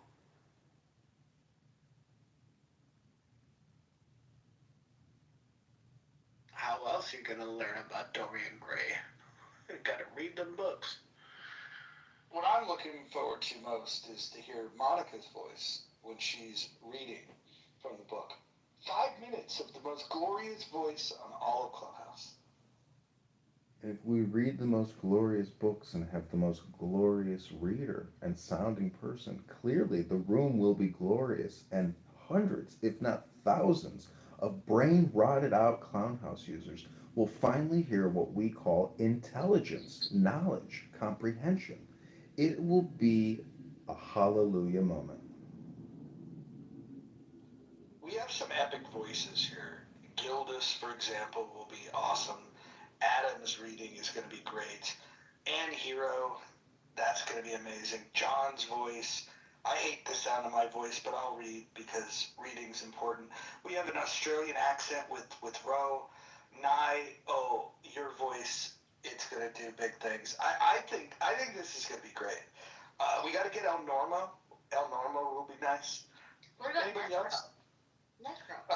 I want to read. I love Necro's voice. I've done some readings. Popcorn and Mojo, you got a great voice, by the way. I mean, I don't know what you can say. I think most people don't like their own voice, is what it is. I'm sure it's just as handsome as everybody says it is, but I just don't see it that way.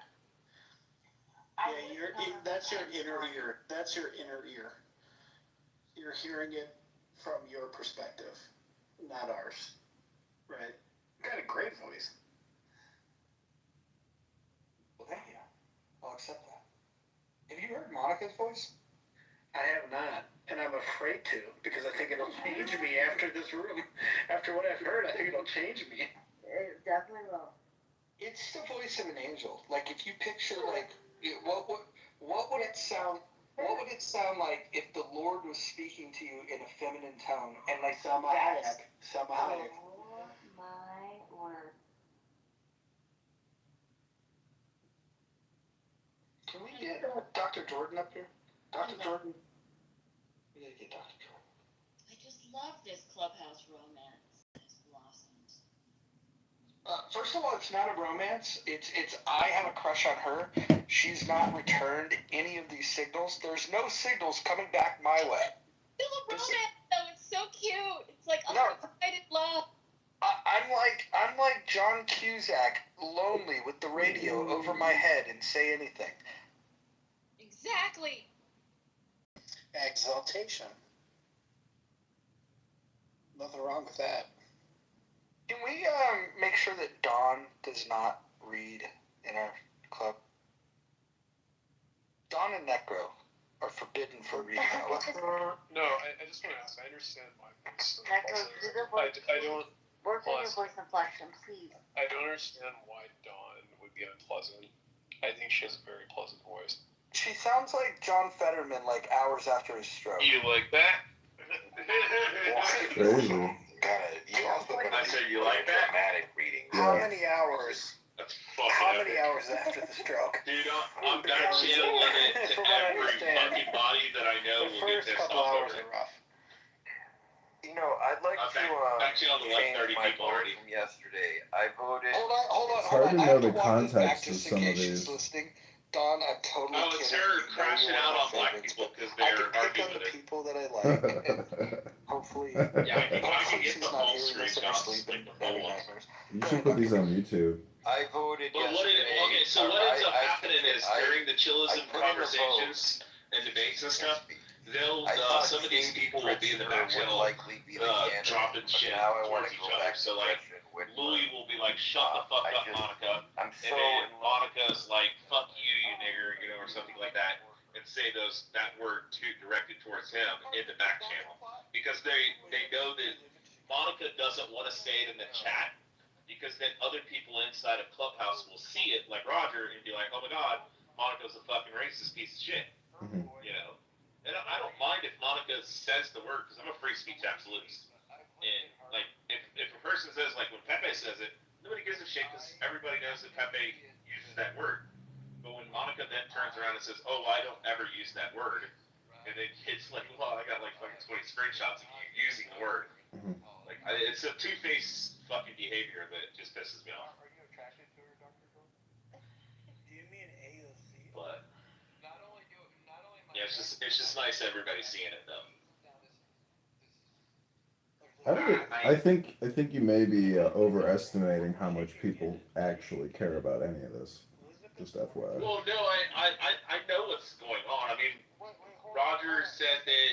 I mean, were you there the day that Roger said that he doesn't actually like Monica? He doesn't think she's like, somebody of substance. That he said he's doing this like pretending like he likes Monica and making her believe that like he has a crush on her and like he's telling her, "Oh, my sweetheart, my lovely darling, my queen."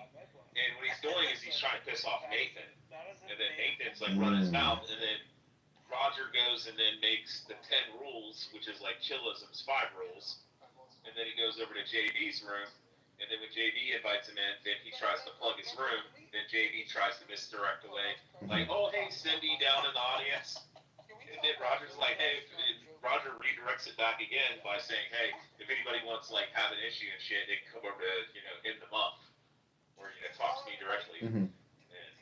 Yeah, it's just a cash grab. That's all they're doing. Yeah. Roger, see, the thing is, if you're the green bean, it gives you that control, and like Roger likes to have the soul control because I think it's probably more effective. Personality disorder. Probably, but it's also, it makes it easier if you're the sole mod, you control the whole experience. It's that much more, Well, what's funny is David hit the nail on the head in the JB room. He said that for Roger, this is like WWF, WWE, and Roger is fucking Vince McMahon, and he's like, it's true. That's smart. It is fucking true. And I just think it's fun, but you know what? I'm gonna contribute, and I'm gonna add to the drama in the muff. Yeah. Even if I'm not in there, and just fuck around and have fun, because that's all Clubhouse is. It's a fucking psyop, right, John? I mean, it's not it's like hypnosis. Yeah, but it's like just individuals doing it to each other. No, I know. It's all hypnosis, John. And projection. Okay, have a good night. Talk to you soon. Later, John. Okay, bye. If I did it with Joe. If Joe ain't getting with the necro, then where do you go? Where do you turn? Like for example, I always have a backup plan. Right now, like I've got my heart set, all my thoughts, all my prayers, like my everything, my little prayer box. It's all dedicated to Monica right now. However, if the universe shifts and it moves in a different direction, I already know who my backup plan is. I just can't share it with you because if I share it with you, it'll make it seem like I don't have enough focus on my number one. Yeah, sorry, I'm having this commercial. I don't know. Do you think that I should do this on this phone? No.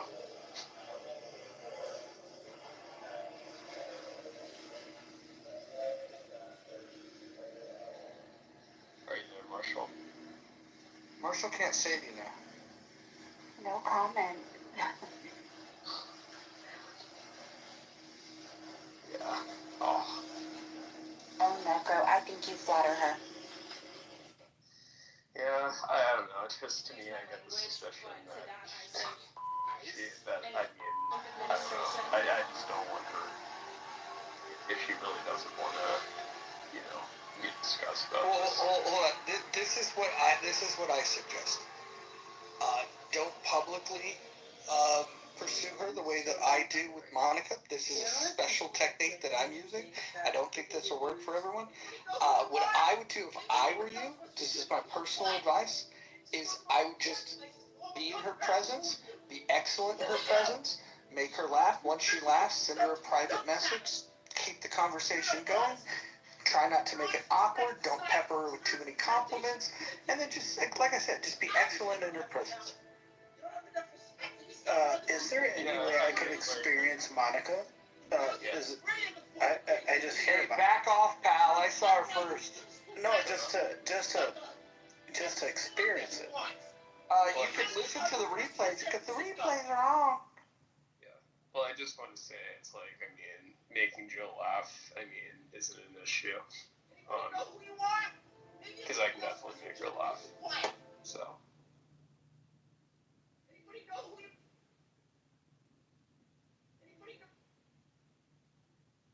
Alright, whoever's friends with Joe B, just get the word, you know how it works, just be like, hey, what do you think of this necro guy?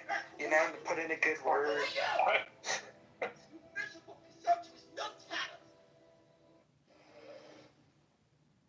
I think we can make this happen. Yeah, Joe, I'm sorry, I'm just so bad. I'm like the worst person you could ever meet. I'm just hearing all this about Monica and not experiencing any of it. Is this Matt cool?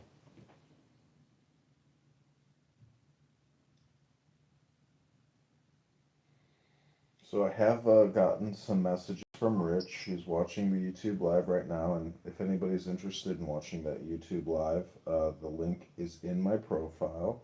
And Rich is sending me all kinds of stuff about Monica and some of her communications with other Chillism members, which some of you may. Wait, hold on. Before you go simping for Rich, let's just be straight. He tried to call her out on a stage, tried to say some, things that she said that he took out of context. He's made it sound like she was a racist. All the while, he was in a room using the N-word repeatedly. You busted, Rich. Rich. Has been blocked from this room. Now, he could get back if he swears that he's going to follow all the rules, but he would have to swear to follow the rules. Because right now, I think that Rich has offended enough people in this room, broken enough rules, and the last thing that he's ever going to do in my presence is disrespect the Queen of Clubhouse. Well, he's putting a lot of smiley emojis in the YouTube live stream right now. And he wrote, well, I don't want to read all the stuff he wrote, but he heard you loud and clear. So if you unblock him and he apologizes, makes atonement, and agrees to abide by the rules, I'm trying to play the mediator. I might have to put together a 9-person tribunal to oversee this. No, Rich thinks everything's my fault. I'm so excited, by the way, as a newcomer. Who is Monica? And what is this trend? She's. I'm just happy to be here. Joe. So Monica is everyone's favorite Canadian who wants to make America great again. I've never interacted with her. Hey, don't be doxing my girl. You mean Jeremy? Or Monica? The chances of you seeing this YouTube short are super. Yeah, Jeremy is Mojo's girl. What are you talking about? I'm just happy to be here. Is it my imagination, or does Joe sound dead ass like Matt Cool? I am not Matt Cool. I promise you that. Where's Matt Cool at? He is the Aristotle icon. He's currently in a Pepe room. Yeah. No, he's right down below. He is the Aristotle icon. Oh yeah, I see him. Wait, what did he vote? What's the blue? I will pass. Of course Matt Cole passed on a book reading room.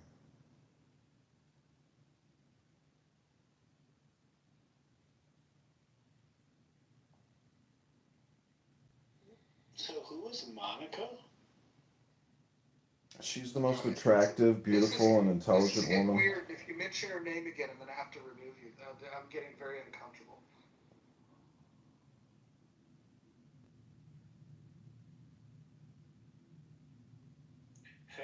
Fair. Joe, you haven't answered the survey question yet. Are you interested in joining our book club?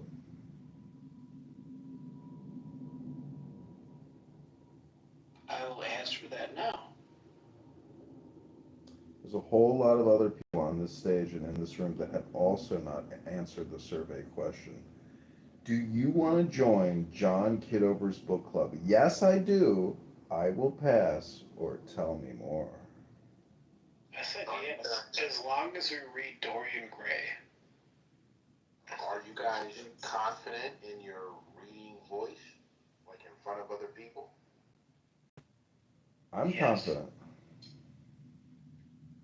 I can read rock. Hopefully it doesn't have big words.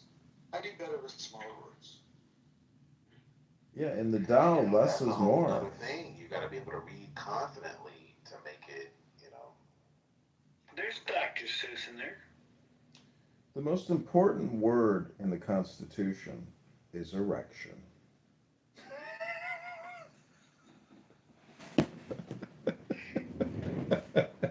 That's the most important word in my Constitution.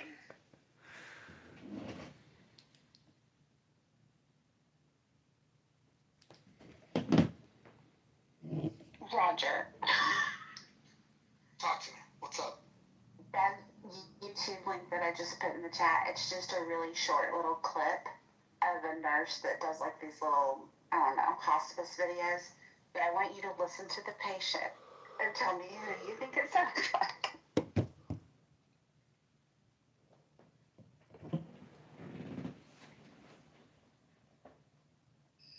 Yeah, I don't know what you mean by saying that Joe he doesn't sound like Matt Cool to me.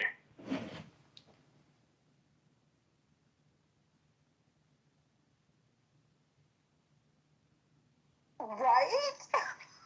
Yeah, I'm not. Dang. That's crazy. That's crazy. It's her voice twin.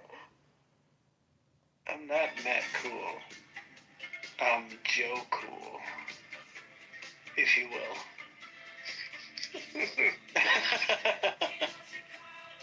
Joe, back in school.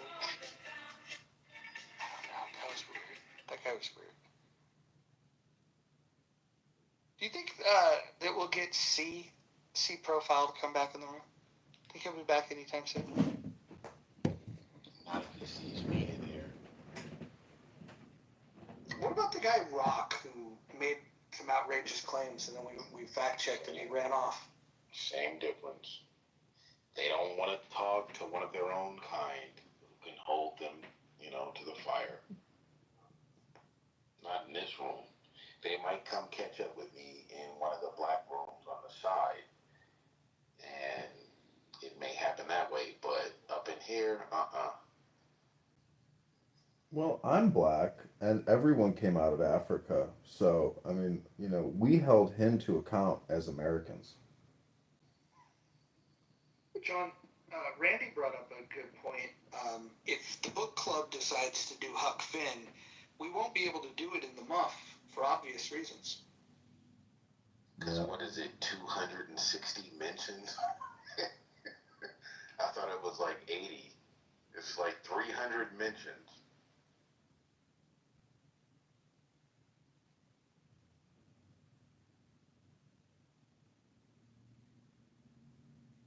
Surprisingly, I think it's only African Americans that I have heard use the N word in the muff. Nope, Rich has used it.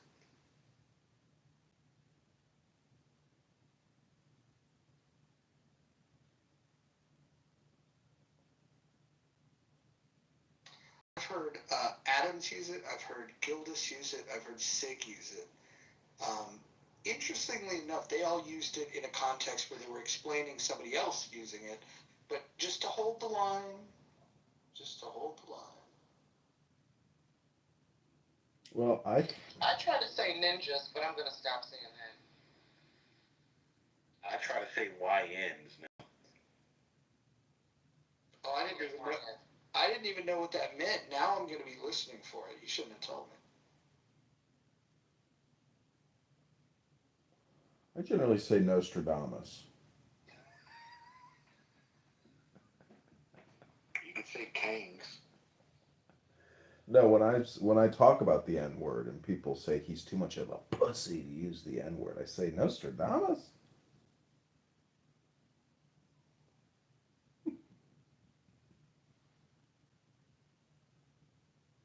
We added no saying the K word to that rule. Rule number 7's now banned the K word.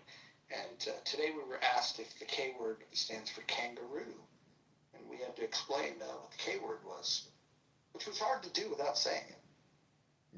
Kitover also starts with a K, and many people don't know the Hebrew basis for the word Kitover. I didn't know this until I went to a rabbi's house for Shabbos, but he was like, "What is your last name?" I said, "Kitover." He said, "Do you know what that means?" I said, "I don't know. What do you mean?"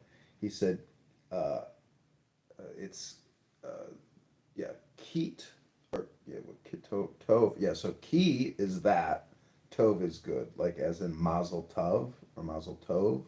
So Ki in Hebrew is that, and Tov is good. So my last name means he is good, and thus my nickname at the bar is Good Johnny.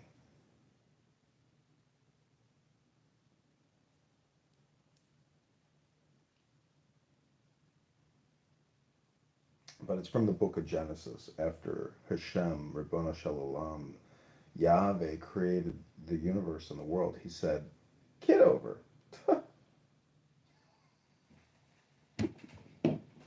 How did Necro get his username? It was just a play on with, originally on Discord, I go by Necro Cancer, so. What does that mean? It was just a play on Necromancer, Necro Cancer. 99. That was the year I was born, so. Micro, do you think Clown House has been good for your collegiate career or a negative drain on your collegiate career? Clown House. Yeah, I'm just saying, like, has it actually improved your life? Has it made your socialization better, your communication better? Like, how has it helped your college, experience? You say Clown. Like Clubhouse. Okay, Clubhouse, Necro. Clubhouse here. Necro, come on. Don't do this fucking thing where you like do the worst of the autism. You're better than this. You knew what he meant. Yeah. Give the autistic kid a break. Can the autistic kid give us a fucking break? If my autism will allow it.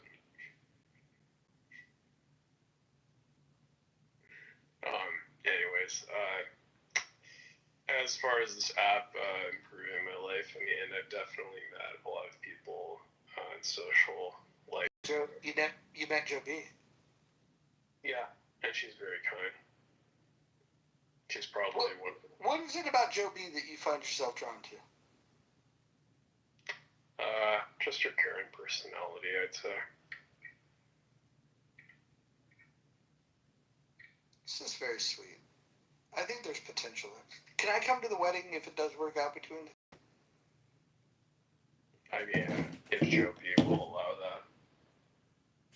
I think she would fan. Just rent Harold and Maude and save the plane ticket. Yeah, I mean, it's okay with me. I mean, as long as Joe B is okay with it. Rent Harold and Maude.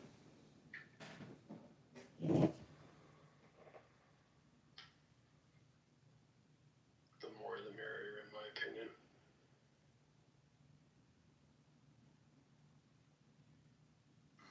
Am I the only one that doesn't like Monica changing her name to Scarlett? Does anyone else have a problem with that? I didn't know she changed it to that. Yeah, I have a problem with it too. Yeah, she'll change it back.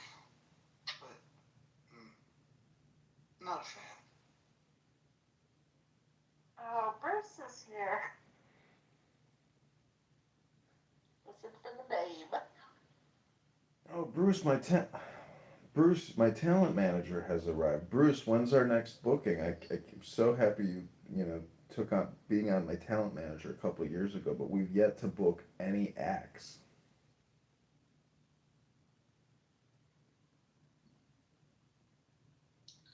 Loves that Serenity's on here. Where's she at? Her name is not Serenity, you retard. Hey, Bruce. Oh, okay, I'm a retard. Okay. Correct. Her name is Sorority. Whatever. Serenity. So I'm a retard because I said correctly to you white people, right? Oh God, we got another one. Are you a clone? Yeah. Why do you do this to me? Is it because I'm white? Alright. I see where this is going. Do you know C profile, Bruce? Bruce, tell us about your favorite white person. I have people that are my favorite. White, black, purple, this and that. So you can say what you want to say, but I'm not going to agree with it because you should know me.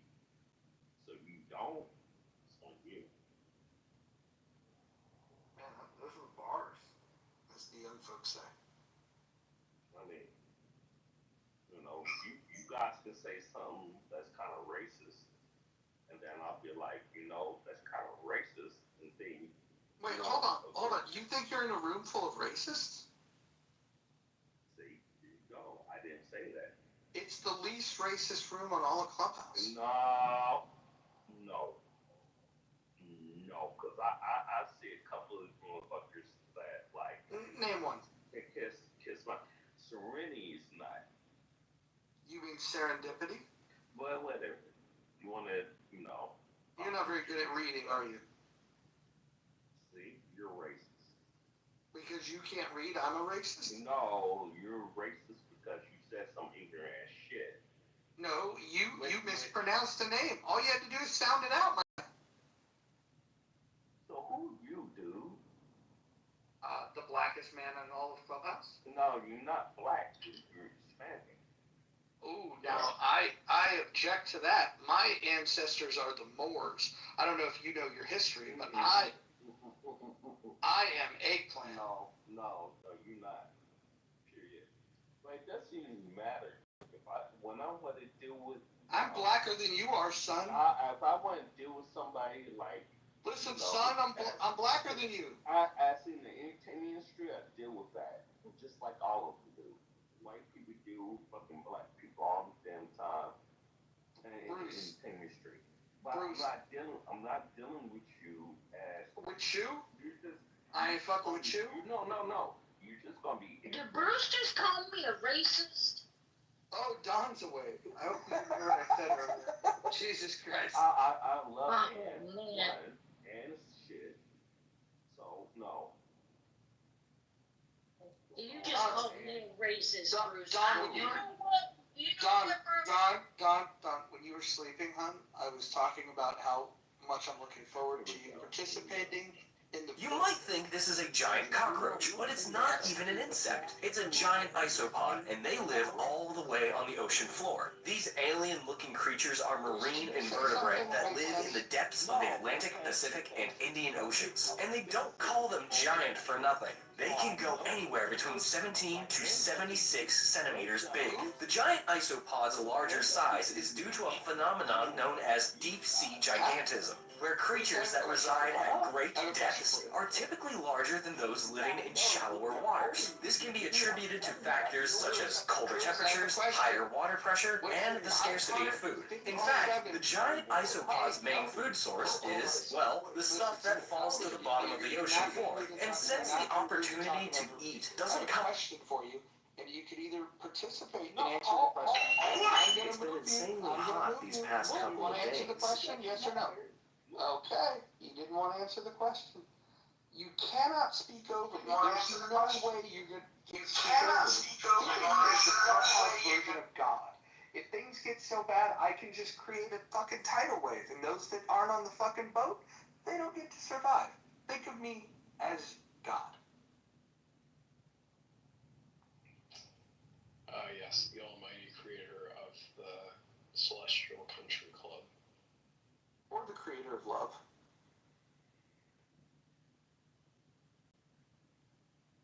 God loves who he chooses. Sounds like the film Caligula. You know, Gildas, if you had a blaxploitation film in the 70s about Caligula, you could do a little play on the word, and it might be really fun. It might be an interesting concept to pursue.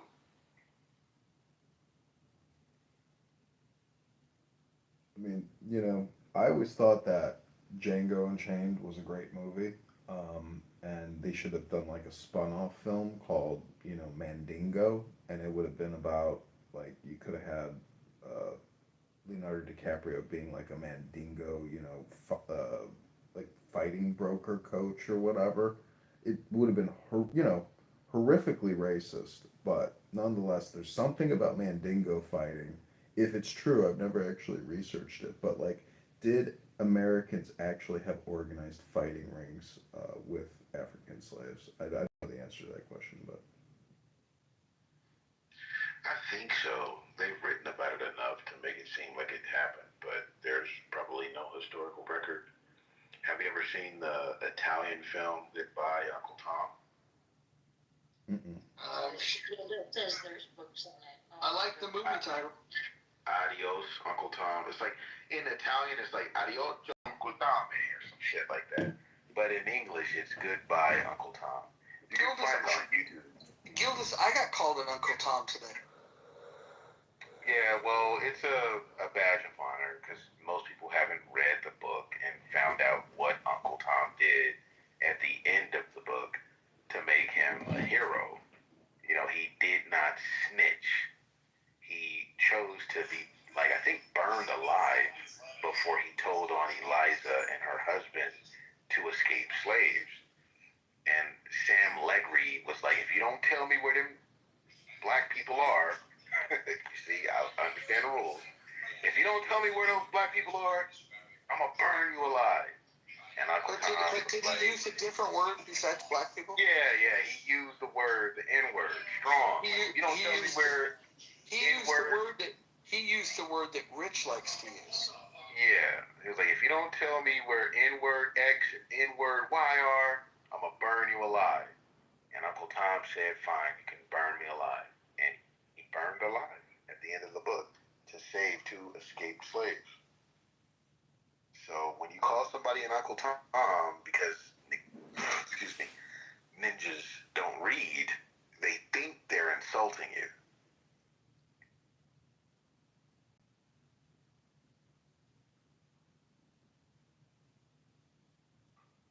if you don't believe me, Chat GPT it. Uncle Tom died to save runaway slaves. That's how he died, and he used his coon tactics to give them a head start. It's really crazy if you really read the Harriet Beecher Stowe.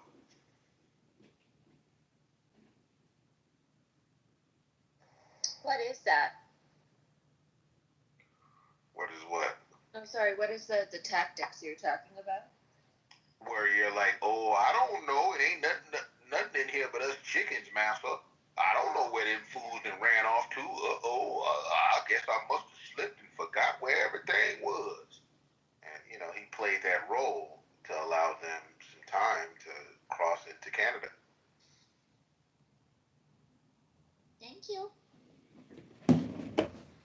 You've never heard a former American slave, now Canadian resident, come on this app and talk about their lineage or history or how they made it to Canada. Oh, man. If we could hear from the Halifax black population, the Newfoundland and Labrador black population, what their stories must be, how their grandparents got up there. I mean, please. Escaping north.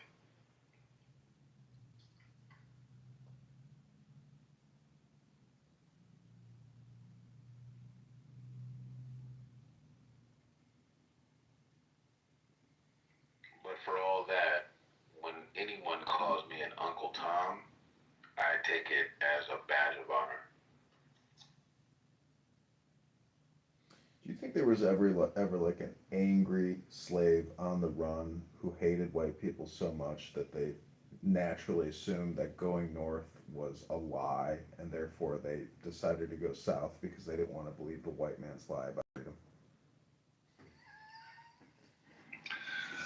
I mean, potentially. Yeah, but I think at the time, most people understood that if you wanted to get free, you gotta go north. Why does he think it's a serious question? There was no reason, and it was too difficult to escape into Mexico. So, yeah, man, you cross that Ohio River and keep going north. As far north as you can get.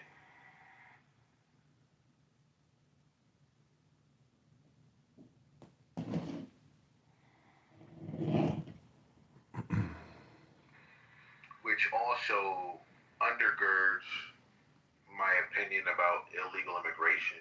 I think they're just trying to move north too.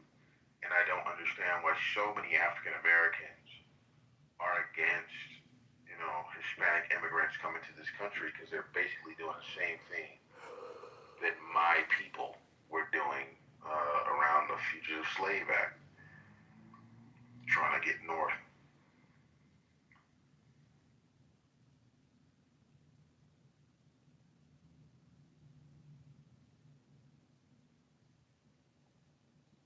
Well, what do you think about Trump, supposedly telling ICE to arrest Hispanics, especially if they're speaking Spanish? Well, I'm not the most, I'm not, I didn't vote for Trump. I didn't support the tariff plan or any of that. And when it comes to immigration, I also disagree. I think the people who are here, who are working, should be allowed to stay. And whether you give them amnesty or whatever, figure that out and let them stay. But roundups and ICE raids and things like that, I'm not, I don't like it. And I know that there are Hispanic criminals from the cartels and shit up here, and they are contributing, to a diminishing of what I know, Southern California to be. They commit crimes, they tag up shit, they do all kind of fucked up shit, human trafficking, you name it. And they should be, caught and deported or imprisoned or some combination. But I do believe that the vast majority of people who are coming over here, quote unquote, illegally, they have every right to be here, and they should stay here, and they should be like vindicated. Like, yeah, thank you for showing that people are willing to endure all kind of crazy nonsense to get here, and let them stay. I don't know how much it costs to go through each and every case, but ultimately, yeah, they should stay here. They're cool people.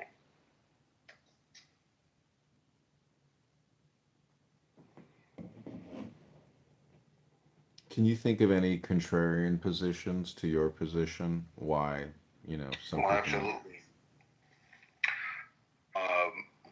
As my cousins in LA tell me, they pole vaulted over here, and it just looks like they busted a pinata all over Los Angeles. They don't get in line with the customs of the country. They play their music too loud.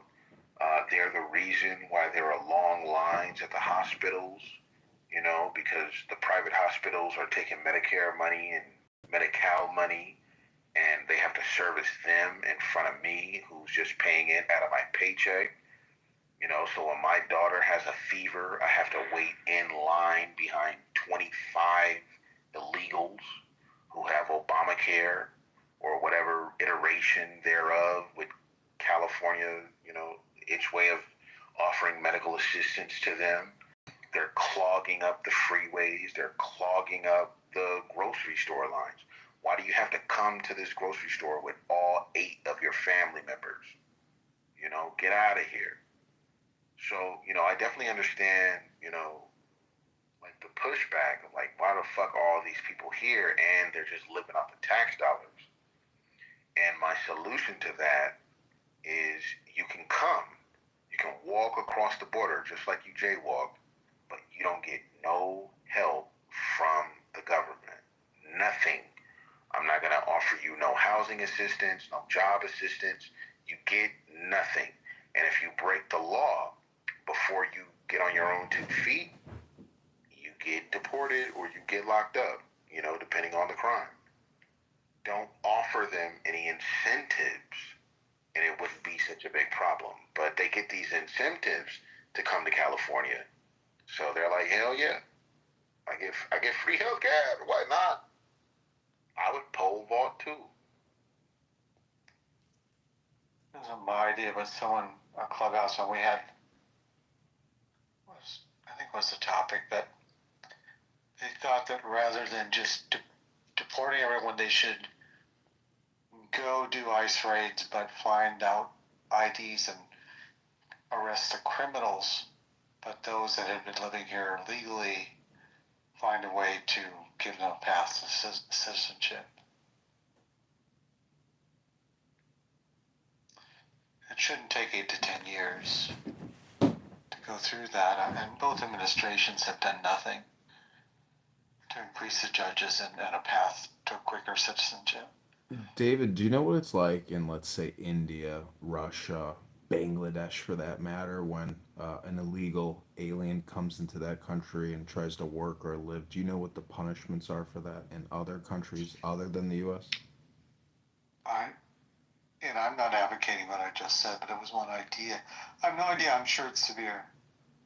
Yeah, it's very severe. It's like 10 years automatic imprisonment in Russia, multi-years in India. I mean, other countries do not tolerate this type of clown world behavior. I don't know if some of you are aware of that, but America is very lenient compared to the rest of the world on this one topic.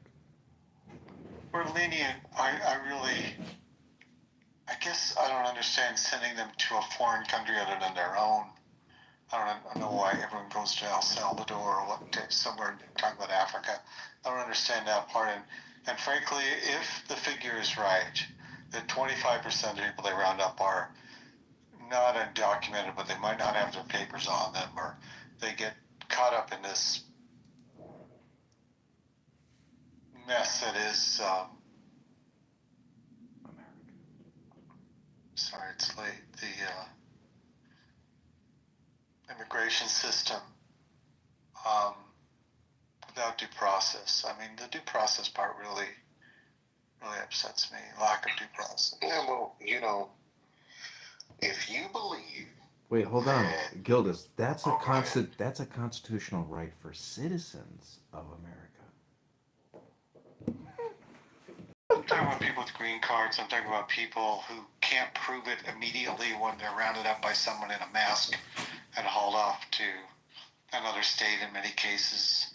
It just seems like that part of the system that my government is doing is Well, I believe in the old-fashioned idea that America is unique. It is the shining city on the hill. And no matter where you are on the planet, if you're suffering from authoritarianism, totalitarianism, your number one goal in life is to try and get to America. And so, and I want to interrupt you for a second, Gildas, because even how do you account then for the imbalance of immigrants versus citizens that we already have and then would be in the future? I mean, we are in a sense giving our country away. Because part of what your argument was true. They're not assimilating. They're not, my father came here in 48. He already knew English from Germany. He wanted to become an American citizen. Fortunately, there was a 4-year process for him to do that. And he was proud to be here and proud to be an American. We don't see enough assimilation. Well, then I'm inclined to agree with you. Insofar as anybody from around the planet should be able to walk across the American border or swim across or float across, whatever it may be. The only stipulation is that you believe in individual rights. And if you come over here from wherever the hell you're from, if you believe that and you can espouse that at the border, that's the stipulation. And if you walk back on that or you try and come over here and be a communist, then yeah, you get deported. You're deported. But I'm also not going to give you a free apartment and free health care. If you came all the way over here from fucking Mongolia or fucking Venezuela or wherever you came from, because you believe that, man, if I just had the chance to be an individual, I could make something happen, then yes, come on in. You're welcome in America. Black, white, Asian, Filipino, I don't care. Iglu. My father did have sponsors and a job. Well, I mean, if you got that, even better. Even better. But the point is, you're not coming over here to say, well, I made it here. Can you give me something? If you come over here with that mentality, I want to check you at Ellis Island. You look like you got lice anyway. Go back to Italy. Go back to Morocco. Go back to Guyana. Wherever the fuck you came from. Go back. You can't stay. But if you come over here being like, yo, man, I got $12 in my pocket, but my uncle wants to make me the flipper at his pizza restaurant in the Bronx, and that's what I'm going to do. Come on in. I want you here. Yeah, come on in. Let me see what you do. And let that motherfucker, give them a trial period. If in 5 years they turn communist or some shit, then they're deported. But if they come over here and start opening up Levi's jeans and, all sorts of businesses and things that contribute, you're welcome. That's the only stipulation, is that you believe in the principles of the Constitution. That's how you become a citizen. You swear by those laws or those ideas, rather, and you come on over here and make it happen. That's it. Gildas, let me ask you a question then. Do you support Trump's gold card? Because essentially that's what that would fit the ideas you're saying. If someone can pay for their citizenship and be a productive member, multi-millionaire, you'd be okay with them? No, I don't think you need to purchase a gold card. You just need to be able to come over here and be willing to fit into the economy where you start and go from there. You don't need a privilege. Do you support the gold card? No, I don't support a gold card. No, I don't support any of that. But that's contradictory of the statements you just said, though. Because Trump's created, or I don't know if it's actually in place. I think it's better. I don't think it is yet. But no, I wouldn't want the government giving out privileges to people just have more money. No, that's not what it's about. It's, will you come over here? It's a very old-fashioned idea from like the 1880s and even before that. Will you say that you believe in individual rights in a free market? Will you put your thumbprint, whatever the fuck, some bio data out your cheek? I don't know. Will you say that that's what you believe? And if you say yes, you got 5 years to prove it, 2 years to prove it. If you come over here and become a criminal or some other shit, you're deported. If you come over here and start a business, a kiosk in a mall, and it grows, well, you get to stay, you're a citizen. Vancouver, I think, when did Hong Kong change? 94, 95? When they 1997. 97, thank you. So if you had $500,000, I believe, and you brought it into this country with you, you could get citizenship. Or at least is that a realistic way to enforce immigration, though, Gildas? I mean, you're going to have the federal government go check to see if they were following up to what they've swore to? They lose it. I mean, well, that's what they're doing now, and it's not necessarily working the best way. They're finding people who may or may not be criminals, and they're just using the largesse that they have to seek and destroy. All right, well, stop wasting all of that money. Wait until a person actually commits an egregious crime, and if they do that, then, deport them. I'm fine with deporting people. Like, I'm not just trying to overfill the country with refugees who claim they're refugees, but they're actually criminals like Tony Montana. I get it. He's asking, Bruce Tupper thinks an egregious crime. That's taking an egregious crime now? Or yeah, it needs to be an what kind of crime are you talking about? You can come over here as a quote-unquote illegal immigrant and steal an apple. All right, and then you're just subject to the penalties in your jurisdiction, whatever that may be. I mean, if you live in Los Angeles, you can get away with it. If you live in Iowa, maybe you get locked up for a night or you get fined. I don't know. That's up to the state. Let me ask you, Gildas, then does an American have to be a victim to a crime first? And like that apple in your example was someone's property, so you're okay with deportation only occurring when an American is a victim and their property or their person has suffered some sort of injury. Yes, because you're. But you give an exception to the apple because that's not that much, right? Because you're innocent until proven guilty, just like all other Americans enjoy that privilege. You're innocent until proven guilty. No, but why should an American have to be the victim first? Because you're innocent until proven guilty. It's not a one-to-one that an illegal immigrant is going to come over here and commit a crime. So they should not be punished for that. If they do steal an apple out of your orchard, then they are now a criminal and they're guilty. And you can prosecute them based on your local laws. But prior to that, they should not be understood as criminals.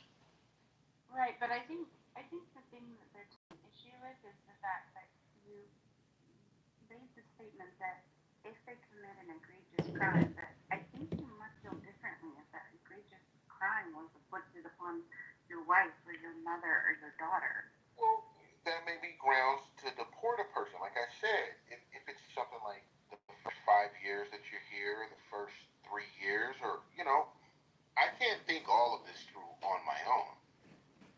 Obviously, this would be something that we vote upon. We can hash out the details.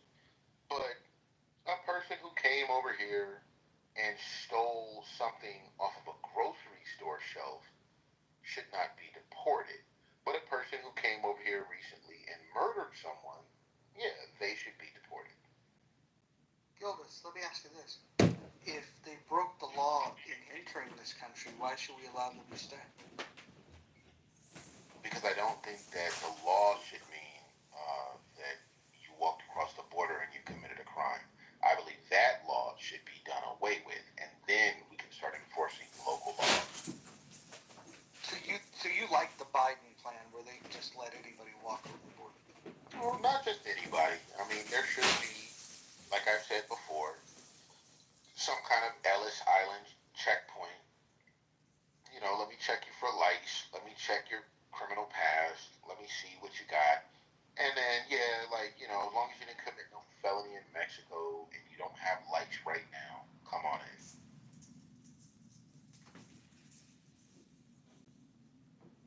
So I just point out that hold on. Just I want to point out that the poll is up, and for those of you that like to read, you'll probably really like the book club that we're putting together. John, can you tell them about the first book that we're going to be reading? John, are you away from your feed? All right, we'll check in with John later. Go ahead, go. Sorry, what was that? Yeah, so I'm not like a full. Oh, John's back. There we go. John, tell them about the first book that we're going to read in the book club. Well, my suggestion is Lao Tzu's Tao Te Ching, which means the Book of Changes or the Great Way, which is a Chinese philosophy book. There you go. The first thing that we're reading is a Chinese philosophy book. I've never read it. So I'm excited. And just so you guys know, what we're going to do is we're going to read the book aloud on Clubhouse. We're going to do rooms, and each person is going to take turns having 5 minutes to read from the book. Some people aren't going to want to participate. They don't want to expose their reading comprehension level, but that's okay.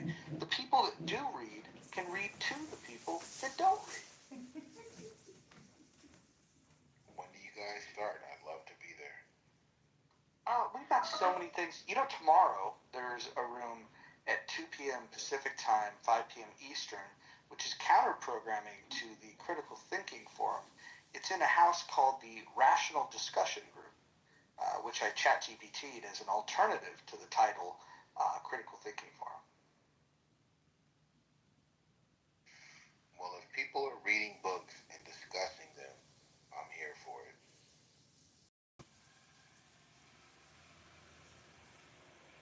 Are you going to be here tomorrow, Gildas, or do you have things to do? I'm pretty much open until the 25th. You know, I got 3 kids, so I can't always get on during the day. But, you know, I can come in around this time and maybe 2 hours before it. That I can do. Oh, so you on them banker hours, so you can come on Clubhouse in the swing shift. Yeah, it's like I know everybody's getting ready to go to sleep on the East Coast. People who've been holding rooms for 8 hours on the West Coast, it's like, you know, it is what it is. I think the readings that we'll do will be later in the evening, but the hour and a half room that we do in the Rational Discussion Group is really just a room to provide an alternative to people that don't like the shit that Gary Bumgarner's been doing. He doesn't allow the chat to stay open, and he created a Facebook group for the boomers to participate and chat on Facebook. And so Anson Burlingame, one of the greatest people ever on this app, he helps lead these discussions, and I thought the first room was great. So we don't know what the title's going to be tomorrow. What we do know is it's going to be a good time. So tune in tomorrow for Rational Discussion Group. Big shout out. I just put a list of some of the books that I've read so far that come to mind this year. I have some suggestions, Mojo. That's fine. You think you guys are the only ones who are suggestions? No, everybody will. Listen, John picked one. This is what we think we're gonna do. John's picked a book. We're gonna go with that, and then Art of War is what Kristen proposed as the second book.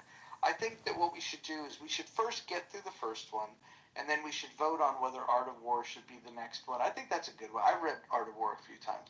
I think that'll be interesting. But there's a lot of things that we could do. Have you ever read Behave, The Biology of Humans That Are Best and Worst? Well done. No, but you know there's a book that talks about this theory that human beings got enlightened by the monkeys coming out of the trees to eat mushrooms. We could get that book and we could read that out loud. That might be fun. Are you talking about Food of the Gods? No. Eating meat made our brain grow faster. Yeah. Carlos Castaneda. Are any of you familiar with Robert Heinlein's Stranger in a Strange Land? Yes. I actually have the book of it. Did he write Starship Troopers? Yes. Yep. Okay. He's also the one that came up with the term "there ain't no such thing as a free lunch." Yeah, it's interesting. It's interesting though. Robert Heinlein, he actually competed with the guy who founded Scientology with Dianetics, Hubbard. They both were competing to see which book could create a cult with the Stranger in a Strange Land. So.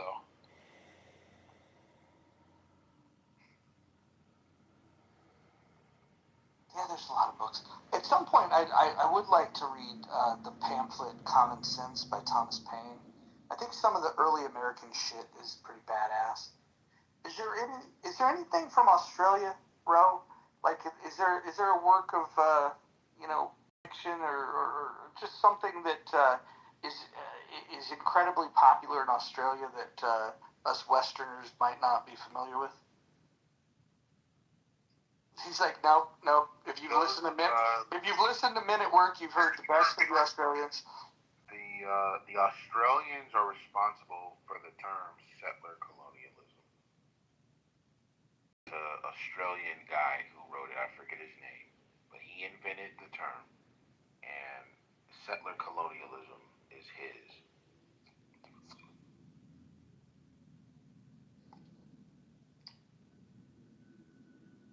I wanna put in my vote for the Psychopath Fest by Ronson.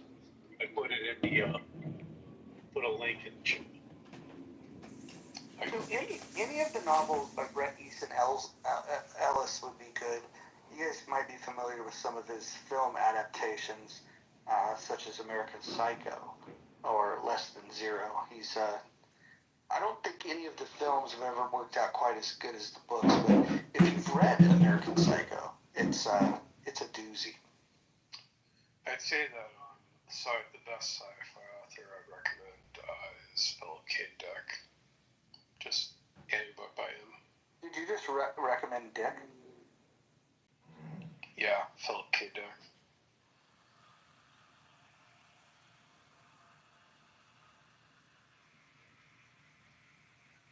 Mitch, what was the book again? Mine, the Psychopath Test by Ronson. If we ever want to really lose people and just read from something that's super boring, we can get Cricket Lou's book, DNS and Bind. He is the one that wrote the book on DNS, if you're familiar with domain name systems. Well, yeah. I actually left a quote by Dick in my bio. So. What do you guys think of the quote that's in my bio? Let me check it out.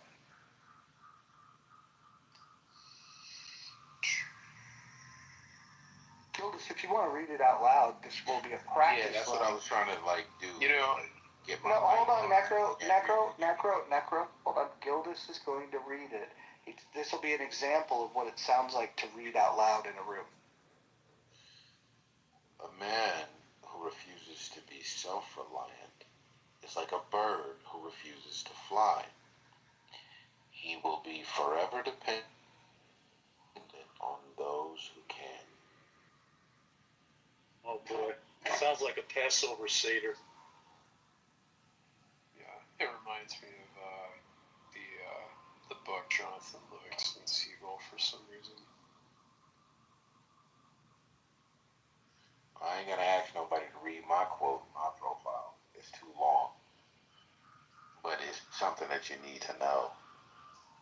So just read it on your own time.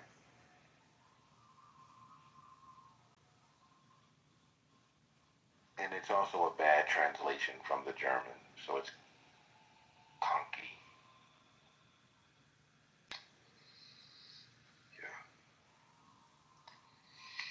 Yeah, I also put in my bio that I share the same birthday as Eric Clapton and Van Gogh, and I also was born on the 18th year anniversary of when Reagan was shot.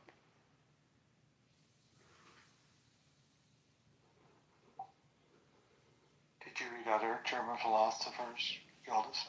Or is that your favorite one?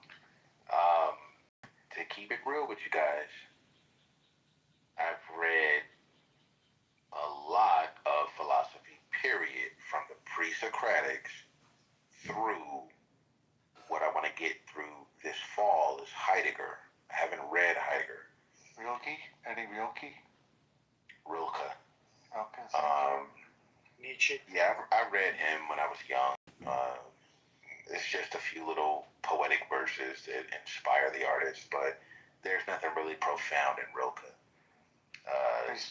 Yeah, you got to go back to Nietzsche. You got to go back to Nietzsche. And if you read your Nietzsche, which I'm also, I read that deeply, man. I thought I was a Nietzschean when I was like 19. I loved it because his prose is so beautiful. He's an elegant writer. I wish I could approach 10% of his elegance, but he's out of his mind. He has no idea that his stupid ideas are going to lead to Nazism, but they do lead to Nazism. So, Gildas, here's my test of whether you're knowledgeable of Nietzsche. What did he mean when he said, God is dead? Oh, he meant that the Enlightenment had undermined the ability for God to be the authority. If science is going to be the new authority, then how can we rely on God? And if we don't have God in place anymore, how can you keep the people in check? It'll be left up to the scientists,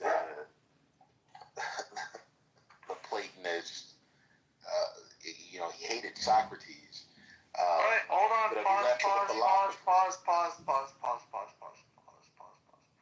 want to welcome Joe B back to the room. Joe B, I don't want to make things awkward, but welcome to the room. You might have admirers here. Gildas, go ahead. Yeah, I mean, ultimately, he was saying that, okay, you can use this science to discover everything about reality, but humankind has relied upon religion for so long that the only people who can guide society after that are going to be like the Ubermensch, the Supermen, and what have you. But if you undermine religion with science, which is what he thought Socrates was trying to do in the very beginning, that's a bad development in Nietzsche's eyes.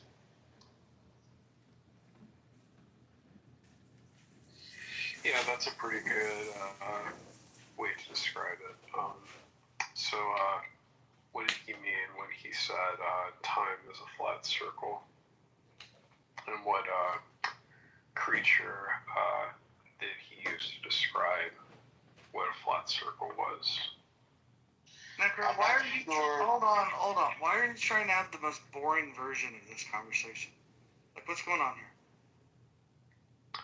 Yeah, the test that you do to test people's knowledge of Nietzsche, because I'm also very familiar with Nietzsche. I'm not sure. Hold on, why are you trying to test Professor Gildas? Because, I do admire his intellect if he is a person who knows about Nietzsche.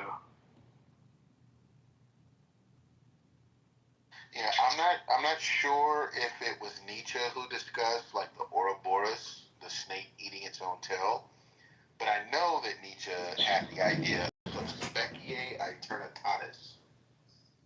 Would you be willing to live this life over and over again? Sub specie aeternitatis. It's a Latin term.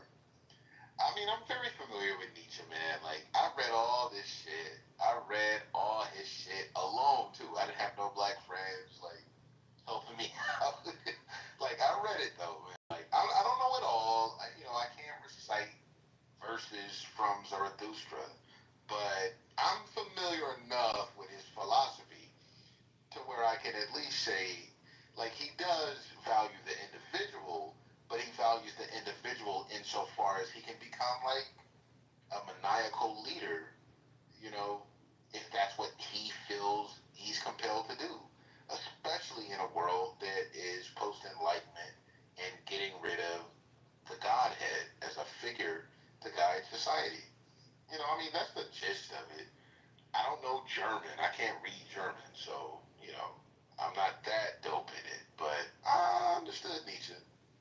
And it's inspirational when you're young, but as you grow older, it's like, nah, I can't rock with that. Yeah, that's fair. I mean, you seem to have pretty good knowledge of Nietzsche, so let me just ask you this, my final question to wrap everything up and to make things less boring. What would be your favorite quote by Nietzsche? It's a quote in the Zarathustra that Brecht used to make the song Mac the Knife that is a jazz standard in America, where he talks about the murderer just enjoying the bliss of the knife, you know, and he's trying to account for, you know, like, how could you be a murderer, you know, and it's the bliss of the knife. And I have an old, almost like King James Version style translation of it, and that's how they translated it. The bliss of the knife for the murderer. You know, I forget the chapter in Thus Spake Zarathustra, but I know I could get it right now if I went into my library. But he talks about that, the bliss of the knife. That's very Mac the Knife. It's one of my. Yeah, Mac the Knife kind of comes from that idea, but you know, Brecht, you know, translated that in the Three Penny Opera, and then Louis Armstrong picked it up and made it a jazz standard. Yeah, man, like, I've read my Nietzsche, dog. Like, you know, I've been on it, and I'm black, and I'm African American too, and I know you don't come across African Americans who read that philosophy like that, but I've been on my shit. No, it's definitely something. If you want to know my fascination with Nietzsche, I actually have a quote by him in my bio. The other one that I love is from The Birth of Tragedy, where he says something. All right, hey, we're gonna have to stop having the most boring conversation possible. Like, this is weird. All right, my bad. But he asked me, he called me to the stage. Like, I'll just say there's this one other quote. Before you do any other quotes, just read the room. All the ladies left. You dried up every pussy in the muff. All right, my bad. I'll keep quiet. My bad. I was supposed to guess on the 37th mojo. Yeah, go ahead. Current national debt. Yeah, it's a good one. Do you know what the current unfunded liabilities are? Oh my God, much bigger than that, right? Yeah, we could call it 100 trillion. On the national debt clock, it said $514,000 for every family in the United States unfunded liability.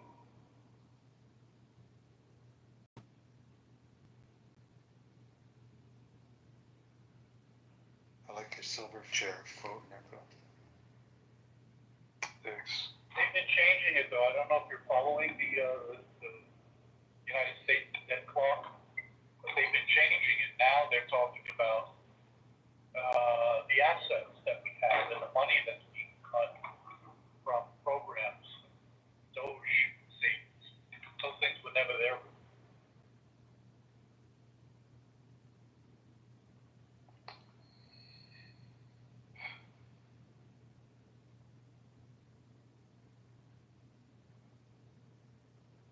Yeah, my bad. I didn't mean to nerd out.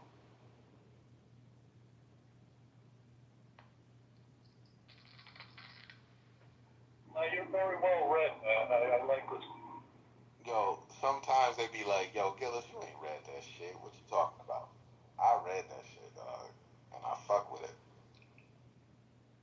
That's funny. Can you imagine reading a book like that? I read that shit, dog, and I fucked with it.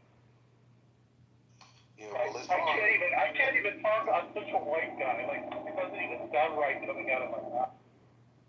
Yeah, but I know what you mean. It is what it is. It's not a racial thing. It's just a lot of people, maybe they don't even have the time to read it and study it. I understand it. It does take a long time, but if you can squeeze it in, it's rich.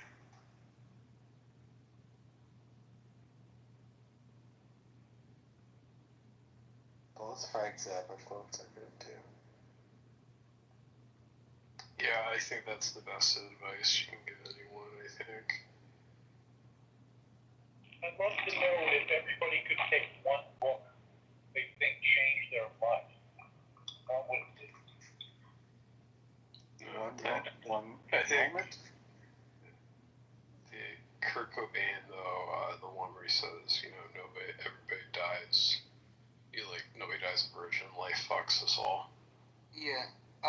He said a book that, that was influential.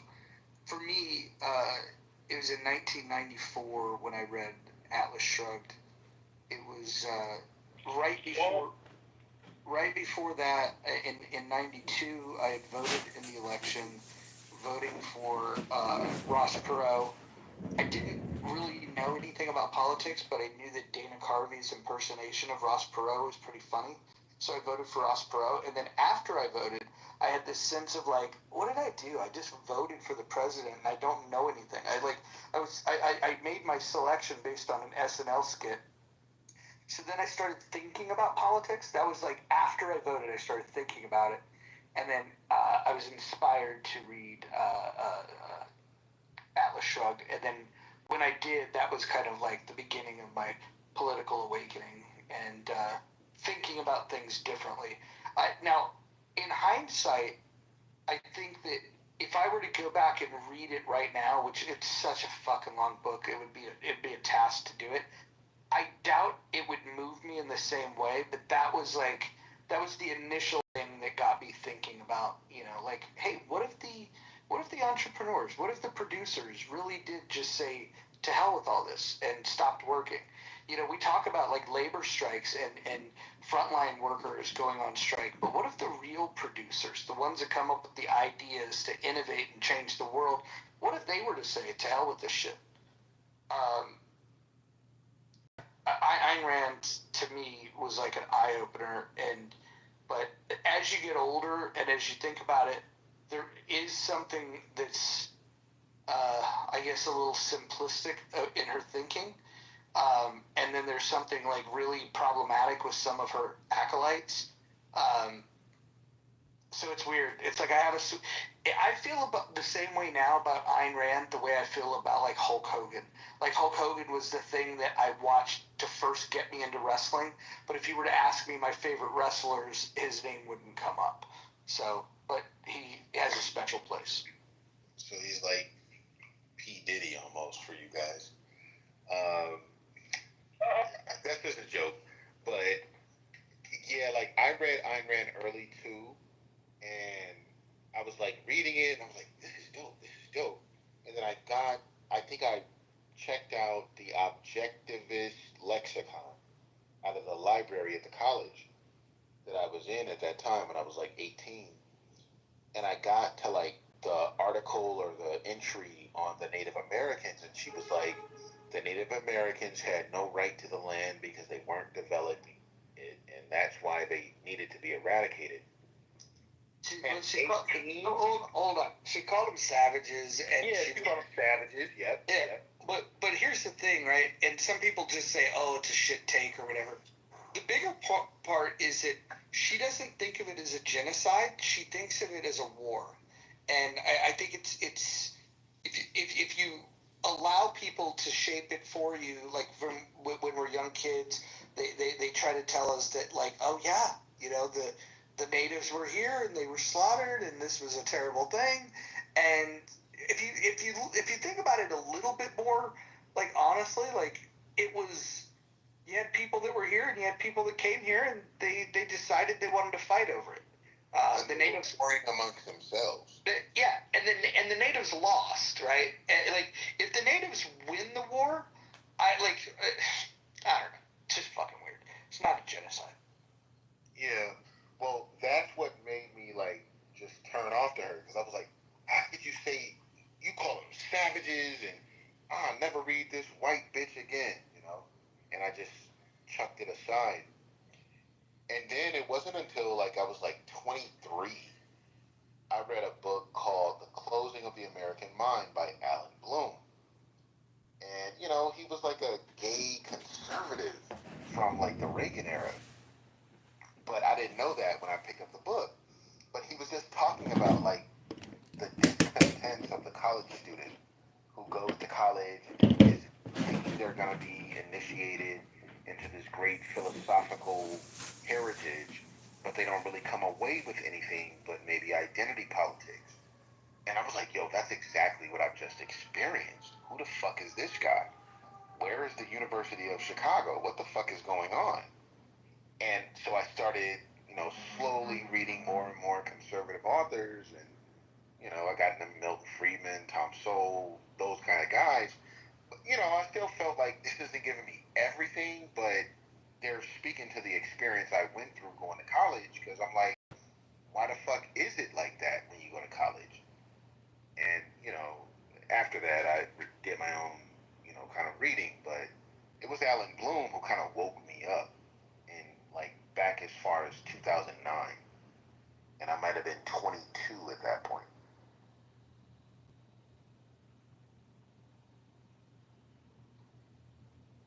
Have you ever read Robert Nozick? No, I have not read Nozick. I think he's one of the most overlooked philosophers. I've so been meaning to read his book since you recommended him to me. Anarchy, State, and Utopia, it absolutely shits on both Rawls and Murray Rothbard in one book. It's like, he just writes one book that just shuts both of those fuckers down. It was glorious. Yeah, see, I still have a lot of authors whom I need to read, but once I got out of graduate school, I was like, I want to know more about this, but I don't necessarily want to go and get a PhD. And because I was living in New York and Brooklyn, you had like Hegel study groups. And so I signed up for one. And I mean, I'm telling you, man, we read everything from Kant through the young Hegelians, the right Hegelians. We read Marx and Engels. And then right when they got to like Luxembourg, I was like, all right, I'm done. I've had enough. But I would sit in the rooms with them and like listen, because I didn't know if I was a Marxist or not, or if I just liked the revolutionary shit or not. But I was like, yo, fully engaged. And after going through that, I was like, ain't no way I can be a Marxist, because you motherfuckers have no idea what you're trying to do.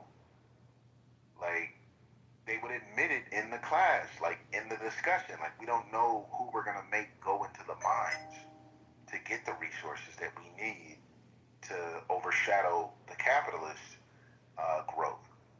And I was like, well, you guys have admitted it yourselves. Marxism don't work. And, you know, after that, I don't know, COVID happened, Clubhouse happened, and now here I am. But I don't even understand how people could entertain Marxism. But I do understand, because nobody's, like, really read it, you know. That shit is crazy, because the professors are... Especially CM. Yeah. Yeah, this was your undergrad. Hi, my friend. You want to talk about something, Mojo? You have no idea who you're talking to. No, I know exactly who I'm talking to. You're the guy that gets removed from stages in the philosophy rooms because you don't know how to shut your mouth. You don't make good points, and all of the other philosophers kick you to the curb, and then they laugh. I'm not even. There's what philosophy rooms? First of all, you talking about? I'm mostly in science, physics, and mathematics rooms.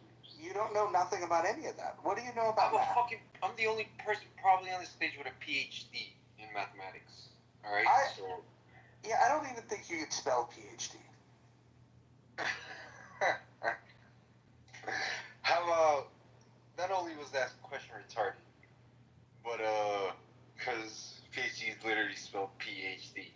Do you know what PhD stands for? Doctor of Philosophy. Next question. Do you have any philosophy, specifically a good one. Like, I mean, you know, in the hard sciences. I don't want to hear you have a PhD in fucking, you know, gender studies or sociology or some shit. Which You have an engineering degree or biology. Well, hold on. Well, hold on. I'm telling you, in no years are you more. Can I respond? And I would prove it. May I respond? See, this is what I'm talking about. Go ahead. You get removed from stages because you don't know how to shut your mouth. So I've never seen you in my life. Shut the fuck up and allow him to speak. He's got his little fucking ball on his head tied a little too fucking tight. So, yeah, I have a CHD in economics. Do you want to discuss? The fuck is a CH? Doctor of Clubhouse? Exactly. You're one of these wannabe clubhouse philosophers. Have fun with that, bro. Okay. You claim to be educated and you still speak broken English. No. I'm from Miami. This is how I talk generally. Wait, you're from Miami and you speak broken English? Do I sound like I'm speaking broken English? Yes. Well, I don't know what. You sound like Che Guevara right before he was going to take his last breath. I was going to say Benny Blanco. How fucking stupid. Okay, so you guys are crazy, like far right or something? Like, is that the thing? And that's why cocksuckers. Hold on. Or fucking ranty. Hold on. Pretending like they discovered the virtue stuff. When you can find it in March 1848 treaties. Come on. Hold on. God, in no universe. What? I promise you. Don't. I've heard you. You don't even know how to have a fucking conversation, you fucking retard. You don't understand. Okay, I gave you my warning. Go ahead. I told you, Roger. He doesn't speak English. He doesn't know what shut up means. He doesn't know how to have a conversation, for fuck's sake. Welcome to the stage, Hagoop and Dave. What's going on? Hopefully you guys speak fucking English. I'm gonna stop. Well, he definitely speaks English. Yeah, I try to do my best. I sound like I'm from California, which some people don't think is proper English. But No, you're good. This is sounding like Bakersfield right now. Go ahead. Oh, no, definitely not. That was weird. Kind of a narcissistic role. I got a question. Fresno, man? No, I'm Southern California, Los Angeles County. Oh, okay. I lived in Buena Park for about 6 months. Did you at least enjoy it? Well, I was on mini golf at a driving range, and we had Knott's Berry Farm, and we had the dinner and a show spots. I mean, there was a lot of entertainment, but other than that, it was lame. You had to go to. For me, it was going to La Habra, where I can go and get a taste of the Hispanic, and they smelled amazing. It was awesome. I think I'm closer to where Adams is at. Actually, no, Adams is on the west side, so I'm on the east side. I'm not on the west side. I think you and I both have the same congressman. Hey, I got a question for Necro and Gildas. I just got rid of Adam Schiff. Oh, we definitely do have the same. Damn, we're like practically neighbors, Adams. Can I ask a question about Nietzsche? Oh, no. It's Nietzsche. Nietzsche. It's about the will to power. So, is will to power and is God dead, or God is dead and will to power, are those contradictory statements? You'll find out in 50 years. No, they're not. The notion of God is dead means that man is no longer ruled by Christianity in Europe. But to say that, the other part of it means that man has to decide what his fate will be, what he will want to do without, with the absence of God. And Nietzsche said that was a great development, which is what the Enlightenment also said. But where he diverges from maybe like the Voltaires is you don't have to use reason as a guide that God is gone. You can use your feelings. You can use your blood and soil nationalism to direct your thinking.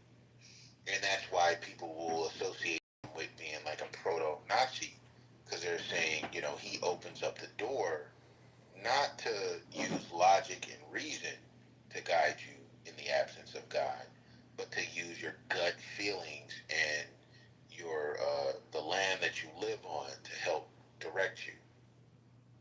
Well, if you want to talk about an abandonment from reason, we would go and look at Kant. Well, Kant wants to hold up reason, but he wants to make some room for faith. And that's all he really did. He didn't. No. The problem with Kant is the simple fact that he believes that that people should submit to this idea of a duty to other people. This is highly problematic. He doesn't believe in people's ability to to reason out of self-interest.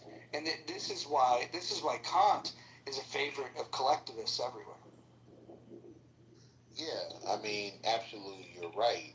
Like, Kant left the door open. He just didn't get explicit about it.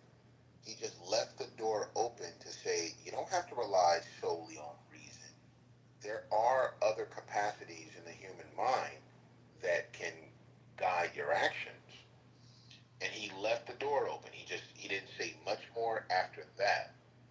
But after that, you get Hegel, who says, okay, so I get to decide what's going on as an individual, and he comes up with his tripartite philosophy that's crazy.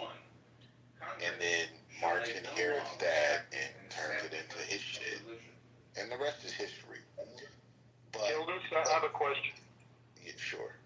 2 minute precepts. Knowing what you know about philosophy, what do you think of Donald Trump?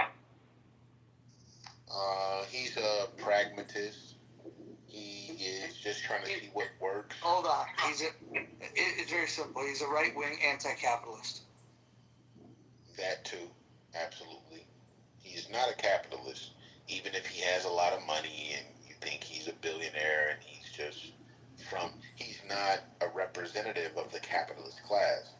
He's a representative of the pragmatist class. No, he's an economic interventionist, is what he is. He's no different than the fucking socialists. He just wants to put his hand on the scale in a different way. I agree. He does not believe in the market and the individuals in the market making the economy stronger. He believes he can have a role in it. He wants to be the invisible hand. I actually don't think that he wants his hand to be invisible. I think he wants all the credit for putting his fucking dirty ass fingerprints all over the economy. So yeah, that's true. Yeah, he is a government interventionist, and insofar as he is that, he's not a leftist communist, but he's operating from the same standpoint that they operate from.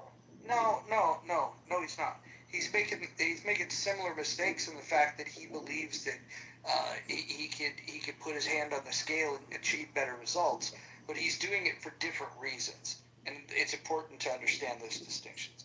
That is an important distinction, but insofar as both of them believe that a Platonic mind can guide the economy, that's where they all have something in common.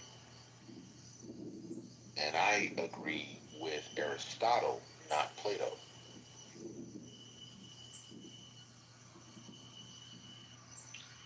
Yeah. I also think Nietzsche, he was an aristocrat. Why do we keep jumping around from one philosopher to the next? You guys are so sloppy. Next thing you know, we're going to do what they do in Schiller's and talk about Hegel for 45 minutes. Come to find out the people arguing about it had never read Hegel. It's fucking hilarious.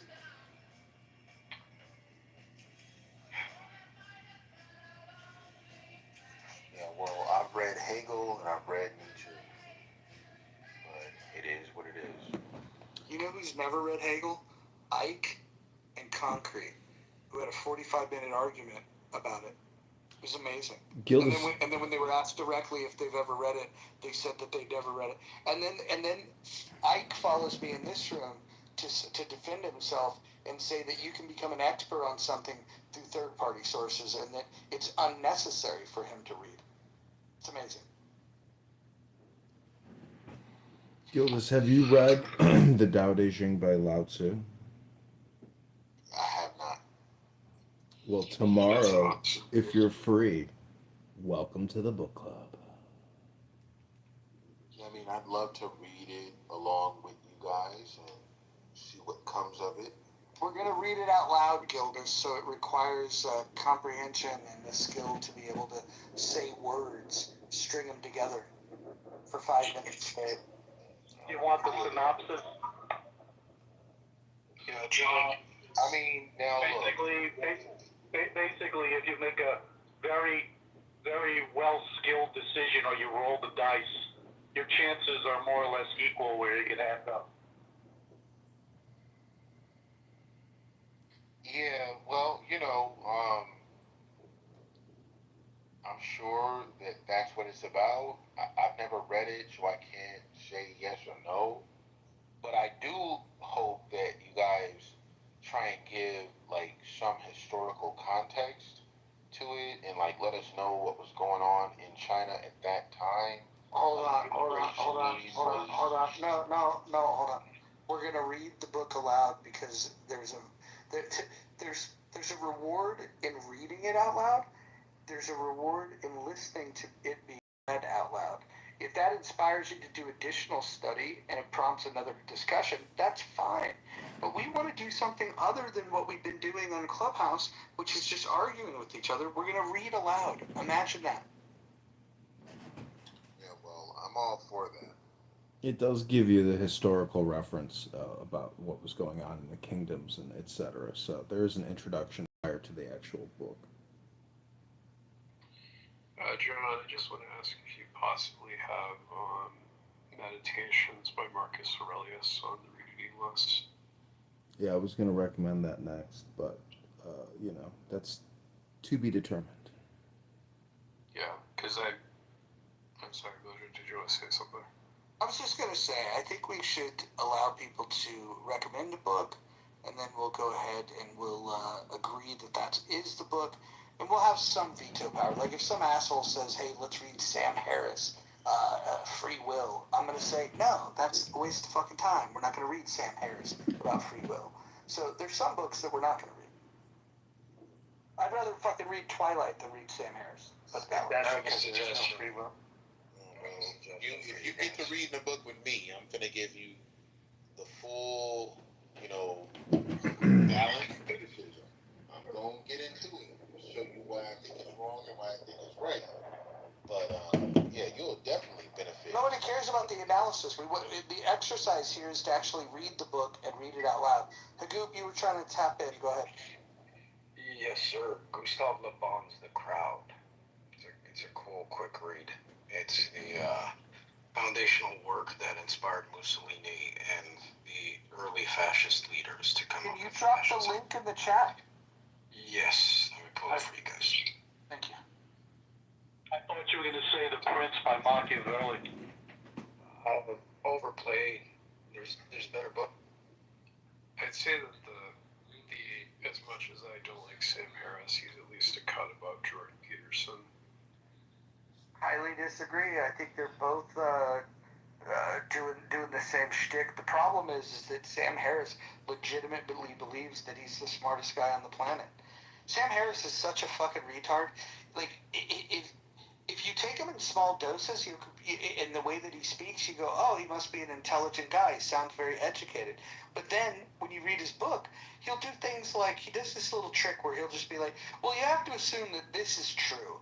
And then he starts building on it. But the part that he tells you that you just have to take his word for it that's true is the part that he can't justify. And so when you read his book, read it slowly and just ask yourself, why is he telling you just have to accept it? It almost sounds like the Bible when they say that you just have to believe. Yeah, and that's the thing that really is the thing I can't stand about him is his pompous arrogance. As sensible as some of his points might be, it's like when he. You know the only thing that he's right about? The only thing he's right about? You're probably gonna say Islam, I think. Yeah, the pedophile death cult known as Islam. Yeah. Although I think his intervention, I don't know if you ever saw his conversation he had with Noam Chomsky. Noam Chomsky made Sam Harris sound like Bill O'Reilly. The only reason why I think some people think that Sam Harris is a smart guy is when he owned fucking Ben Affleck on the Bill Maher show, which was really Ben Affleck just owning himself if Sam Harris was president. But if you watch that, you get the feeling of like, oh, I like this guy. Yeah, Ben Affleck, that's gross, that's racist. That's racist. It's like, hey, it's a religion, it's not a race. He's got really bad TDS. I don't know if you've ever heard him go on and on about Trump, but it's like it's borderline obsessive, or it is obsessive, 100%.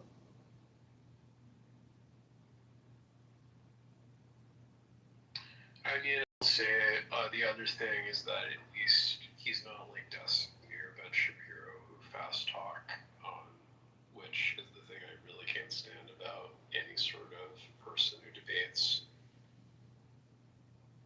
What's the queer kid that swims in that same circle? The I forget his name. The queer guy, the queer conservative. You know what I'm talking about?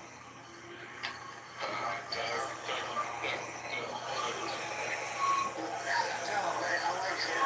I'm talking about he's an American conservative. He was part of that intellectual dark web, but he's not very intellectual. I forget his fucking name. He's like he's the one that sounds the stupidest, but he's gay, and so like you can't say he's stupid because he's gay, and if you call a gay person stupid, then that's homophobic. Was it the little Malinowski or whatever his name was? No, it's the little twinkie faggot guy that like. Let me go look it up. Yes, Dave Rubin. Thank you. Ever said Dave Rubin? Yeah, Dave Rubin. He is so fucking stupid. He has no original takes. He just has nice hair, and he's on the team because he's the gay guy. Well, yeah. Here's the brilliant part. You can't fuck with him because he's gay, and like so, like he gets away. Like it's like a battering ram. It's like when they tokenize Candace Owens. Yeah, Candace Owens. I can't stand the black grifters who have defended giving reparations to people who own slaves and their descendants. Candace Owens is the most obvious grifter that's ever been produced. She just months before she started talking her shit as a conservative, she was like hardcore left. Somebody got in her ear and said, "Hun, you're not going to make any fucking money doing this shit. But those motherfuckers over there, they would really appreciate a mildly attractive black woman agreeing with them." And so they weaponized her. She made a lot of money.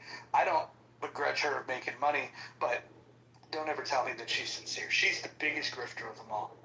Yeah, I can just imagine PragerU. He's like, how can I make a video about race? And like Candace does backflips through a 3-story building, like through the window on the 3rd floor, saying like at your service.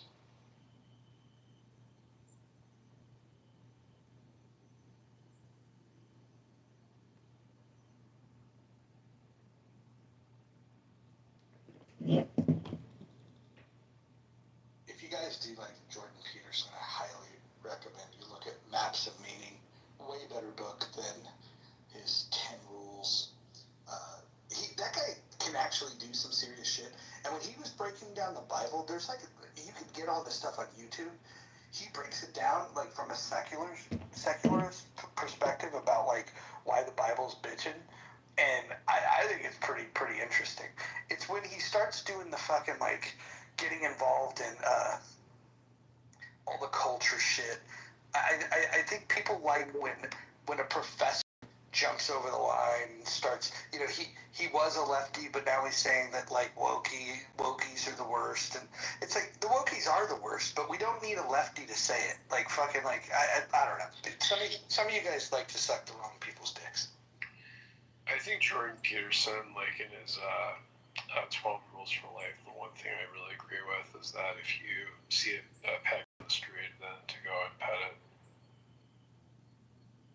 Yeah, and what's all this nonsense about fucking we should organize like lobsters?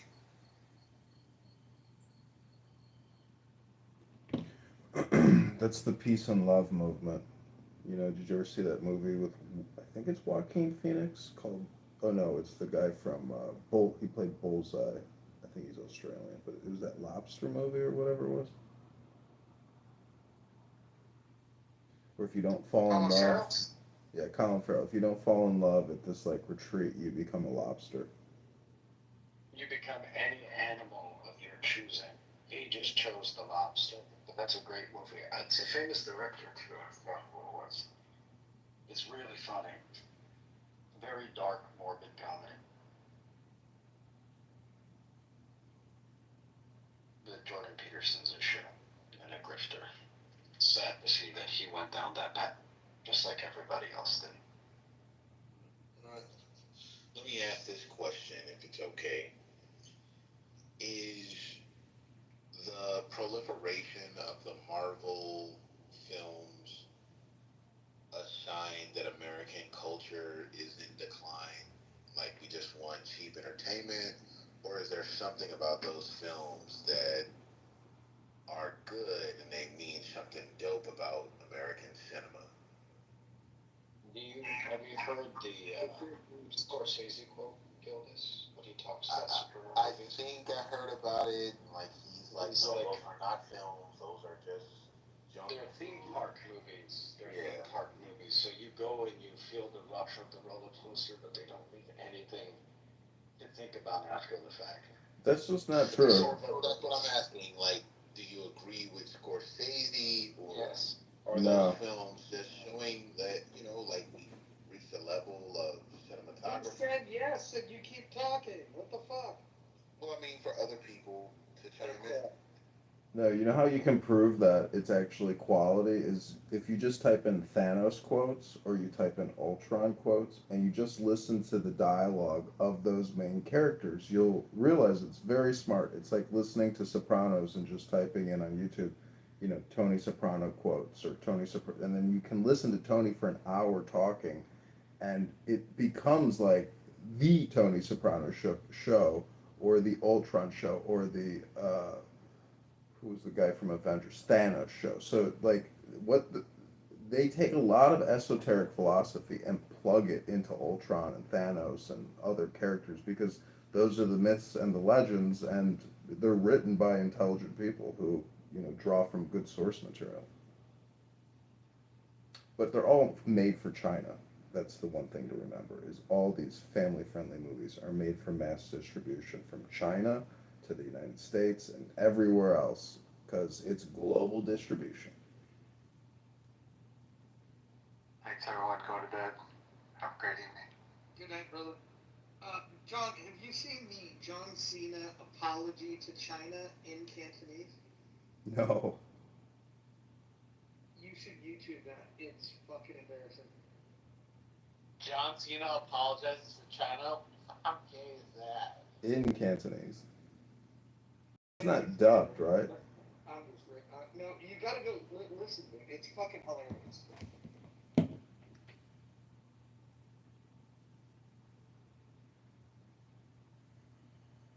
I mean, can anybody point to, like, a great American film of the 21st century, or is it just Marvel shit? No Country for Old Men and There Will Be Blood. Those are the top two. Yeah, I agree. Those are the top two. Probably throw Gangs of New York in there somewhere. Battle Royale is good too. But the Marvel films are not, like, something Americans should celebrate as American cinema? Are they just cheap ass? I mean, they have mega budgets, man. Like, people love them.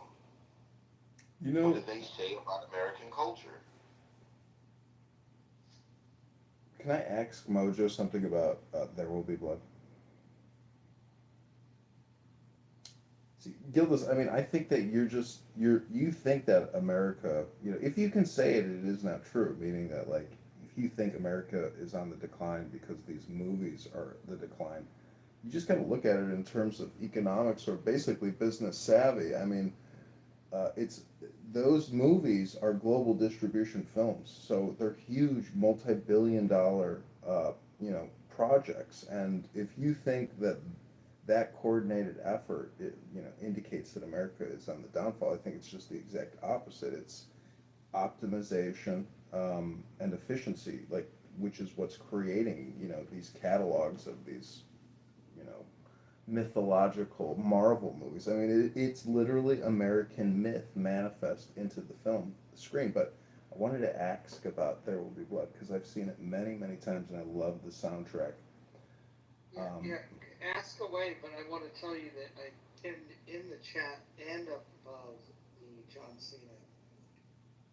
For some reason, I can't view the chat anymore. When I click it, I'll have to exit the room. But anyways, the question about There Will Be Blood. He uses that son, that bastard son, that he basically saves, I guess, because his coworker died in the pit. And he raises that boy as his own, but he uses that child to establish credibility, in his speeches. Me and my son. We're so. What I'm saying is, do you find people in the real world also use their children as like a grift to essentially establish their credibility when having a child really gives you no credibility, only sympathy? Oh, I fully agree, and you know who's got a really good take on this is Craig Ferguson. When he was doing his late night talk show, he was talking about people complaining that like you shouldn't talk shit about politicians' kids, and his take was, wait a minute, you can't parade your kids onto the stage, and then when they get criticized, say that they're not up for criticism. It's like at one moment, the kids need to stay out of politics, but the next moment, when it's expedient for you, you bring the children on there. And he was just calling out both sides about how they're hypocritical in the way that they weaponize and use their children when it's convenient.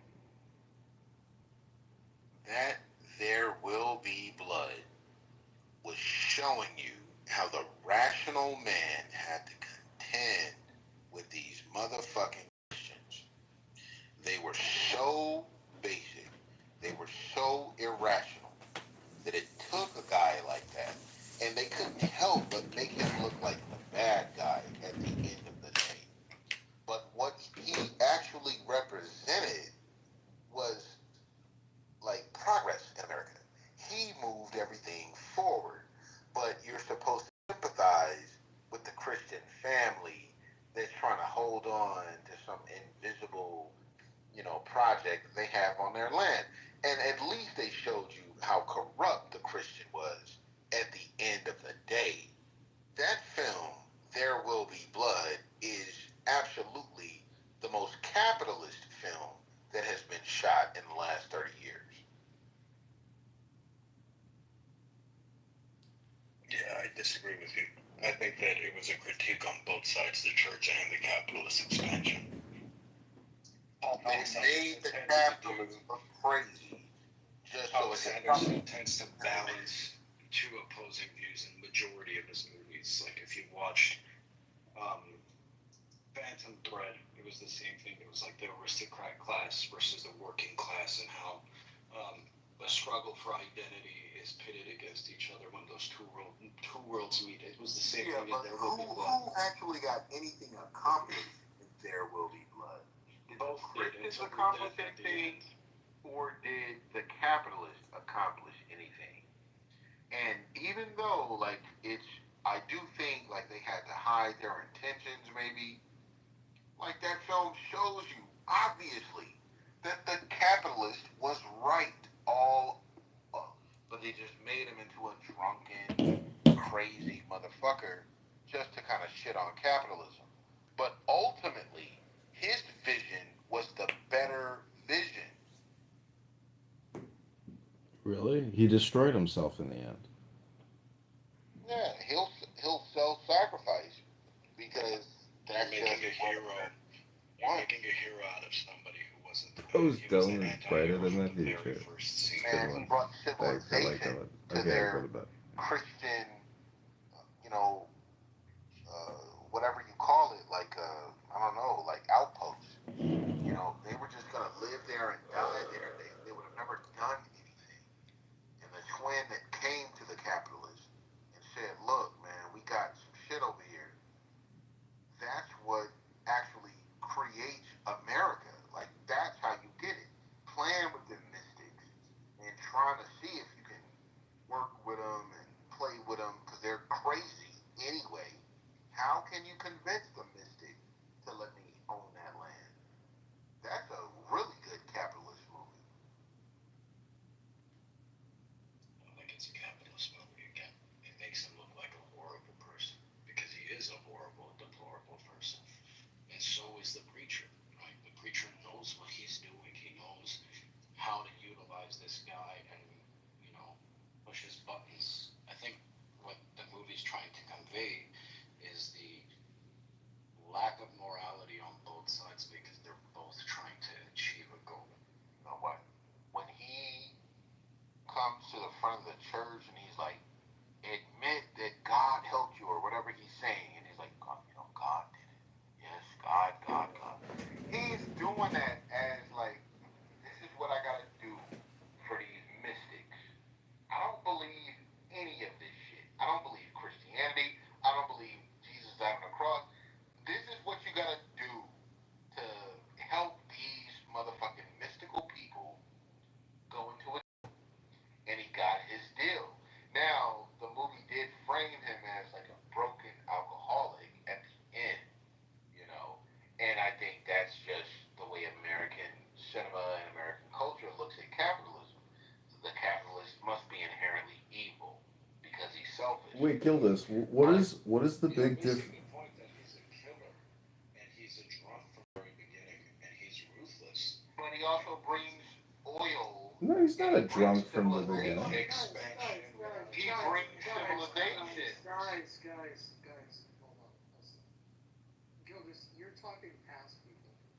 You're saying, you're arguing against points that nobody's making. You're arguing with yourself quite literally. The reality is that I think the movie explains the beauty of capitalism in many ways about, the grit that it takes, the vision that he had, and the fact that he was willing to risk it all. The problem is it's not really a critique on capitalism at all. It's a critique on you could lose yourself even when you're doing big things. If you get detached from morality, you're going to have big problems. And that could happen with business or in religion. And I think that's the point. 100% agree. Yes, but the evil's on both sides. They will not show which of the two ideologies actually brought wealth. And at the end of that film, it is the oil man who leveled everyone up. The Christians were not going to level anyone up. And that's the little point that I think gets overlooked. If you value money, then you believe that the capitalists leveled everybody up. If you value religion, you would believe that the preacher leveled everybody up. That's the point. It's trying to show you both using each other, right? Like you brought up the church scene where he gets on his knees and he screams and he yells and he breaks down emotionally. It's a fight for power. It's about American expansion. It's about manifest destiny. It's about the growing industry of the United States battling the religious foundation of the expansionist, westward expansionist peoples and groups. And there should be evils and pitfalls. They had to make the capitalist. There's no reason why he. The villain of the movie is the preacher. You realize that, right? He's an anti-hero. Daniel Day-Lewis's character is the anti-hero, but the villain of the film is actually the preacher. Absolutely. So it's which is why I would consider it one of the greatest movies because I think they were pirouetting around fully celebrating the capitalists. They had to make the capitalists look bad, but they still ultimately It's not that they're making the capitalists look bad because of capitalism. They're making him look bad because he abandoned his own morality. That's the whole point of it. But they're saying that's what a capitalist has to do. No, that's your interpretation because you're fragile and you want to interpret it that way so you can get mad. Gildas, let me ask you a question. What is the major difference between Daniel Day-Lewis or Mr. Plainview and the preacher? What is the major difference between those two, characters? Well, because the preacher wants to keep them in a particular culture and leave it frozen there. And Daniel Day-Lewis is looking toward the future. He's looking toward what will possibly become of his investment and work in that oil field. And they try and reduce it to make it seem like, well, they're both wrong and they're both right. But history has shown that Daniel Day-Lewis's character actually benefited humankind. And whoever that motherfucker that played Sandman and Batman, his his character was gonna keep us in the dark ages. It was gonna keep us just living off the land, pumping water from a well, with no kind of innovation. Exactly. So Daniel Day-Lewis is the technologist. He's the engineer. He's the actual intelligent person who has to use, subtlety or guise. When he gets baptized, he's not doing it because he's remorseful. He's doing it because he's being strategic so he can get his pipeline. So what my point is that they're both hypnotists and both have to do persuasion, but only one of them is actually intelligent, and that's Daniel Day-Lewis because he's an actual engineer. Yeah, well, I'm happy that you will say that. Um, but that is, I mean, insofar as when we're talking about like the best films of the 21st century, yeah, that's up there because it gets to that argument. Like, should you be able to be a mystic and guide America, or should you guide it through your own individualistic principles, which do a little bit shat upon in that movie, but at least they got it out. That's a strong film. It's a strong film in American cinema to show like the capitalist urge still should win. And they did decide on the side of the capitalists as opposed to the religionists at the end of the film, even though they made the capitalists look kind of bad. So I do think that's a very important film. Well, the Can I safely assume, Gildas, that you probably hated Parasite because it's like extremely anti-capitalist? I didn't watch Parasite. I didn't watch that. I've seen it, but I haven't watched it, man. I hear people say it's good, but I haven't. Top 10 in the last 20 years. For sure. Okay, 20 years. that was the last film I saw before the pandemic. Those Batman films were pretty good. Like the one with the Joker and Heath Ledger. That was like a moment in American cinema, and it was talking about, like, can you be good if you have to do bad to be good? Is that, do you have to kill the Native Americans to make good, or are you just as evil as the Joker? That's a good philosophical question that our film and our cinema should ask. With the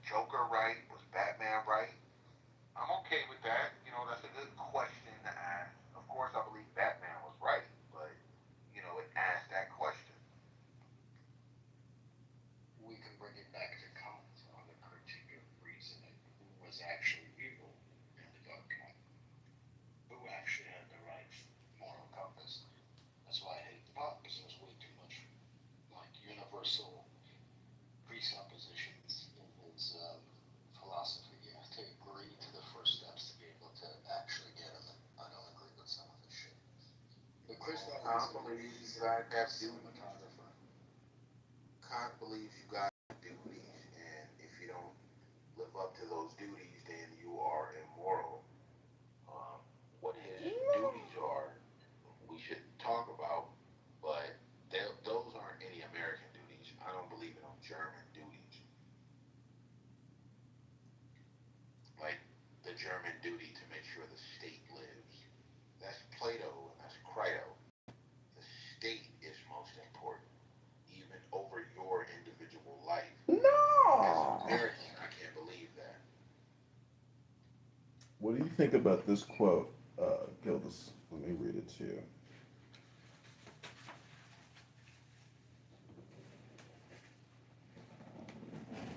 One sec here. What do you think about this quote? The absolute rule of the state shall be a function of the absolute liberty of each individual will.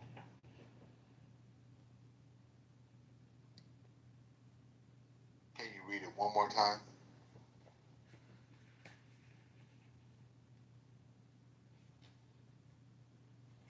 Can you read it one more time? Yeah, sorry, I just turned off the page. The absolute rule of the state shall be a function of the absolute liberty of each individual will. I disagree, because the state should not be the starting point of freedom for the people. The starting point for the freedom of the people is within themselves, and then they agree to what kind of state they want to kind of oversee them. It doesn't come from top down, it comes from bottom up. I think that's what the quote is actually saying, no? But it says that it's a paradox. The absolute rule of the state shall be a function of the absolute liberty of each individual will. So the absolute liberty of each individual will equals the absolute rule of the state. Meaning that, you know, your will should be the will of the state, I suppose. But that's not what's happening in America today. No. The individual's will does not have to align with the state. The individual's will should be whatever he or she wants it to be, and the state should facilitate it insofar as it's lawful. It doesn't infringe on another person's ability to act the same way. Y'all love top-down authority? Have you ever read the Crito? Yeah. Yeah, I've read it. Come then, what reason can you give us in the city for trying to destroy us? Did we not, to begin with, give birth to you? And wasn't it through us that your father married your mother and conceived you? So show those of us the laws concerning marriages, what fault you find that keeps them from being good. I find no fault with them, I would say. Just because the government married you and solidified you, is your life beholden to the government? They educated you, they married your mommy and daddy. Does that mean that you have perfect allegiance to the state?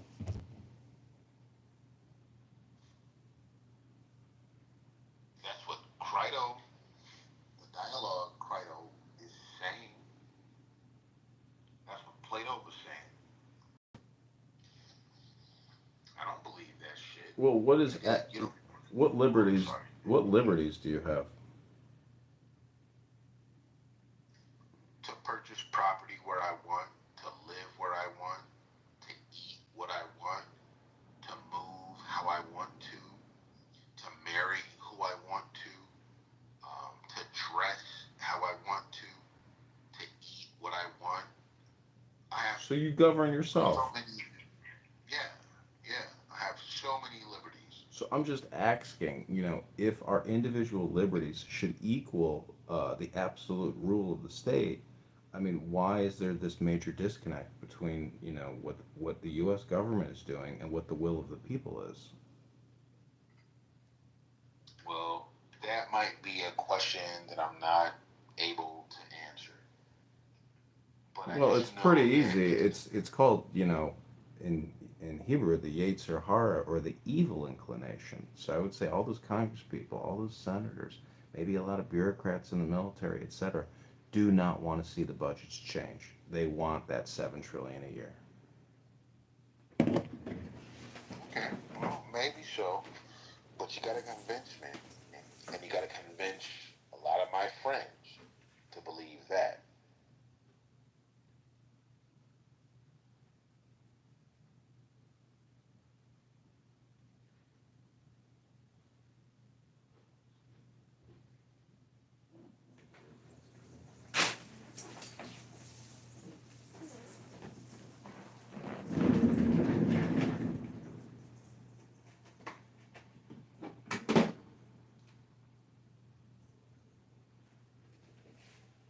Ladies and gentlemen, I am exiting my office, but I am not exiting Clown House. Good night, and I look forward to the book club tomorrow.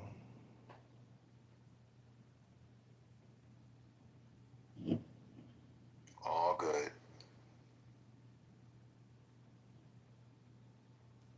Also, if you want to update the room title, you should put a 1 in front of that 37 because technically, you know, unfunded liabilities are still liabilities.